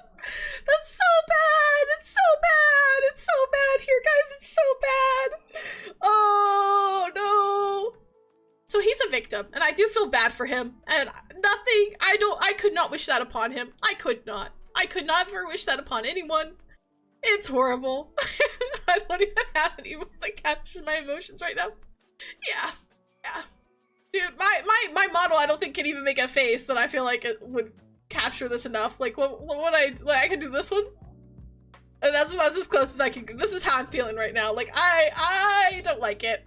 I don't like it. It's so bad. It's so icky. It's so... No, no, no, no, no, no, no, no, no. No, not good, not good. However, having have been a victim of his mother, I would argue, arguably the worst of the triplets. He is the one that pushes his mom off a balcony. But not for the reasons the other ones do it. Ayato straight up hates his mom. Kanato's confused if he loves or hates her. He mostly hates her, but part of him is still attached to her, hence him keeping her ashes and his teddy bear. Laito loved her. He's the only one that loved her so much that he's like, for vampires, it's considered romantic to kill somebody. To drink blood is considered romantic. To kill someone is considered romantic because the thought process is vampires never die, right? So to take your lover's life is seen as very romantic and passionate, right? To the vampires, because death is like a good thing to them, I guess. I don't know. And so he wants to kill his mom, not for the reasons his brothers do, where it's just like, this woman abused us as children, let's kill her. He wants to do it because he loves her so much, and it's an act of passion. Which is crazy. But yeah, he doesn't treat MC well. He's very sexual with her. He assaults her like all the time. He's constantly making her strip in front of him, constantly making her strip him, constantly doing sexual stuff with her even when she doesn't want it. Like, he's not good to her. He also, oh yeah, this one also has a really fun nickname he calls us, guys. Are you ready for the nickname we get called by this guy? And I apologize for my language. This is it's not nice. But he likes to affectionately call the MC Bitch-chan. I'm not kidding. That's what they say in Japanese. This is a Japanese voiced game. In Japanese, they refer to her as Bitch-chan. Oh my gosh. Boy, go to therapy right now for real. Oh, immediately. That's what he refers to her as. He calls her Bitch-chan, which is already bad, but then Bitch-chan translates to slut. So he's calling her a bitch slut. And again, I'm sorry for my language, guys. I don't like to swear, but I feel like that is relevant to point out here. I feel like that's very relevant. Oh my gosh. Yeah, no, he's got issues. He's got issues. And I get it. I get it. He was abused. He's a victim. And that I totally understand. And I don't think his mother should do what she did. But this is bad. This is very, very bad. And I don't like it here. I'm not safe. He's such a perv. And he's such an open perv too. And not only is he a perv, guys, not only does he assault her, but he also lets his brothers assault her because he enjoys cucking. Because his mom got him into cucking. So he enjoys watching his brothers also assault her. And will invite his brothers to bite her and do stuff to her against her will, even though he's agreeing to it, because he's like, oh, it's hot. No! No! No! Why are you like this? He has issues. None of this is okay. No, it's not. He's got serious issues. Deep-seated issues. Yeah, he does need therapy, I'm not gonna lie. But it's really bad. It's really, really bad. And it's worse because at this point, when he's like pimping her out to his brothers, she doesn't want to do that, but it's like, he doesn't care because he gets off from it, but she likes him, so she only wants to be with him, but again, he likes watching her with other people, so he makes her do it, which is crazy to me. I say my mind sent him away. Yeah, yeah. Yeah, so with that said, guys, we're thinking hell for this man. You can be a victim and still be a perpetrator. You can be both. And I unfortunately do think this man needs to go to hell. It's not good. It's not good. It's so bad. It's so bad. It was gonna be jail, but now that we've added this hell category, I fear that may be where he needs to go. I think this may need to be his spot on the board. For real. Yeah. Yeah. So that's Laita. That's the last of the triplets. Now, there's only one more Sakamaki brother from this game, which is the one and only. This is actually really funny, given what we were just talking about earlier. He's got a very fun name. Let me show you him.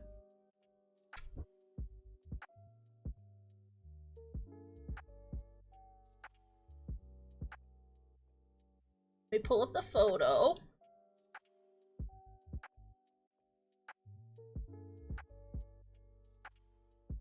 Alright guys, you ready? This is Subaru!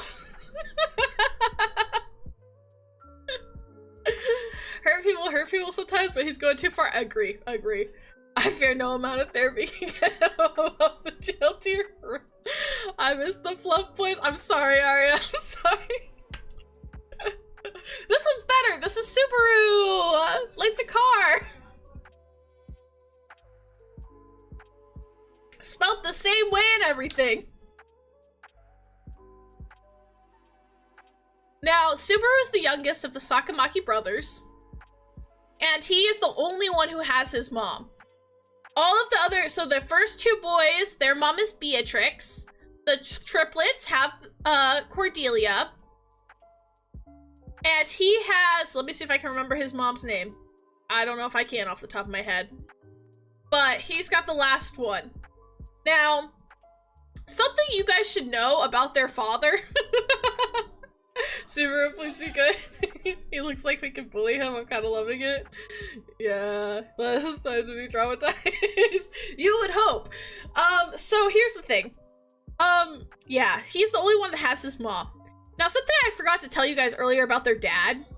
So you may be thinking to yourself, why does he have 3 wives? Why does he have children with 3 wives? Well, one, he's a vampire king. Guys have harems. I don't know. It's kind of weird. But it's actually a little more sinister than like that. Have you guys seen My Hero Academia? Have you seen My Hero Academia? If so, are you familiar with the character Endeavor? Because their father is basically the vampire king equivalent of Endeavor. He wants to create the strongest child. He wants to create a new race, like a new species. And so in order to do that, he specifically had children with as many different types of women as possible to try to breed the strongest vampire thing, to then purposely get with this girl to try and create a new race. Just for funsies. Endeavor dad? Yeah. Yeah. So, if you're wondering why he's been with so many women, okay, well, what's the difference between them, right? Well, first wife Cordelia, who had the triplets, she's half demon, half vampire. So the boys are all a quarter demon. Then you've got Reggie and Shu. Their mom was just a pure-blood vampire, right? Just a normal nobility lady vampire. What do you think Subaru's mom was? If we're trying to create the world's strongest child? What do we think this well-adjusted Endeavor-like man would choose for his 3rd wife?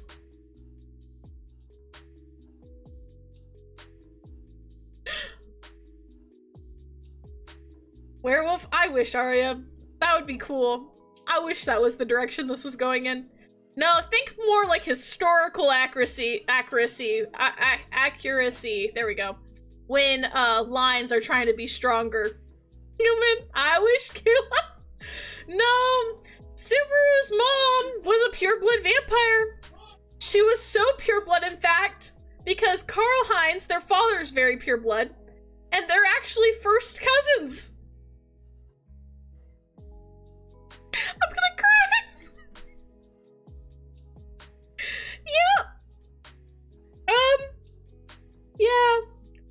He forces his first cousin to become his third wife and have a child with him against her will.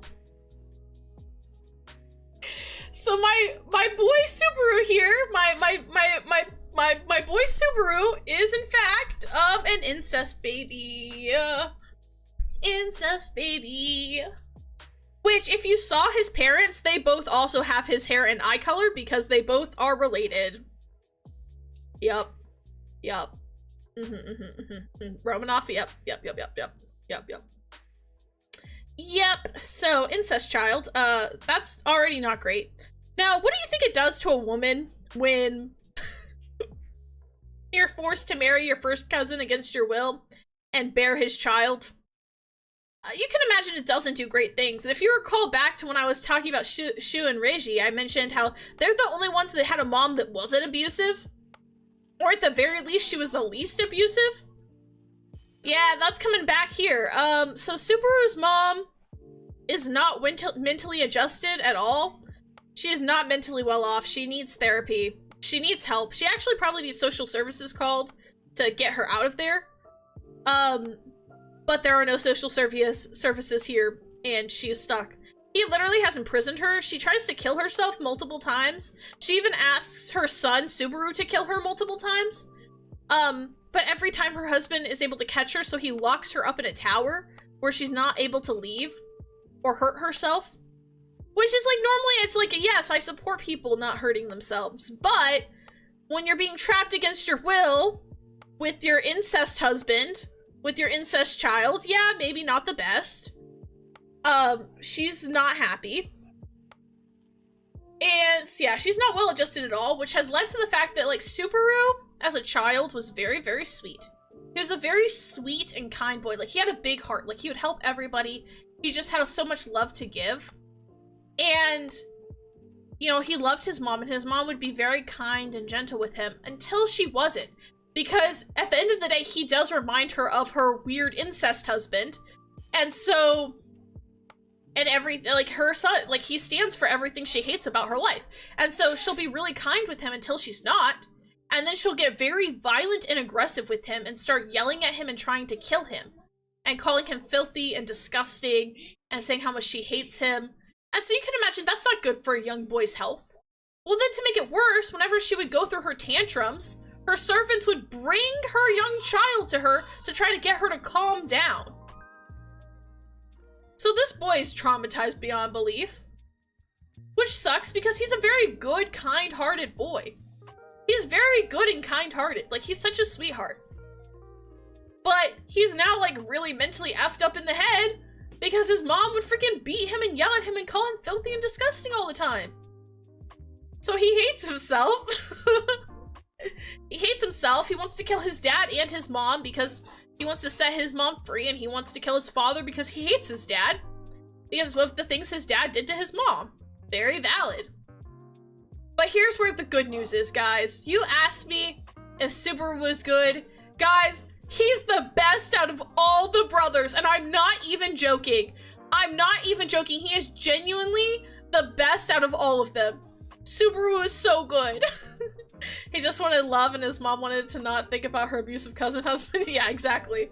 Exactly. Like, Subaru is genuinely such a kind-hearted guy. He's so sweet. He's so loving. He's so good. Now, is he perfect? No. None of these guys are. They're all deeply traumatized. His issue, and this is not good. I know this is not good. I know it's not good, guys. You don't have to tell me I know it's not good. He gets fits of violence where he does start trashing everything around him. Like, he'll destroy his room, he'll go on, like, these rampages where he just destroys everything in sight. He is very prone to wanting to fight people. He offers to beat people up all the time. Like, he's very prone to violence. But again, you put a child where he's having to comfort his mom in her fits of violence. I mean, it makes sense that he would turn out this way, right? Psychologically speaking. It's not surprising that he's not able to handle his emotions well. But even with his fits of violence, I think this is very, very important to say, he never hurts MC. He never hurts her, which says a lot, because literally all of the other brothers, all of the Sakamaki brothers, including the ones I like, have her MC. They choke her out, they stab her, they're biting her all the time, they're whipping her, they're chaining her up, they're imprisoning her, they're doing all kinds of nasty stuff to this woman. And he does not do that. He never hits her. He never chokes her. I mean, he bites her because they all drink her blood. But even that, he eventually stops and, like, starts to tone back on once he realizes that, like, it's, like, turning her, because he doesn't want to do that. And this is where I give him my nickname out of the boys. He is our consent king, which we love to see. He is very big on consent because... Oh gosh, guys. Super catching the competition as far as car and the company, guys. Heck yeah. How did the Barbie Cup don't physically hurt her? I know, Kayla. This game, again, it's a very dark game. You just gotta, you gotta pull through. But, like, literally, he is our consent king. Like, he's very much, which makes sense, like, right? If you think about his character, his mom did not get consent into anything that happened to her. So it would make sense that he values consent a lot because he doesn't want something to happen like what happened to his mom, right? So he values it a lot. He stops drinking her blood, which is hard on him, right? It makes him more feral because her blood is like a drug, I will say. Like, these guys do go pretty unhinged, but it is explained in the game. Her blood is literally a drug to them. And if they, like, try to resist her or try to resist her, which all of them do, it only makes them more crazy because they are literally having withdrawals from her. So, not great. But even with that, when he realizes she might turn into a vampire, he stops drinking her blood because he doesn't want to do that unless she wants to be a vampire. So he stops. And he asks her if that's something she would want to do. And only then does he do it. Not only that, but when they do it for the first time, he asked for consent like 6 times before doing anything with her. He's getting consensual and ongoing consent. We love to see it. Dude, and honestly, that's really good because even in my good Otome games, I'm not gonna lie to you guys, a lot of the times that's not something they really bring up that often. It's just kind of implied.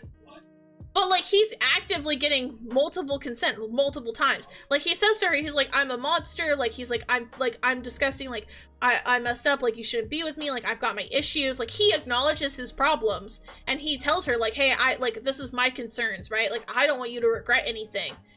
And he lets her still, like, consent, right? Multiple times. Ongoing. I love that. That's so great. It's the bare minimum, but it's so great in this game because that's where I was at this point playing this game, especially after going through so many routes where these guys were just doing whatever they wanted to this poor lady, treating her like a juice box. That was great. I was like, yes, yes. And not only that, they're supposed to protect her, and all of the guys choose her role as protector as meaning, oh, she's my free juice box. I can do whatever I want with her. Subaru's the only one that actually tries to protect her. He's like, yes, I will protect you, and he does protect her. And I love that. I love him. Subaru can do no wrong. Subaru is great, and that is why Subaru will rank very, very high. Subaru, great, and man and car. So I think I want to put him, I'm very tempted. I kind of want to put him in my beloved, I'm not gonna lie. I kind of want to put him here. I really do like Subaru. I'm debating if I want to put him here or in actually my husband. He is also a tsundere, but I feel like, you know, hey, water under the bridge is no big deal after everything else you're dealing with in this game. Yeah, I think we'll put him in my beloved. I think that's okay. I think we're gonna put him there. I love him dearly. I love him. So now we've got the second batch of brothers. These are how do you say that? It's like Mukami brothers? So these ones are, they're brothers, but these ones are adoptive brothers. So they're not biologically related, they're adopted. Now, who's their adopted father, you may ask? Oh my gosh, it's crazy. The same freaking guy who traumatized all his children with his crazy wives and marrying his cousin. Yeah, he decided to marry 4 Victorian children in the Victorian era and turn them all into vampires just cuz, for funsies. And then lied and manipulated these children for a purpose that he knew they would never be able to fulfill. Yeah, he's really messed up. But anyways, that's who we're gonna go into. So from oldest to youngest again, we've got the starting with our oldest. We've got Ruki. Let me see if I can find his photo. This one might be blurry, guys. I apologize in advance if it is. Here we go. Here's Ruki. And I won't lie, Ruki is very pretty. And I will say, if you guys ever decide to watch the anime, Ruki is great in the anime. And the anime, he is very great and he's very likable. He's very likable in the anime. Unfortunately, in the game, he is not as likable. Now, I will say, Ruki is kind of like Reggie in the sense that he was also an evil child. He was also nicknamed Evil Child by me because he was also an evil child. What do I mean by this? Well, much how Reiji was planning world domination as a child, Ruki was a nobility member. He was a member of nobility. And being a member of nobility, he literally, he had servants. And he thought it was fun to abuse and torture his servants as a child. Yeah, that's not good. Eventually, though, his house ends up getting broke, his parents end up killing themselves or running away, all his servants leave him and beat him up.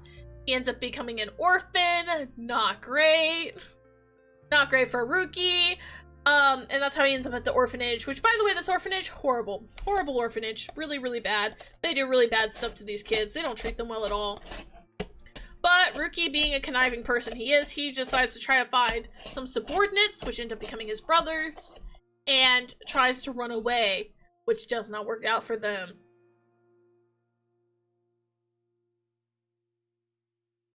But he ends up getting branded as punishment for trying to run away with the boys and being the ringleader.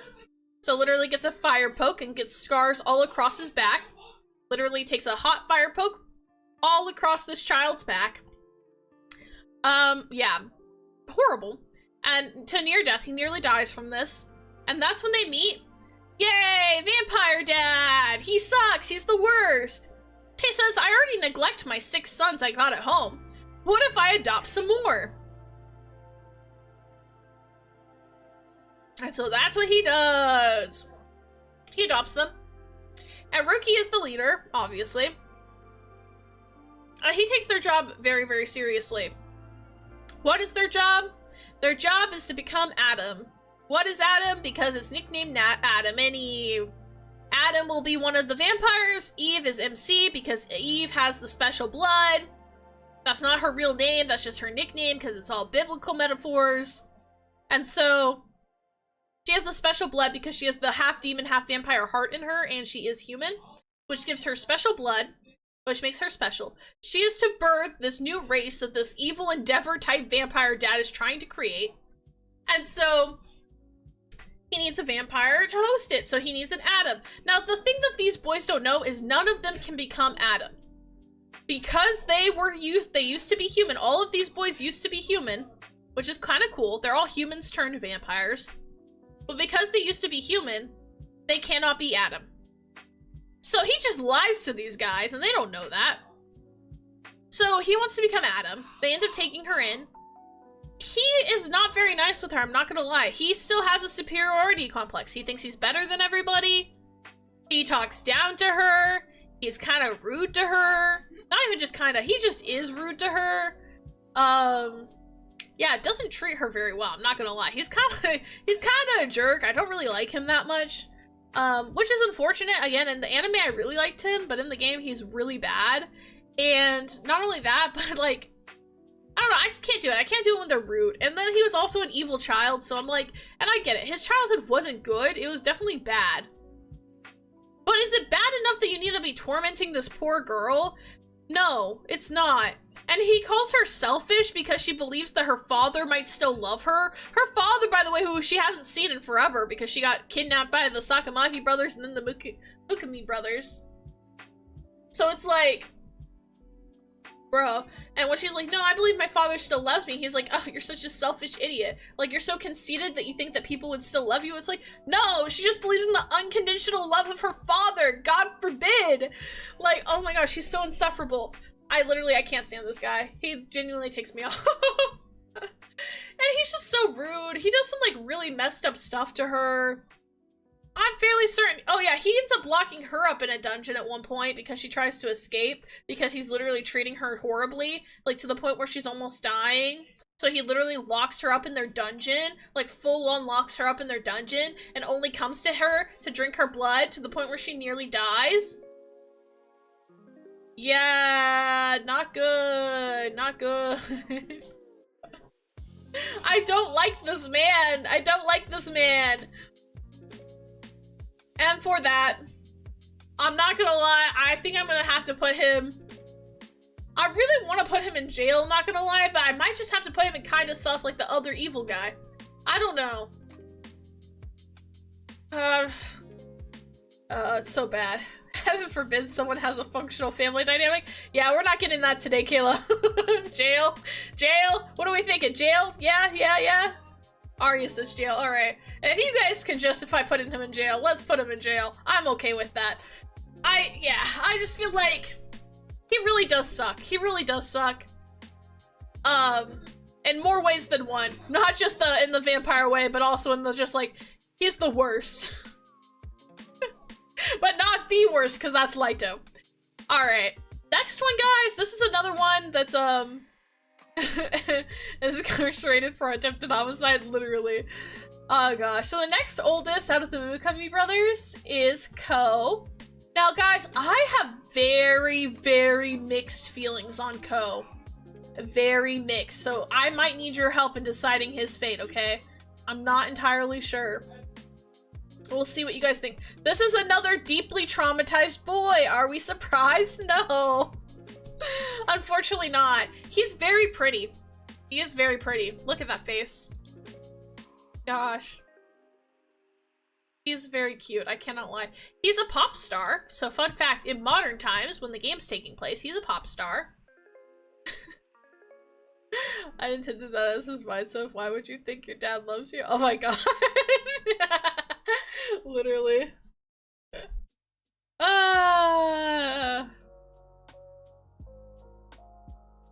Real though. He's definitely a pretty boy. He is pretty. He's so pretty, and he's a pop star. He's an idol. He's an idol boy. He's like a J-pop idol. Which is kind of fun and quirky in modern times. So who wants to hear this guy's baggage before I get into the stuff he does? Before I explain how he behaves, I'll give some context by explaining his traumatic backstory to us, okay? Okay? Please be okay. He has kind eyes. This is why I say it's gonna be really hard for me to rank this one, and I will need help with it. But here's the thing, okay? Here's the thing. Out of all, I don't know, actually, the last three, so Ruki does not have that bad of a childhood. Like, Ruki, the first guy of the Mukami brothers, his childhood's not that bad. Really? I mean, he's just a spoiled rich kid, right? And yeah, he got abused like a couple times, but he was like really bad before that, so it's like, you know, I don't feel like his childhood was that bad. The other three are really bad. You could argue, though, that Ko's was the worst. While a lot of them are traumatic, you could definitely argue that Ko's was the worst childhood, potentially, out of these four boys. I will say, quick trigger warning, this one is, like, really deeply upsetting, and playing this one was deeply upsetting to me, so just a heads up. So Ko grew up, again, this is, like, the old Victorian times, right? And Ko grew up earliest memories, he was alone and living in the sewers. Like, as a child. So clearly he didn't have a home. He didn't have parents. He was just an orphan living in the sewers with some other sewer-dwelling people. Like, literally, and not even like the clean sewers-ish we have today. Even those ones are kind of gross. Like, the old, gross sewers from, like, the Victorian times. Those things were not good. And, like, he would live in the sewers to the point where he said, like, my whole world, like, the sky, I hate how he described it as the sky used to be a circle, right? Because he could only see a circle from the sky, the part from the sewer drainage light, right? That was the only part of the sky he could see. He's like, I used to eat dirt just to fill my belly. Like, horrible, horrible living conditions. Not only that, but he was completely blind in his left eye because of, or is it right? Might be his right eye. I'm trying to think. If you're looking at him and you're left, yeah, that would be his right. So his right eye, he was completely blind in his right eye. So, blind in the right eye, starving child, right? He finally one day is able to crawl out of the sewers after just living this horrendous life, right? And immediately he's found by these men who work at the orphanage, and they're like, oh, this one will be pretty if we clean him up. So they take him in, they get him cleaned up, they feed him some real food, and he's like, oh yeah, my life's turning around now that I'm at this orphanage. Only, no it's not. They clean him, they feed him, they put him in pretty clothes. Then they sell this poor little boy. The orphanage is making money off of selling this little boy to the rich elites who can do whatever they want to him. And it's not nice things. They do all kinds of really horrific stuff to this poor boy. They're basically torturing him every single day, in multiple ways, in all kinds of ways. Just anything horrible you can think of probably has happened to him. They enjoy, like, just torturing him, like, completely. So, poor little boy getting just absolutely tortured, and he doesn't want it, but he's told the only way he's gonna keep getting food and getting to live there is if he keeps doing it, so he feels like he has to. But eventually it gets so, like, it becomes so overwhelming and he can't do it anymore because he literally wants to die so badly from the horrific stuff he's going through that, again, this is kind of graphic, but he ends up taking a fork and trying to gouge out his own, like, right eye, the one that he can't see out of anyways, that he's, like, had nerve damage in. And it still hurts, but he's, like, trying to gouge it out because his thought process is, like, oh, if I can, like, gouge out my eye, I won't be pretty anymore because they only want me because I'm pretty. And if I gouge out my eye, I won't be pretty anymore, and then they'll leave me alone. Elites, can you have normal hobbies? Have you tried scrapbooking? You would think! But, no, that only makes him better. They're like, oh, this is even better. Now you look even better, now they're even more into it. And they're abusing him even more. So this poor boy gouges out his own eye, and it doesn't even do anything because they still end up abusing him. So then he just wants to die. But then, luckily, around this time, he ends up meeting what would become his brothers, and that's when they try to escape. It doesn't work. They get caught, he gets shot. And he's like, yep, this is how I die. Right. But of course they get saved by Vampire Endeavor! Yay! What a great guy! So again, he wants to become Adam. He wants to try to repay the debt that his father gave to him. Now, something that he did, what did Vampire Endeavor do when he realized that this boy's missing an eye? He gives him a magical fake eyeball. So it's a magical crystal fake eye to put in place of the eye he's missing. And this magical eye can tell him what people are thinking because he doesn't trust people anymore. Because the world has been so cruel to him, he literally can't believe anything that anybody says to him, ever. And he's so untrusting of people, and he believes all people are evil and cruel and selfish. Which, given his life experience, makes sense. So he's given this magical eye, and he can help read people's thoughts, and it's supposed to help him trust people more, right? But his weird Endeavor dad is like, hey, but don't become too reliant on the eye. You have to trust other things as well. He does not take this to heart. He does become very reliant on this eye. So anyways, all's that to say, in modern times, he's a idol. And we get our girl coming this way. If you choose for him to be your protector, it starts off and you think this is great. Well, first of all, he plays the whole, like, you know who I am? And she's like, no, because our girl does not follow pop culture at all. And he's like, well, I'm an idol. And she's like, oh, really? That's exciting. She's like, I don't really keep up with that stuff. And he's like, okay. And you can tell that kind of annoys him. But he tries to do nice things for her. Like, he gets her a bunch of roses. And you're like, oh, that's so sweet. So he gives her these roses. And he's like, okay, can I drink your blood? And then she's like, oh, no. Actually, I just got out of a household where all the guys were treating me like a juice box. I actually would prefer if you didn't drink my blood. And then he's like, oh, okay, so that's how it's gonna be. Well, I need to teach you that this is a give and take world. If you're given something, then that means you have to give something back. So then he takes the roses, he rips them to shreds, throws them on the floor, then pins her to the ground and forces her to drink her blood anyways. Oh, okay, that's the precedent we're getting here. But that is his belief. He genuinely does believe it's a give and take world. He believes you can only get stuff if you give stuff in return, because that's literally the only thing he's known in his entire life. It's really sad and depressing. He doesn't believe in love. He doesn't trust people. It's bad. I will say one really great thing about this route is he has issues with Subaru because Subaru is literally the best. Subaru's literally the best, and Subaru's literally looking out for our girl even when she runs away from his house. He's like, hey, are you okay? Were you kidnapped? Like, are you safe? Do you need to get out of there? Like, are you okay? Like, do I need to help you? And she doesn't know how to respond to this. And he's like, hey, look, if you need help, let me know. I'll get you out of there. Because Subaru's the freaking best. He's the best even in other guys' routes. But anyways, Code basically is like, oh, so he's your boyfriend. Oh, so you like him. Oh, so you like him. Da-da-da-da-da. Like, completely wrong idea. But that's what he's convinced of. And so he gets like really mad and he's constantly asking her like, oh, well, who do you like better? And it's like, dude, don't ask me because I will pick Subaru.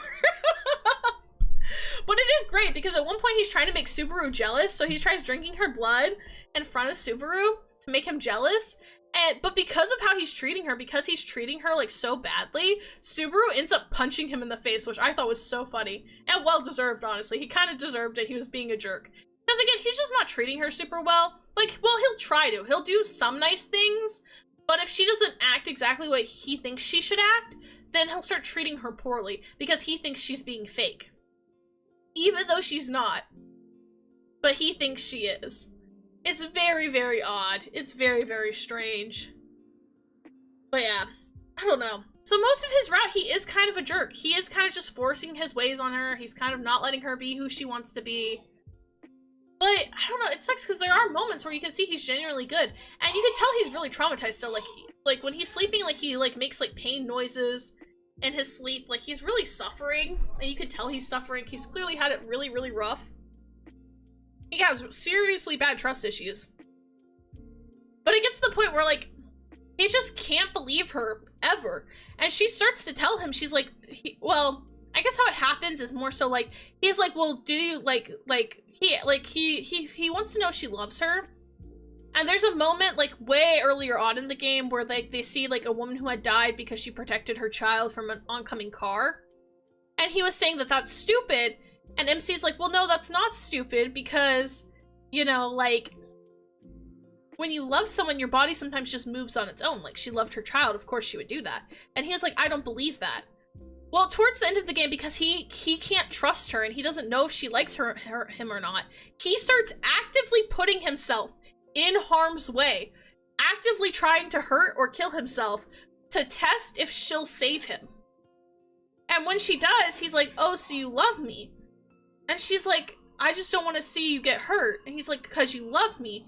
And she's like, yeah, but he doesn't believe her. And he constantly is testing her love by constantly putting himself in harm's way so that she has to constantly save him. It's really, really bad. It gets so bad to the point that Ruki, our boy from the last route, is like, hey bro, we're locking you up in the dungeon. You're a danger to yourself and her. This isn't good. You're getting locked up, bruh. So he locks him up in the dungeon. Now, this is where MC is kind of crazy too, because MC is like, oh yay, he's tested my love a lot of times. Now it's my turn. So she goes down to the dungeon. She's on opposite sides of the bars from him. And she pulls out a knife and he's like, oh, what? You're gonna stab me? Oh, because you hate me? He's like, I already know you don't like me. I know you can't love me. No one can love me. Like, da-da-da-da-da. And she goes, no. And she slits her throat. I was like, what the frick? What is happening? What do you mean? But she literally does that because she's like, oh yeah, bud, you want to test me? I'll test you. So he starts freaking out. He starts freaking out and trying to heal her because he's like, oh my gosh, like, and he can't handle it. Hi, people, thank you for the hug. Hi, you came in at a crazy time. Hi, welcome in.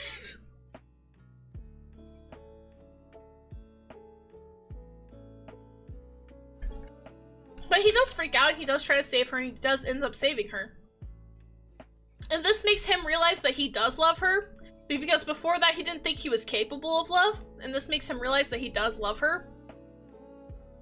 And it was such a toxic relationship, but this is, guys, this is why I'm saying it's hard for me to rate him. One, because of his trauma, but two, after this happens, he literally does a complete 180. Once he realizes that he truly loves her and that she truly loves him, he treats her so nicely. He stops being rude to her, he stops being snippy, he stops being mean, he stops doing any of that stuff that he was doing before, and just starts genuinely treating her super well and super nice and is a joy to be around, and it's just like so cute.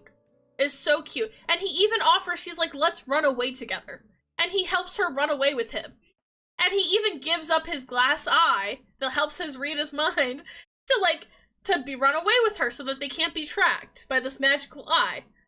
So it is really cute. It's just really unfortunate it only happens after all the other crazy BS his route put us through. And I feel bad because he's really has been through a lot. So I don't know. It's a happy ending with the journey. Yeah, and that's why I went into detail because I'm like, I don't know where to rank him. I really don't. I really don't. I don't want to put him in jail because he's really deeply traumatized. But like, most of the damage he does isn't even really to her, it's mostly to himself. I don't know. Mediocre? Yeah. That's where I'm leaning, I'm not gonna lie. I feel bad putting him anything lower than that, because he is very sweet. He's just deeply traumatized. But I can't justify all his earlier actions the way I can with some of these other guys, you know? So I am feeling like mediocre might be where he needs to go. Yeah. I fear that might be where he needs to be. I think this is gonna be where he's gonna be at. I think that that's fair. I think that's a fair assessment. Therapy area for real. Maybe we'll make one.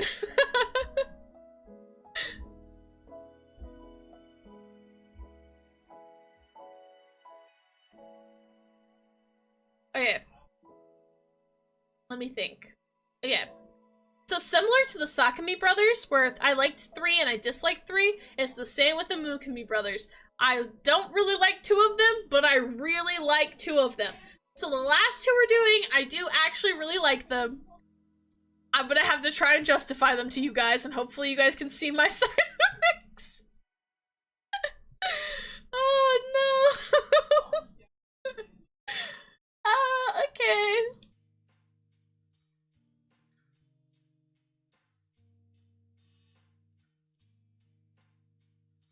Therapy couch here.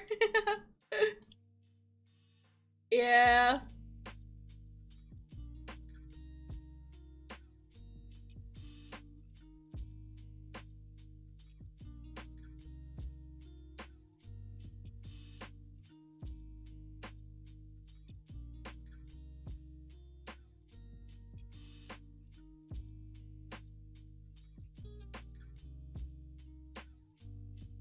Alright, give me 1 second.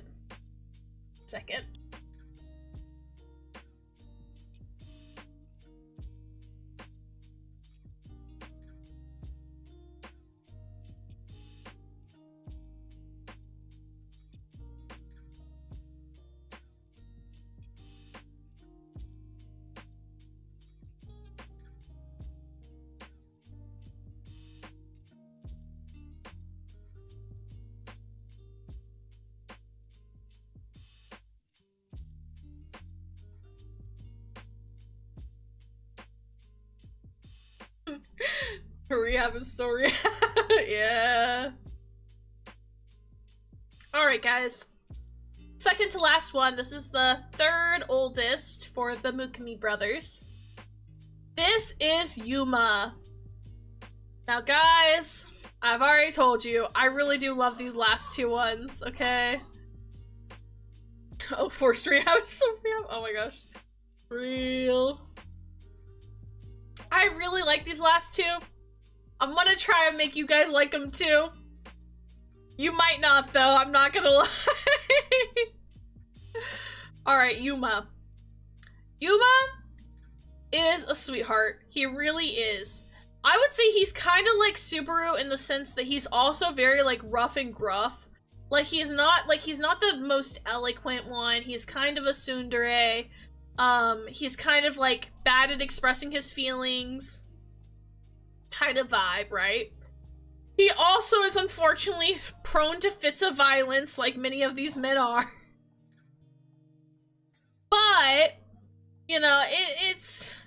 I think he has some really good strong points, okay? I think he has some really good strong points. So let's go over his stuff. His childhood was traumatic. He doesn't have memories of his life initially. He only has memories from when he was around the ages of like 10 and up. Everything before that he doesn't remember. He woke up one day in the city. Some kids came in and adopted him into like the street gang of kids.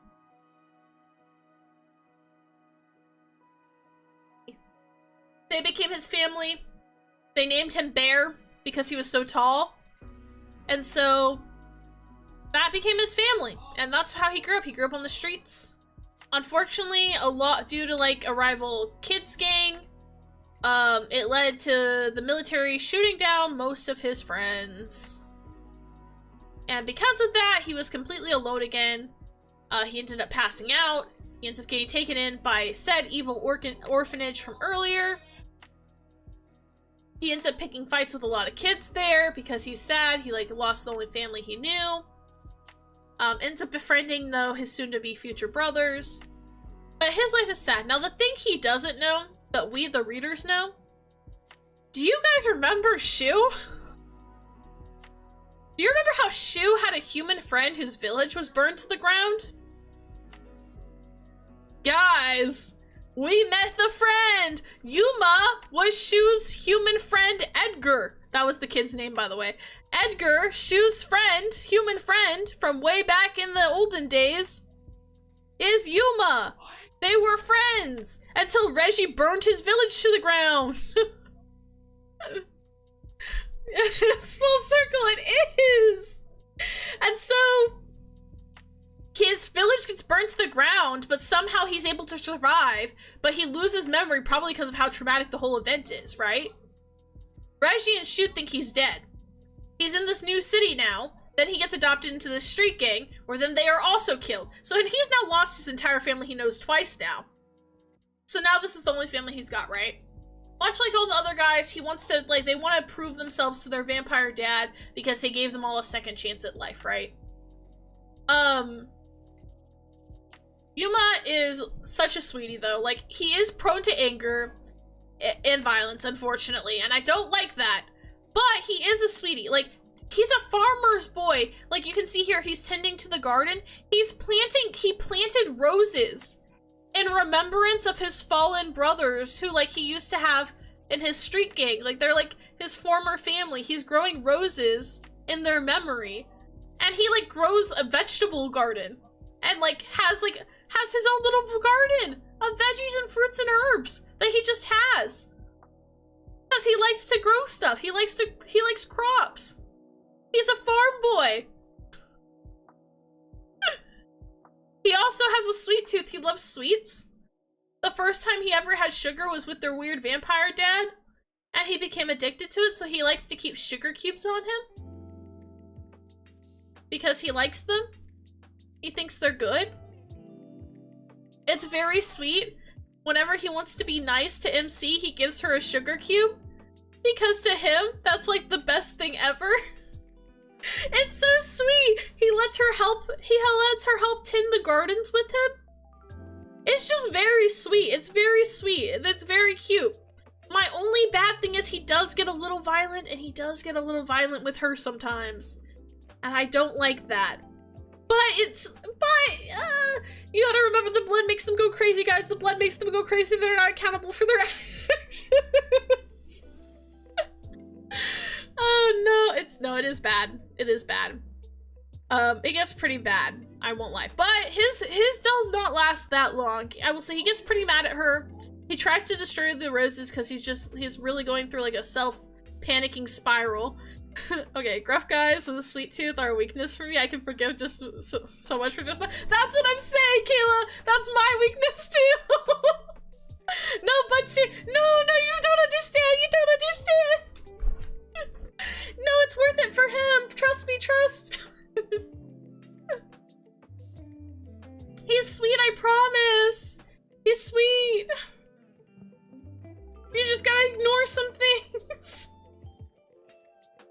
But he is! And eventually, you know, like, and the boys, to be fair, they are going through a lot because they were told by Vampire Endeavor that they could become Adam, even though Vampire Endeavor knew that they could never become Adam. So they're trying to do a task that they can never really fulfill, which kind of makes them frustrated with themselves and lash out a bit. The sugar cube is so cute. I know, that's what I'm saying! It's so cute! It's literally so cute. And again, he's pretty respectful towards her. I mean, other than like the few times he gets kind of violent. But even then, it's very few and far between. I know that sounds bad, but you gotta remember, this is a dark game. There's so much worse out there. There's so much worse. He's not assaulting her. He's not cutting her or stabbing her or choking her out. That's progress. He's proof that vampires can't get diabetes? Yep. No, MC does think to herself, she's like, it must be nice to be a vampire and not gain weight because of the things you eat, because he can eat so much sugar and it doesn't affect him at all. And she's like, man, I'm jealous. How is that the standard? Arya, stop, stop, stop! Don't think too harshly about it, no! You just have to trust with different games you have to use a different standard, okay? If I held them up to my usual standard, they'd all have to be in jail, and some of them in hell. But I want more for my boys, okay? I want them more for my boys, okay? And he's really, really sweet. And I will say, like, she literally, in this route, like, when he goes to destroy the roses, she takes them and she starts nurturing them again, and she chews him out! When he calls her stupid for it, she literally chews him out. She stands up to him, and she's like, no. She's like, you grew these for your friends, like, for your farm or family. She's like, you should treat them with respect. She's like, these flowers will grow someday. She's like, you need to stop that. And, like, it genuinely, it makes him so happy. Like, he literally starts crying. And he's like, and he just apologizes. He apologizes for all the bad things he did. He apologizes for trying to push her so hard. He literally apologizes for everything. He says he's so sorry, and like, that she's right, that he, like, and that's when he's like, you know, he's like, I want to still try to become Adam for the guy that saved me, but he's like, but you know what, like, I want to treat you better. I'm not gonna force it as hard, you know. He's like, it'll be something we can work on together. And he's grateful towards her, and he's so sweet. And they do have a shotgun wedding. They do get married, like, right away, because he's like, they don't want to run away together, so he's like, but we do need to get married, like, right away, because I don't want him to say I can't be with you once he realizes I can't be Adam. So they get married, like, right away. But then it's really cute. They're, like, really cute newlyweds. Like, they grow stuff in the garden together. They cook together. It's very, very sweet. It's very, very sweet. And he's literally so nice to her. And then, like, literally, like, one time, he's literally growing roses for her this time. He wants to grow her roses, like the roses he grew for his friends, but this time he wants to grow them for her. And she almost discovers them, so he lashes out at her one time. But then he feels so guilty about it, so that he immediately apologizes. He's like, no, I'm so sorry, I'm so sorry. He's like, I was just trying to keep this a surprise for our anniversary, but then I lashed out and I feel so bad because I didn't want to do that, but I didn't know how to say that because I didn't want to spoil the surprise, and I'm sorry. Like, he's such a wife simp, and I love it. It's so cute. I love gruff, buff, burly men with a sweet side. It's so cute. So I really do like him. I really do like him. You just have to get past his slight anger issues at the beginning. And if you can get past that, it's good. Also, He also sometimes refers to her as a so. Like S-O-W. Like female pig. But don't think about that. Don't think about that. Everything else is super cute, super sweet, okay? Don't think about it. Don't think about it. Don't think about it. Don't think about it. He's really sweet, okay? We've drifted too far from light. Look, I will do a lot for a handsome vampire, okay? With that, guys, I hate to say it, but he's gonna rank probably high because I really do like him.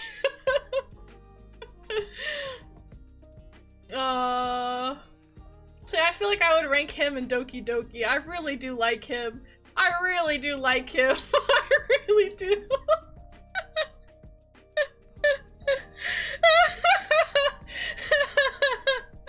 Endeavor Dad does all the things. Adopted son. If I marry her, she's safe and never sounds legit.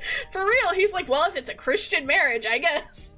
I was about to gush about the domestic list until the nickname. To be fair, he stops using the nickname after they're married. That's something he uses beforehand. I just forgot to mention it before.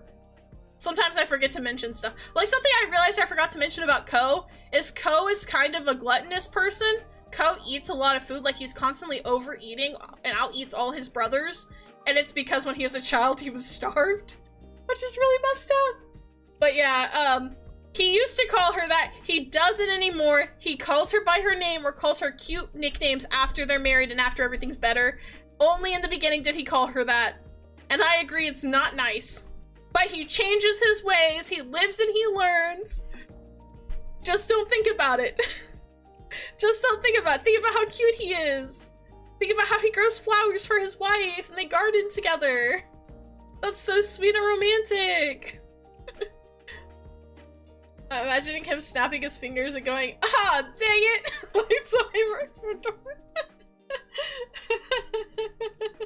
I can feel Arya's disappointment in me right now. I'm so sorry. One more to go! One more to go! Here, wait. I gotta show you guys. I forgot to stop. Here we go. I did put him in Doki Doki. He is going there. I'm sorry. I can't help it. I can't rank him lower than that. He does make my heart go Doki Doki. He has to go there. I'm sorry. I'm sorry. I can't deny the truth. He's so handsome. And he can be so sweet.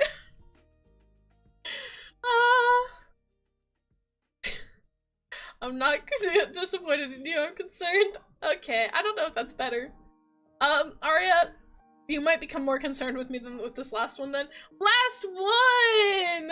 Last one, guys! Last one! Alright, let's go! Let's go! This is why I saved this series for last, because I feel like it's the most unhinged, but I feel like that's why it's fun to save for last.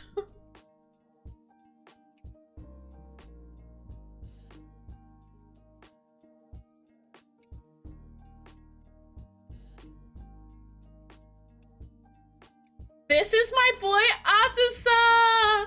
Azusa, my boy! He's so cute! Look at his little beret! He's so cute! I love him so dearly. I love him so dearly. So much, I love this boy. I really do. I have to say, though, and I don't like that I have to say this again. He is mentally unwell. He's mentally unwell, but it's okay. It's okay because it's okay. It's okay because you just gotta keep playing and it gets better. It's okay because if you just keep playing, he gets better. So he's mentally unwell. What's his traumatic backstory, you may be asking? Well, much like all the other brothers, it was sometime in like vaguely Victorian, old-timey European city. And he was an orphan, doesn't know his family. So he was taken in by a group of Romani people. They didn't call them that, but I'm gonna say that because I'm pretty sure that's the correct term to use now. He was taken in by a group of them and kind of raised with them. But even though he was kind of raised by them, they also kind of hated him. He was a very weak and frail child. And so a lot of the other like Romani kids would just kind of beat him up for funsies.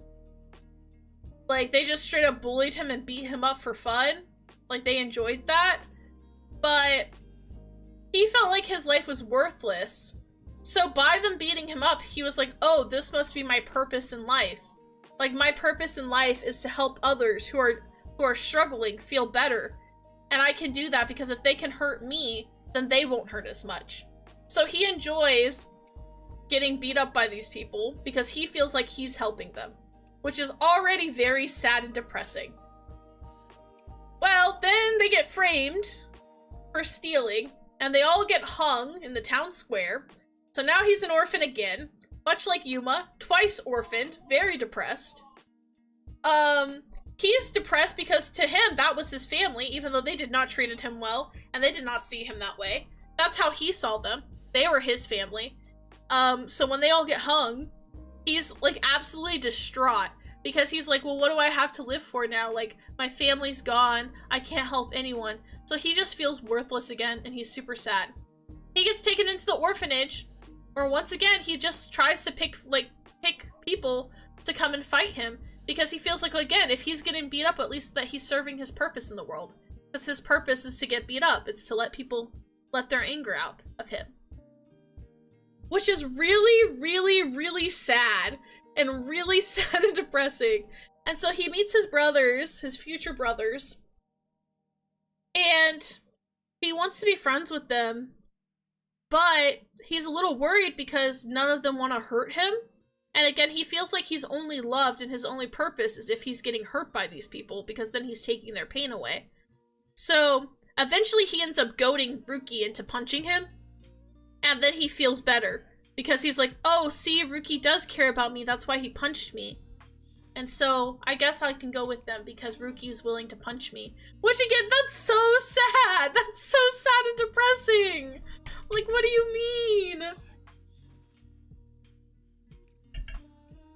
Something that's also sad and depressing, as you can see here in this image, he's showing off his arm. Why is he doing this? Well, he's constantly wrapped up in bandages.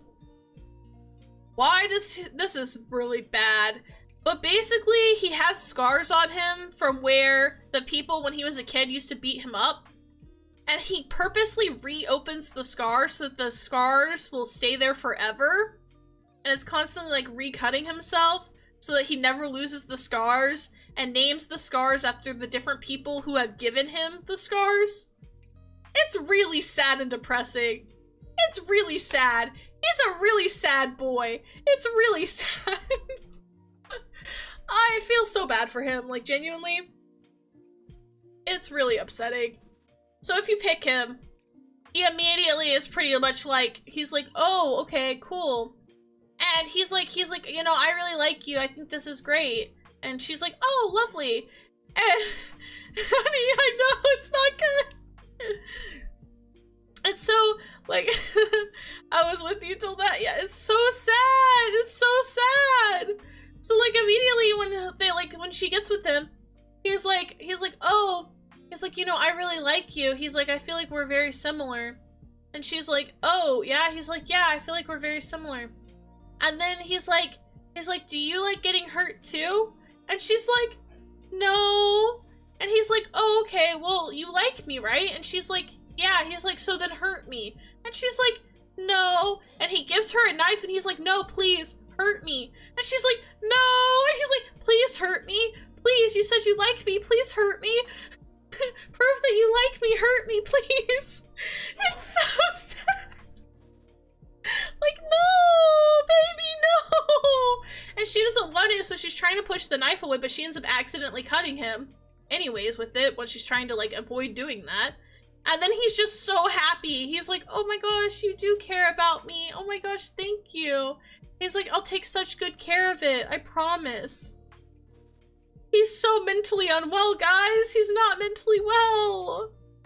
It's so sad. But, like, that's kind of the whole thing is, it's like, you know, he tries to be really respectful of her.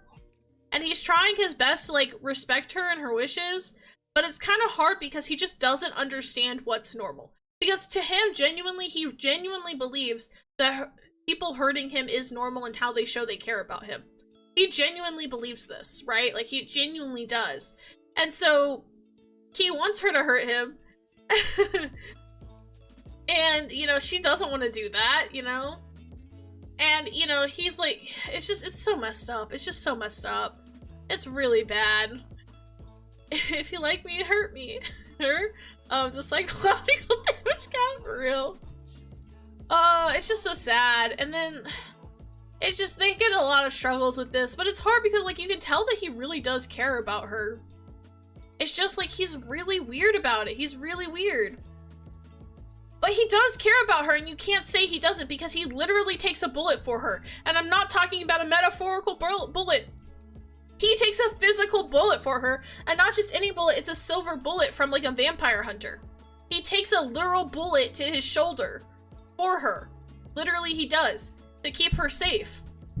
Because a vampire hunter is coming after her. And,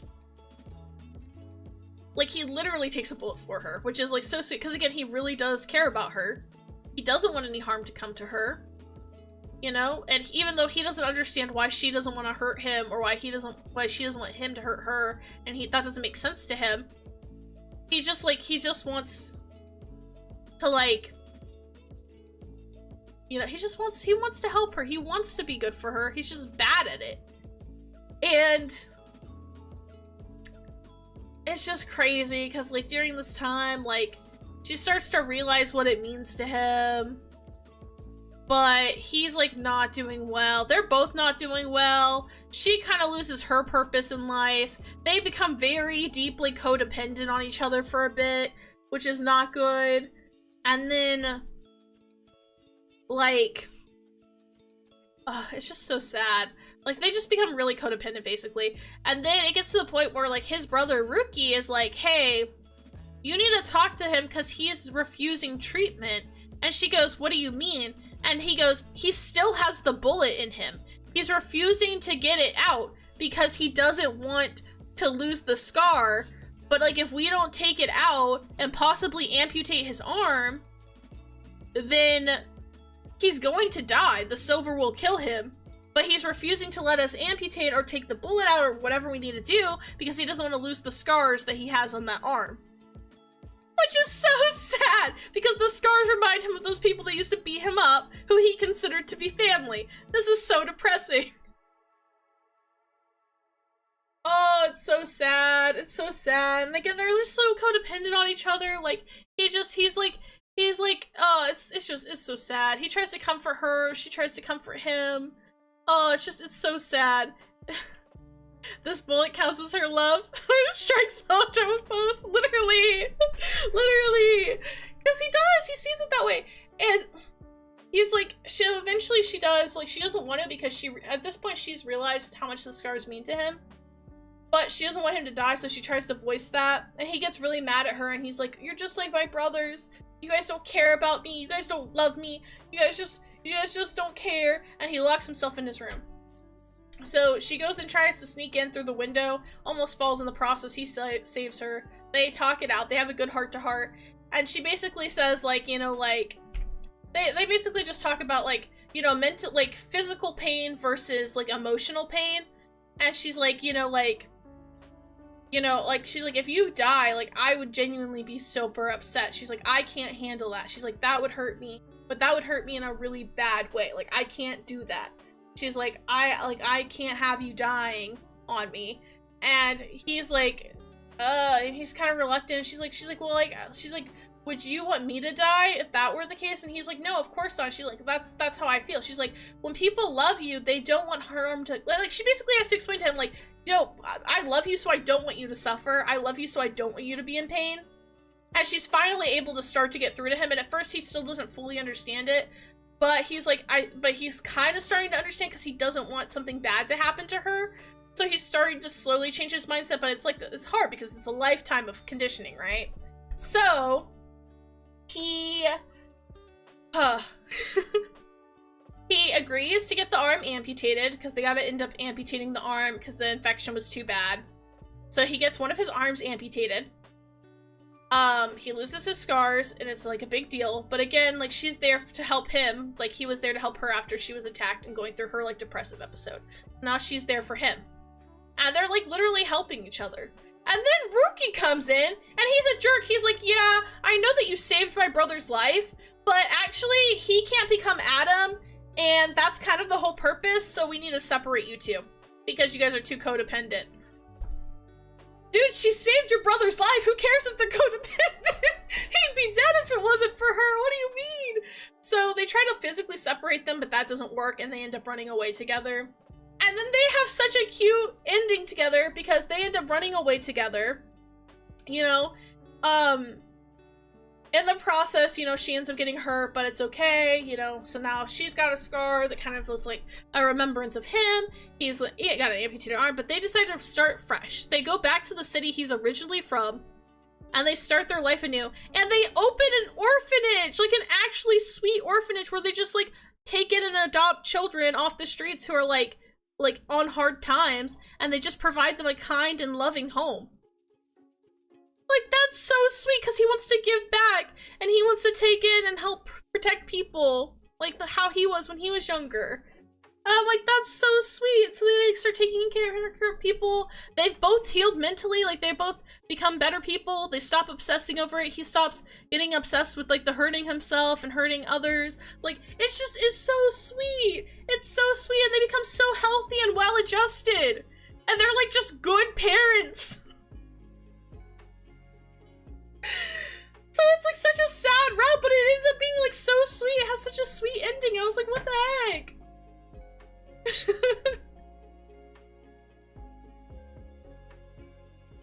One second.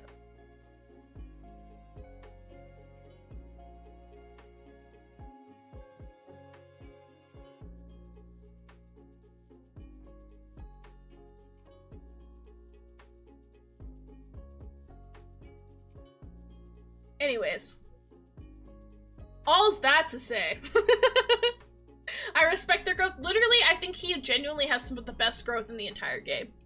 And so all's that's to say, he is going in the my beloved category. Like, he's going up here with Subaru. I can't help it. I love them both dearly. They both have really good healing journeys and really good growth, and I love them both dearly. I love them so much. It's so good to see people healing. And with that, I think that is our 2026, whatever. 2026 Valentine's Day ranking. This is all the games I played in 2025 and 2026 since last Valentine's Day. Plus we've got some of the ones up here from last year. This is where they're all currently standing. We might honestly need to add some more tiers, but I don't know. I think a therapy tier could be nice, maybe. Maybe slightly above hot, but not for me. It's like, have therapy, then let's talk. I fear too many of these boys need therapy. But this is our rankings. We've added 3 boys to the My Beloved tier. We've added, let's see, 1, 2, 3, 4, 5, 6 to actually my husband.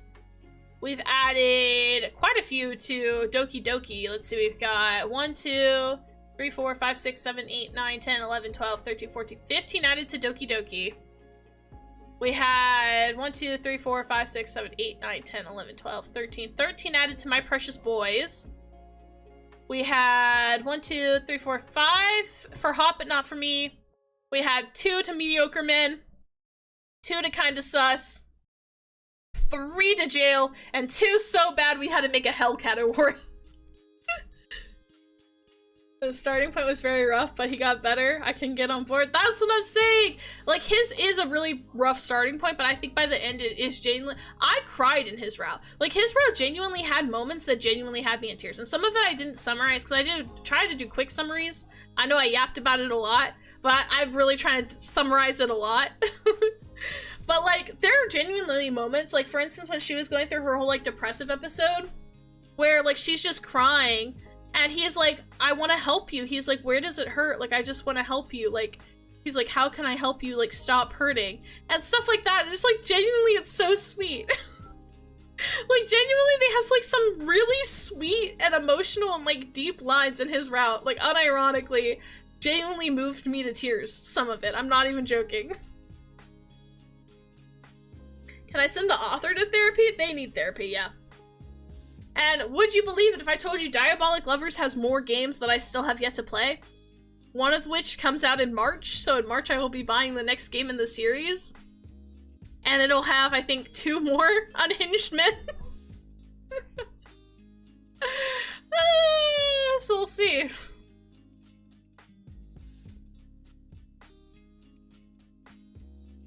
But this is how they're stacked up. Pretty good. I feel like those are pretty good rankings. I am debating if we should make a therapy ranking or not. I don't know.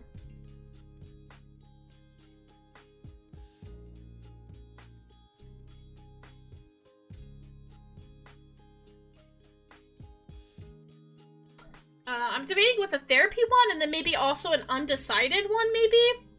But we are starting to run out of colors because we're doing so many categories.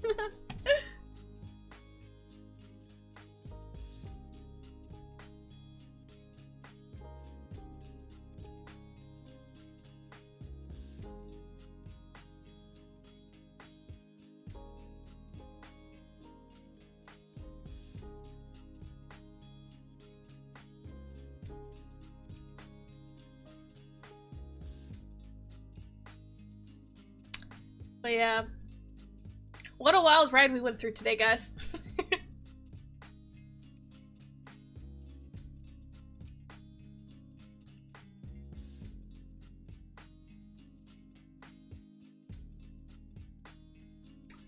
I change this to 2026.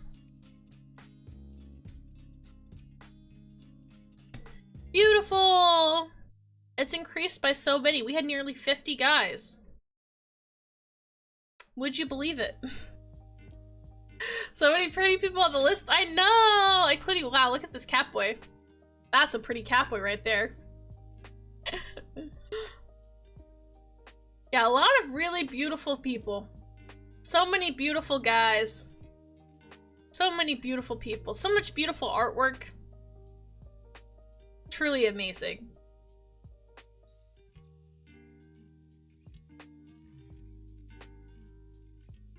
But there we go. There's that. I think the last thing we gotta do today before we can start saying our byes is Zio, way back at the beginning of stream, redeemed me to tell a story of like one of my dating sims that time that So let me pick which boy we want to do. Last time we did a My Beloved character. We did this one here. We did Ill. I'm debating who we should do now.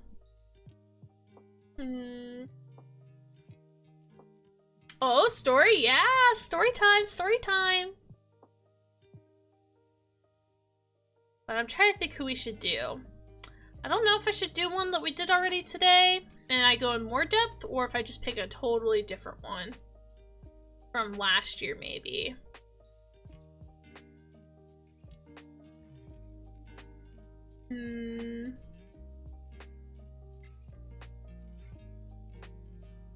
I think we should pick a cute one, since you guys had to go through all that. We should pick one that's really cutesy.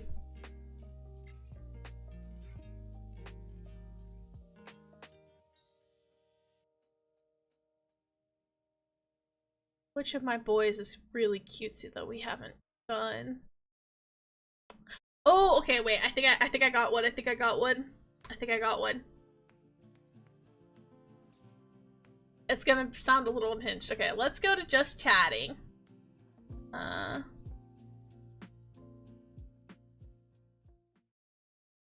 I'll have to make my little disclaimer thing.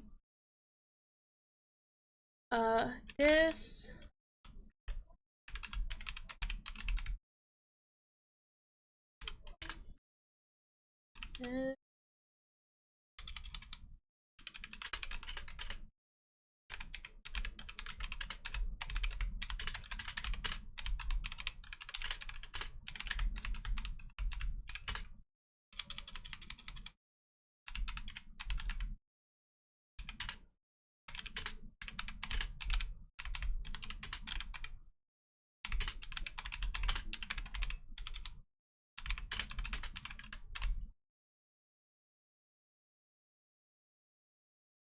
just gonna pin this real quick, because just in case we have people come in. I feel like that always happens to me when I'm telling one of these stories, so.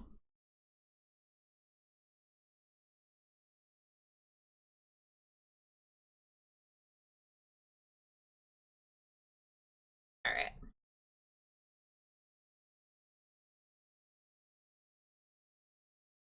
Alright guys, we're gonna do a story time. You guys ready? Ready for a story time? Oh my gosh, one of my crazy love stories?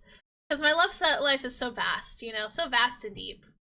I've had so many encounters.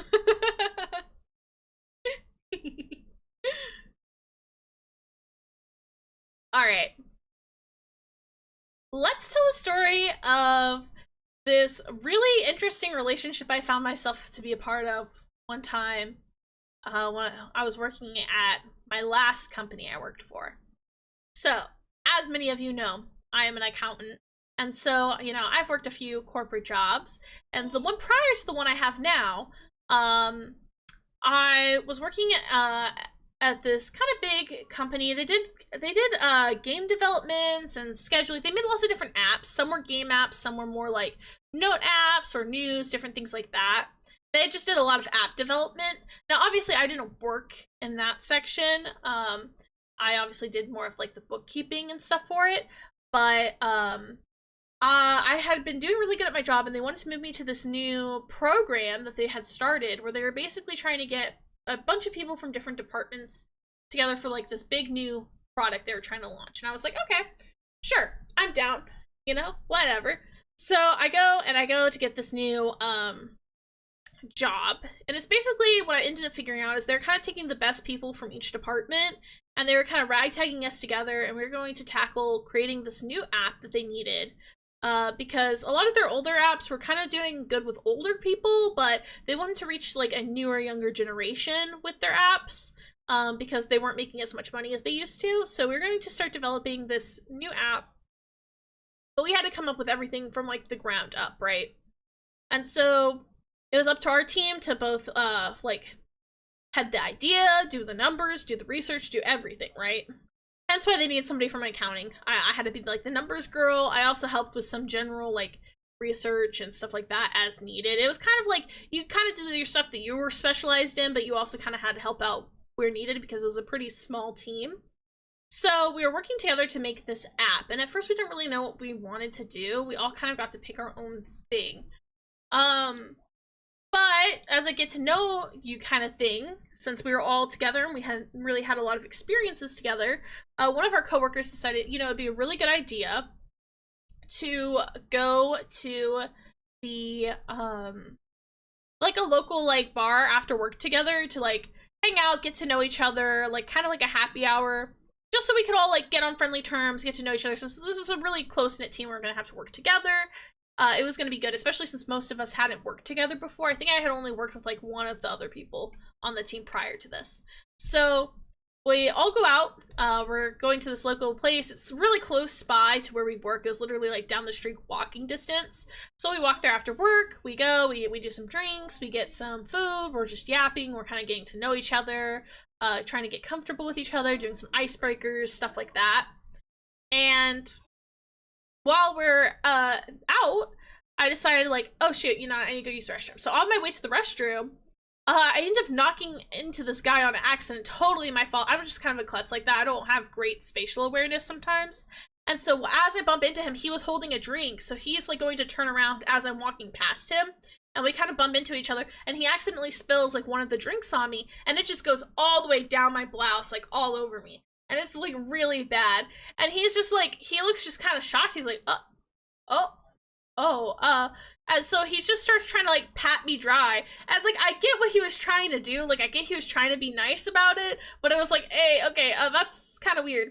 And so the girl he was with was like, hey, you can't do that. You can't just be like patting down a girl like that. Like, you need to, you can't be doing that. Stop that. And she's like, I apologize for him. He can be kind of weird sometimes. She's like, he means well. And I was like, oh, no, I totally get it. Like, I get he was trying to be nice. He was trying to help dry me off, but like, it's fine.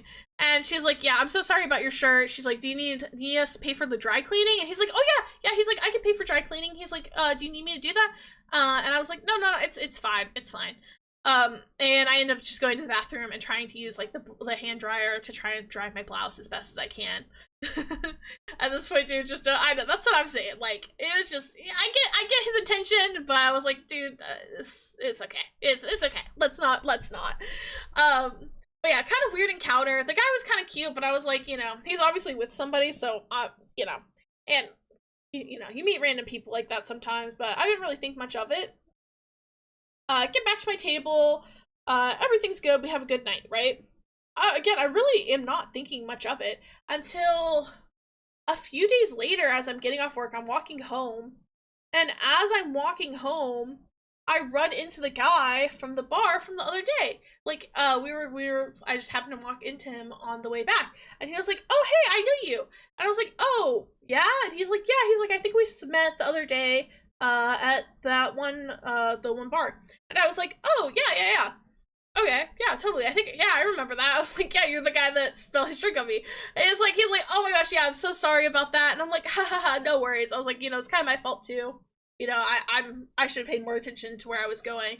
And he was like, no, it's totally my fault. I should have been more careful when turning around. You know, one of those kinds of things. But, you know, he was being really friendly. He seemed like a pretty nice guy. And I was like, okay, cool. And we were chatting for a bit, but I realized, I was like, "So, what are you doing out here?" He's like, you know, just chilling around." I was like, "Oh, yeah?" He was like, "Yeah." He's like, I kind of gotta stay out here." I was like, "You gotta stay out here? What do you mean?" He's like, "Oh, well, you know."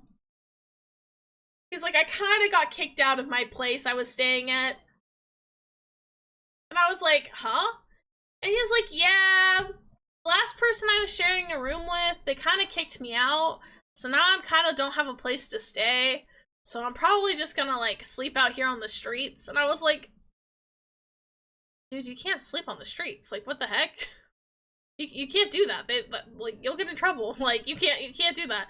And he's like, "Yeah, well, you know, I don't really have a place to go." He's like, "I'm kind of like, I don't know, kind of a roamer. I usually just like go from place to place, you know, kind of like couch surfing type stuff. But I don't know, this guy's kind of rough because I got kicked out, so now I don't really have a place to go. So I'm just looking for my next person to stay with." And I'm like, "Oh, okay. Okay, that's kind of weird." I was like, "Was it the girl you were with last time?" I was like, "Was she like your girlfriend or something?" And I was like, "Did you get like dumped?" He's like, I mean, I guess you could say that."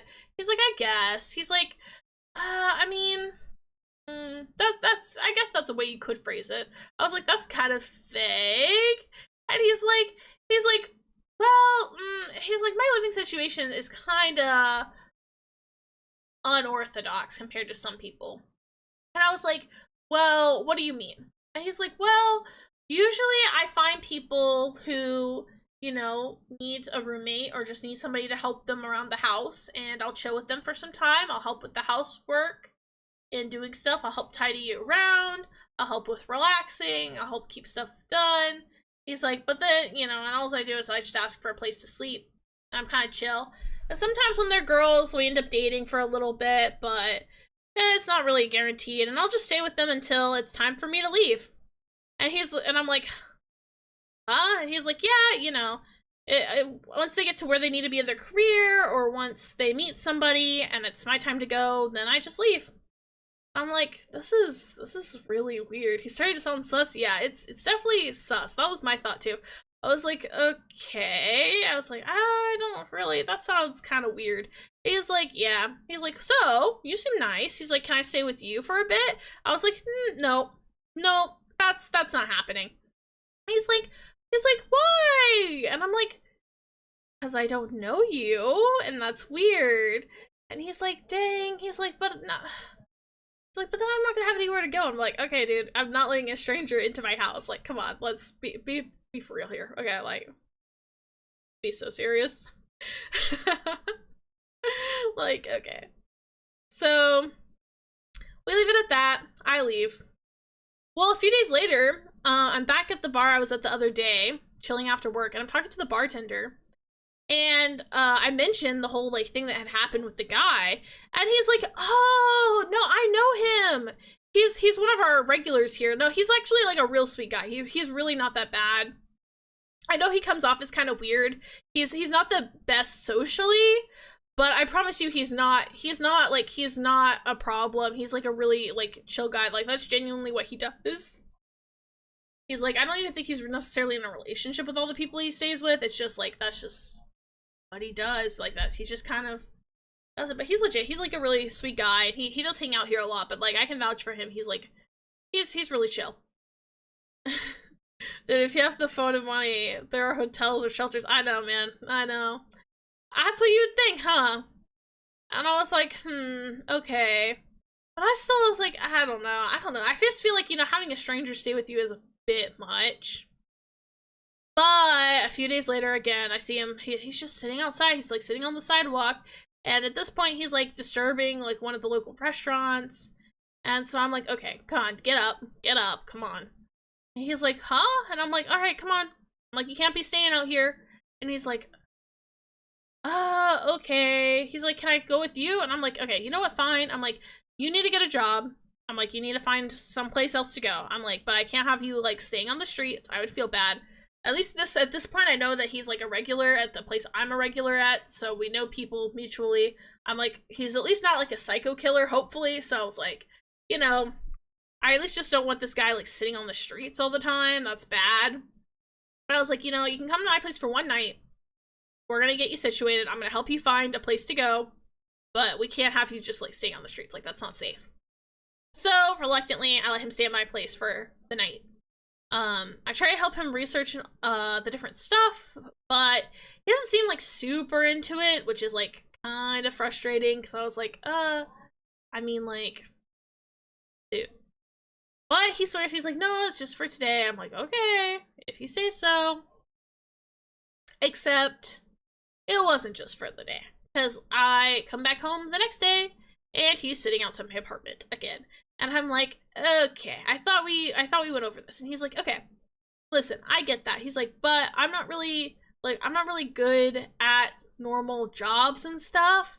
He's like, I promise you, like, if you just let me stay here, I'll do everything around the house. Like, anything that stresses you out, I'll do. I'll do all the housework. I'll do everything. While you're at work, you'll come home to a clean house every single day. I'll be super respectful. I can sleep on the couch. You don't even have to, like, acknowledge me. He's like, I'm just gonna, like, I'll take care of everything. He's like, you don't have to, like, get food for me or anything. I'll take care of that myself. But, like, that's all I ask. Like, please.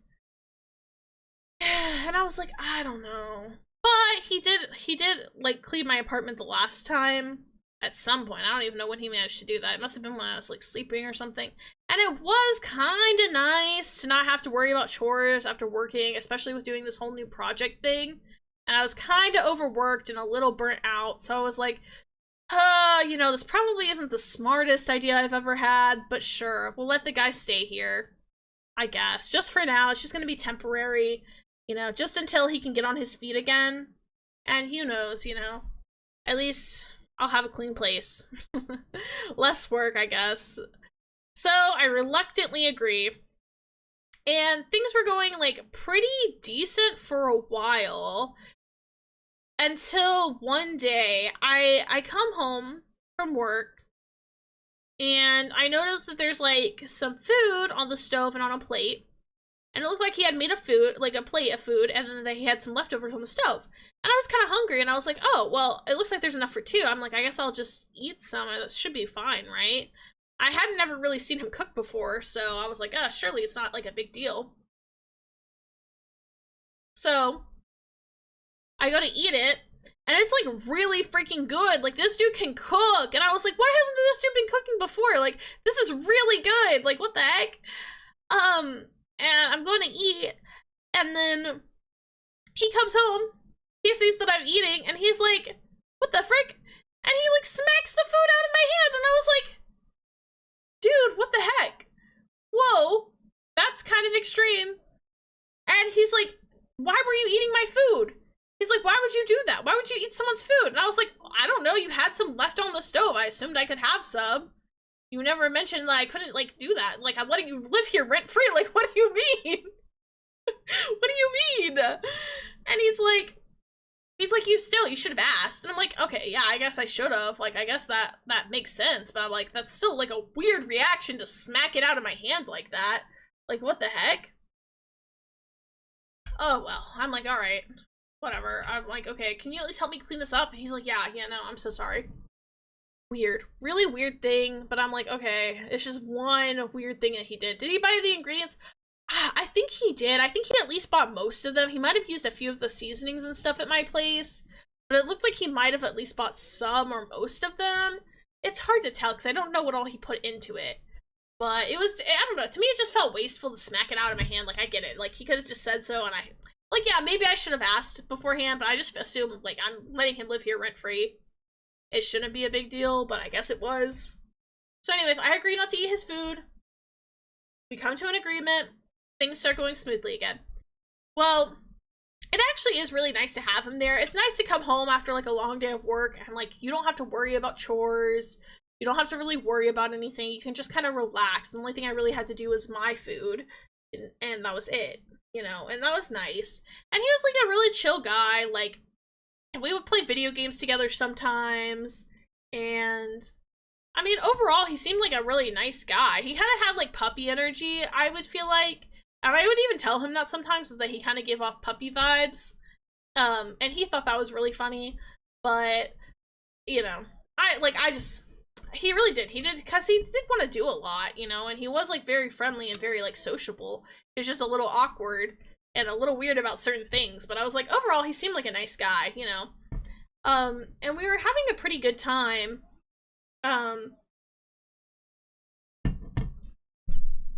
remember at one point, I had mentioned that I'm a cat person, and he got kind of sulky because he was like, but I thought you said I remind you of a dog.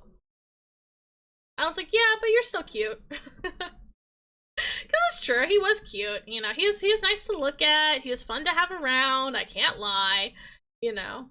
Definitely helped his cause a lot, but, you know, yeah, we had a pretty good rapport going. Well, I ended up finding out the reason why he was so weird about the food thing, because this was bothering me. And I even talked to the bartender about it. He kind of vaguely knew, but didn't know the full details of the story. Well, I ended up finding out the reason that he's, like, so weird about it is apparently a dude used to literally be in culinary school. Like, he was literally in culinary school. Like, that's crazy. Like, he was literally going to school for that. Cat people, dog people, why can't we be an animal person? For real, for real. That's me. I do love animals. I feel like I do gravitate more towards cats, but I do love animals in general. I'm an animal lover. But, yeah, it turns out dude went to culinary school and was, like, really good at it.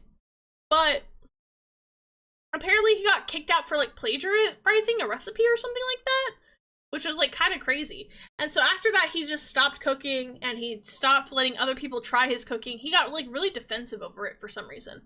And I'm like, that's so weird. Like, that's so weird, right? Well, turns out actually not so weird. Apparently, I guess some people had tried to frame him because he was doing too good. They didn't like it. They saw it as a threat. So a bunch of people, like, kind of ganged up to, like, steal his recipe and publish it before him, make him look like a plagiarizer, and get him blacklisted from the community, which is why he stopped cooking. And why he's weird about people trying his food is because I guess he got backstabbed about it. I was like, okay, I guess that kind of makes sense. I still feel like it was a bit of an extreme reaction, but at this point I'm like, you know, he seems like a nice guy. I get he's had, like, kind of some rough stuff, so, you know, I'm more understanding, right?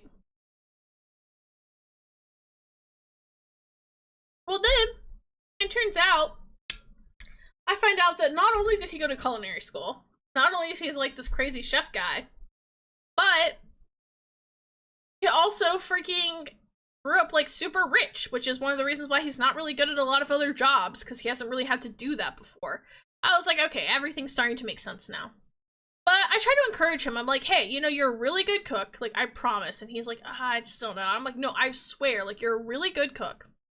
I'm like, I genuinely think, like, you could do something with this. You just need to try.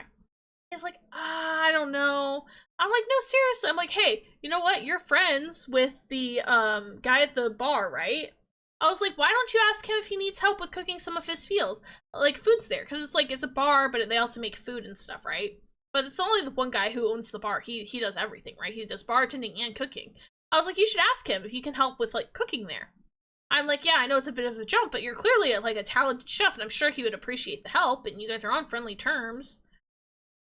And he's hesitant. He doesn't really know.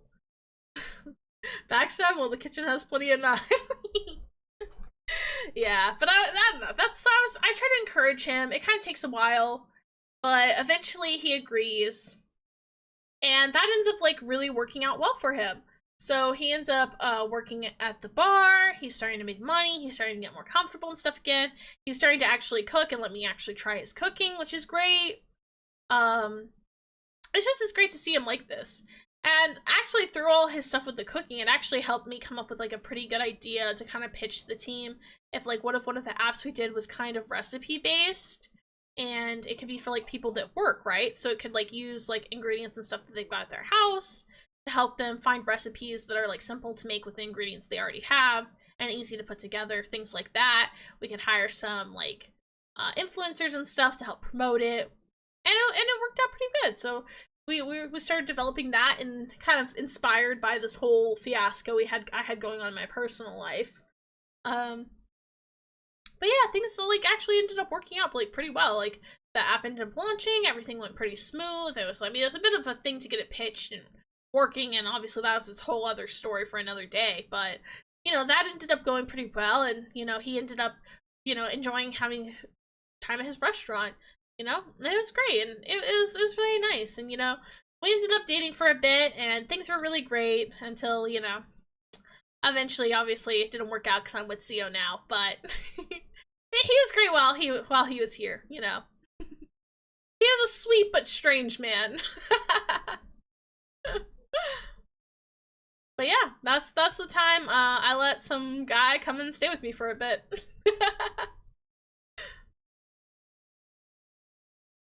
Alrighty.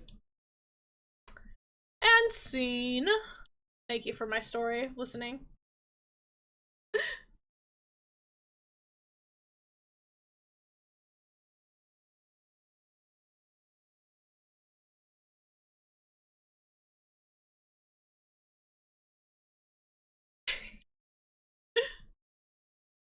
You guys have fun with that?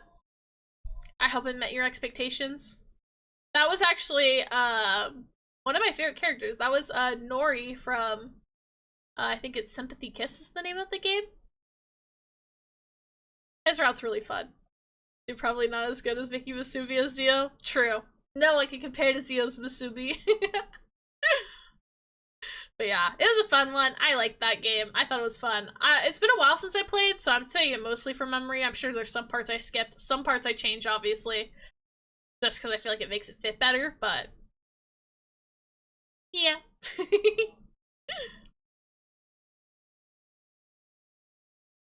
I hope you enjoyed. I hope you enjoyed. Speaking of Zio, we're gonna get to do something we don't get to do very often, and we'll probably just raid into him. Then it's like GGEZ. Alright. Let me get that set up. Good job with this story. Thank you. Thank you for playing us. We got a Discord if you're not in the Discord, or you can do socials, exclamation point socials if you want to check out our socials. Yeah, exclamation point raid if you're subbed, otherwise exclamation point raid. We got raid if you're not subbed, raid sub if you're subbed, or raid sub 2 if you're feeling fancy. There we go. I know my commands. There we go. We're gonna be raiding my lovely husband Zioxin, the lovely chaotic cat boy. He's doing some crime scene cleaner. So that's fun. We're gonna be raiding into him. I hope you guys enjoy. Thank you so much for hanging out with me today. I hope you had a very fun pre-Valentine's Day. We'll be spending actual Valentine's Day tomorrow with Nari, the lovely, beautiful Nari Nuna, on our beautiful Stardew farm together. So I hope you guys can look forward to that. I hope you guys are... I'm excited. I think it'll be fun. We'll have a chill stream. Thanks, it was fun. Yay! Thank you so much for the stream. It was so much fun. As much as it was chaotic. Yay! I'm so glad. I'm glad you guys enjoyed it. I love you guys so much. I appreciate you guys hanging out with me. I love getting to yap about my games with you guys. I think it's so fun. This is genuinely one of my favorite ones we do every year. So I'm glad to be here. Can't wait to see what next year holds for us and what crazy guys we'll get to rank then. But yeah, I hope you guys enjoyed. As always, take care, drink water, eat food, stretch, and go to sleep if you need to. Alright, take good care of yourselves, and I'll see you later. I'll see you tomorrow.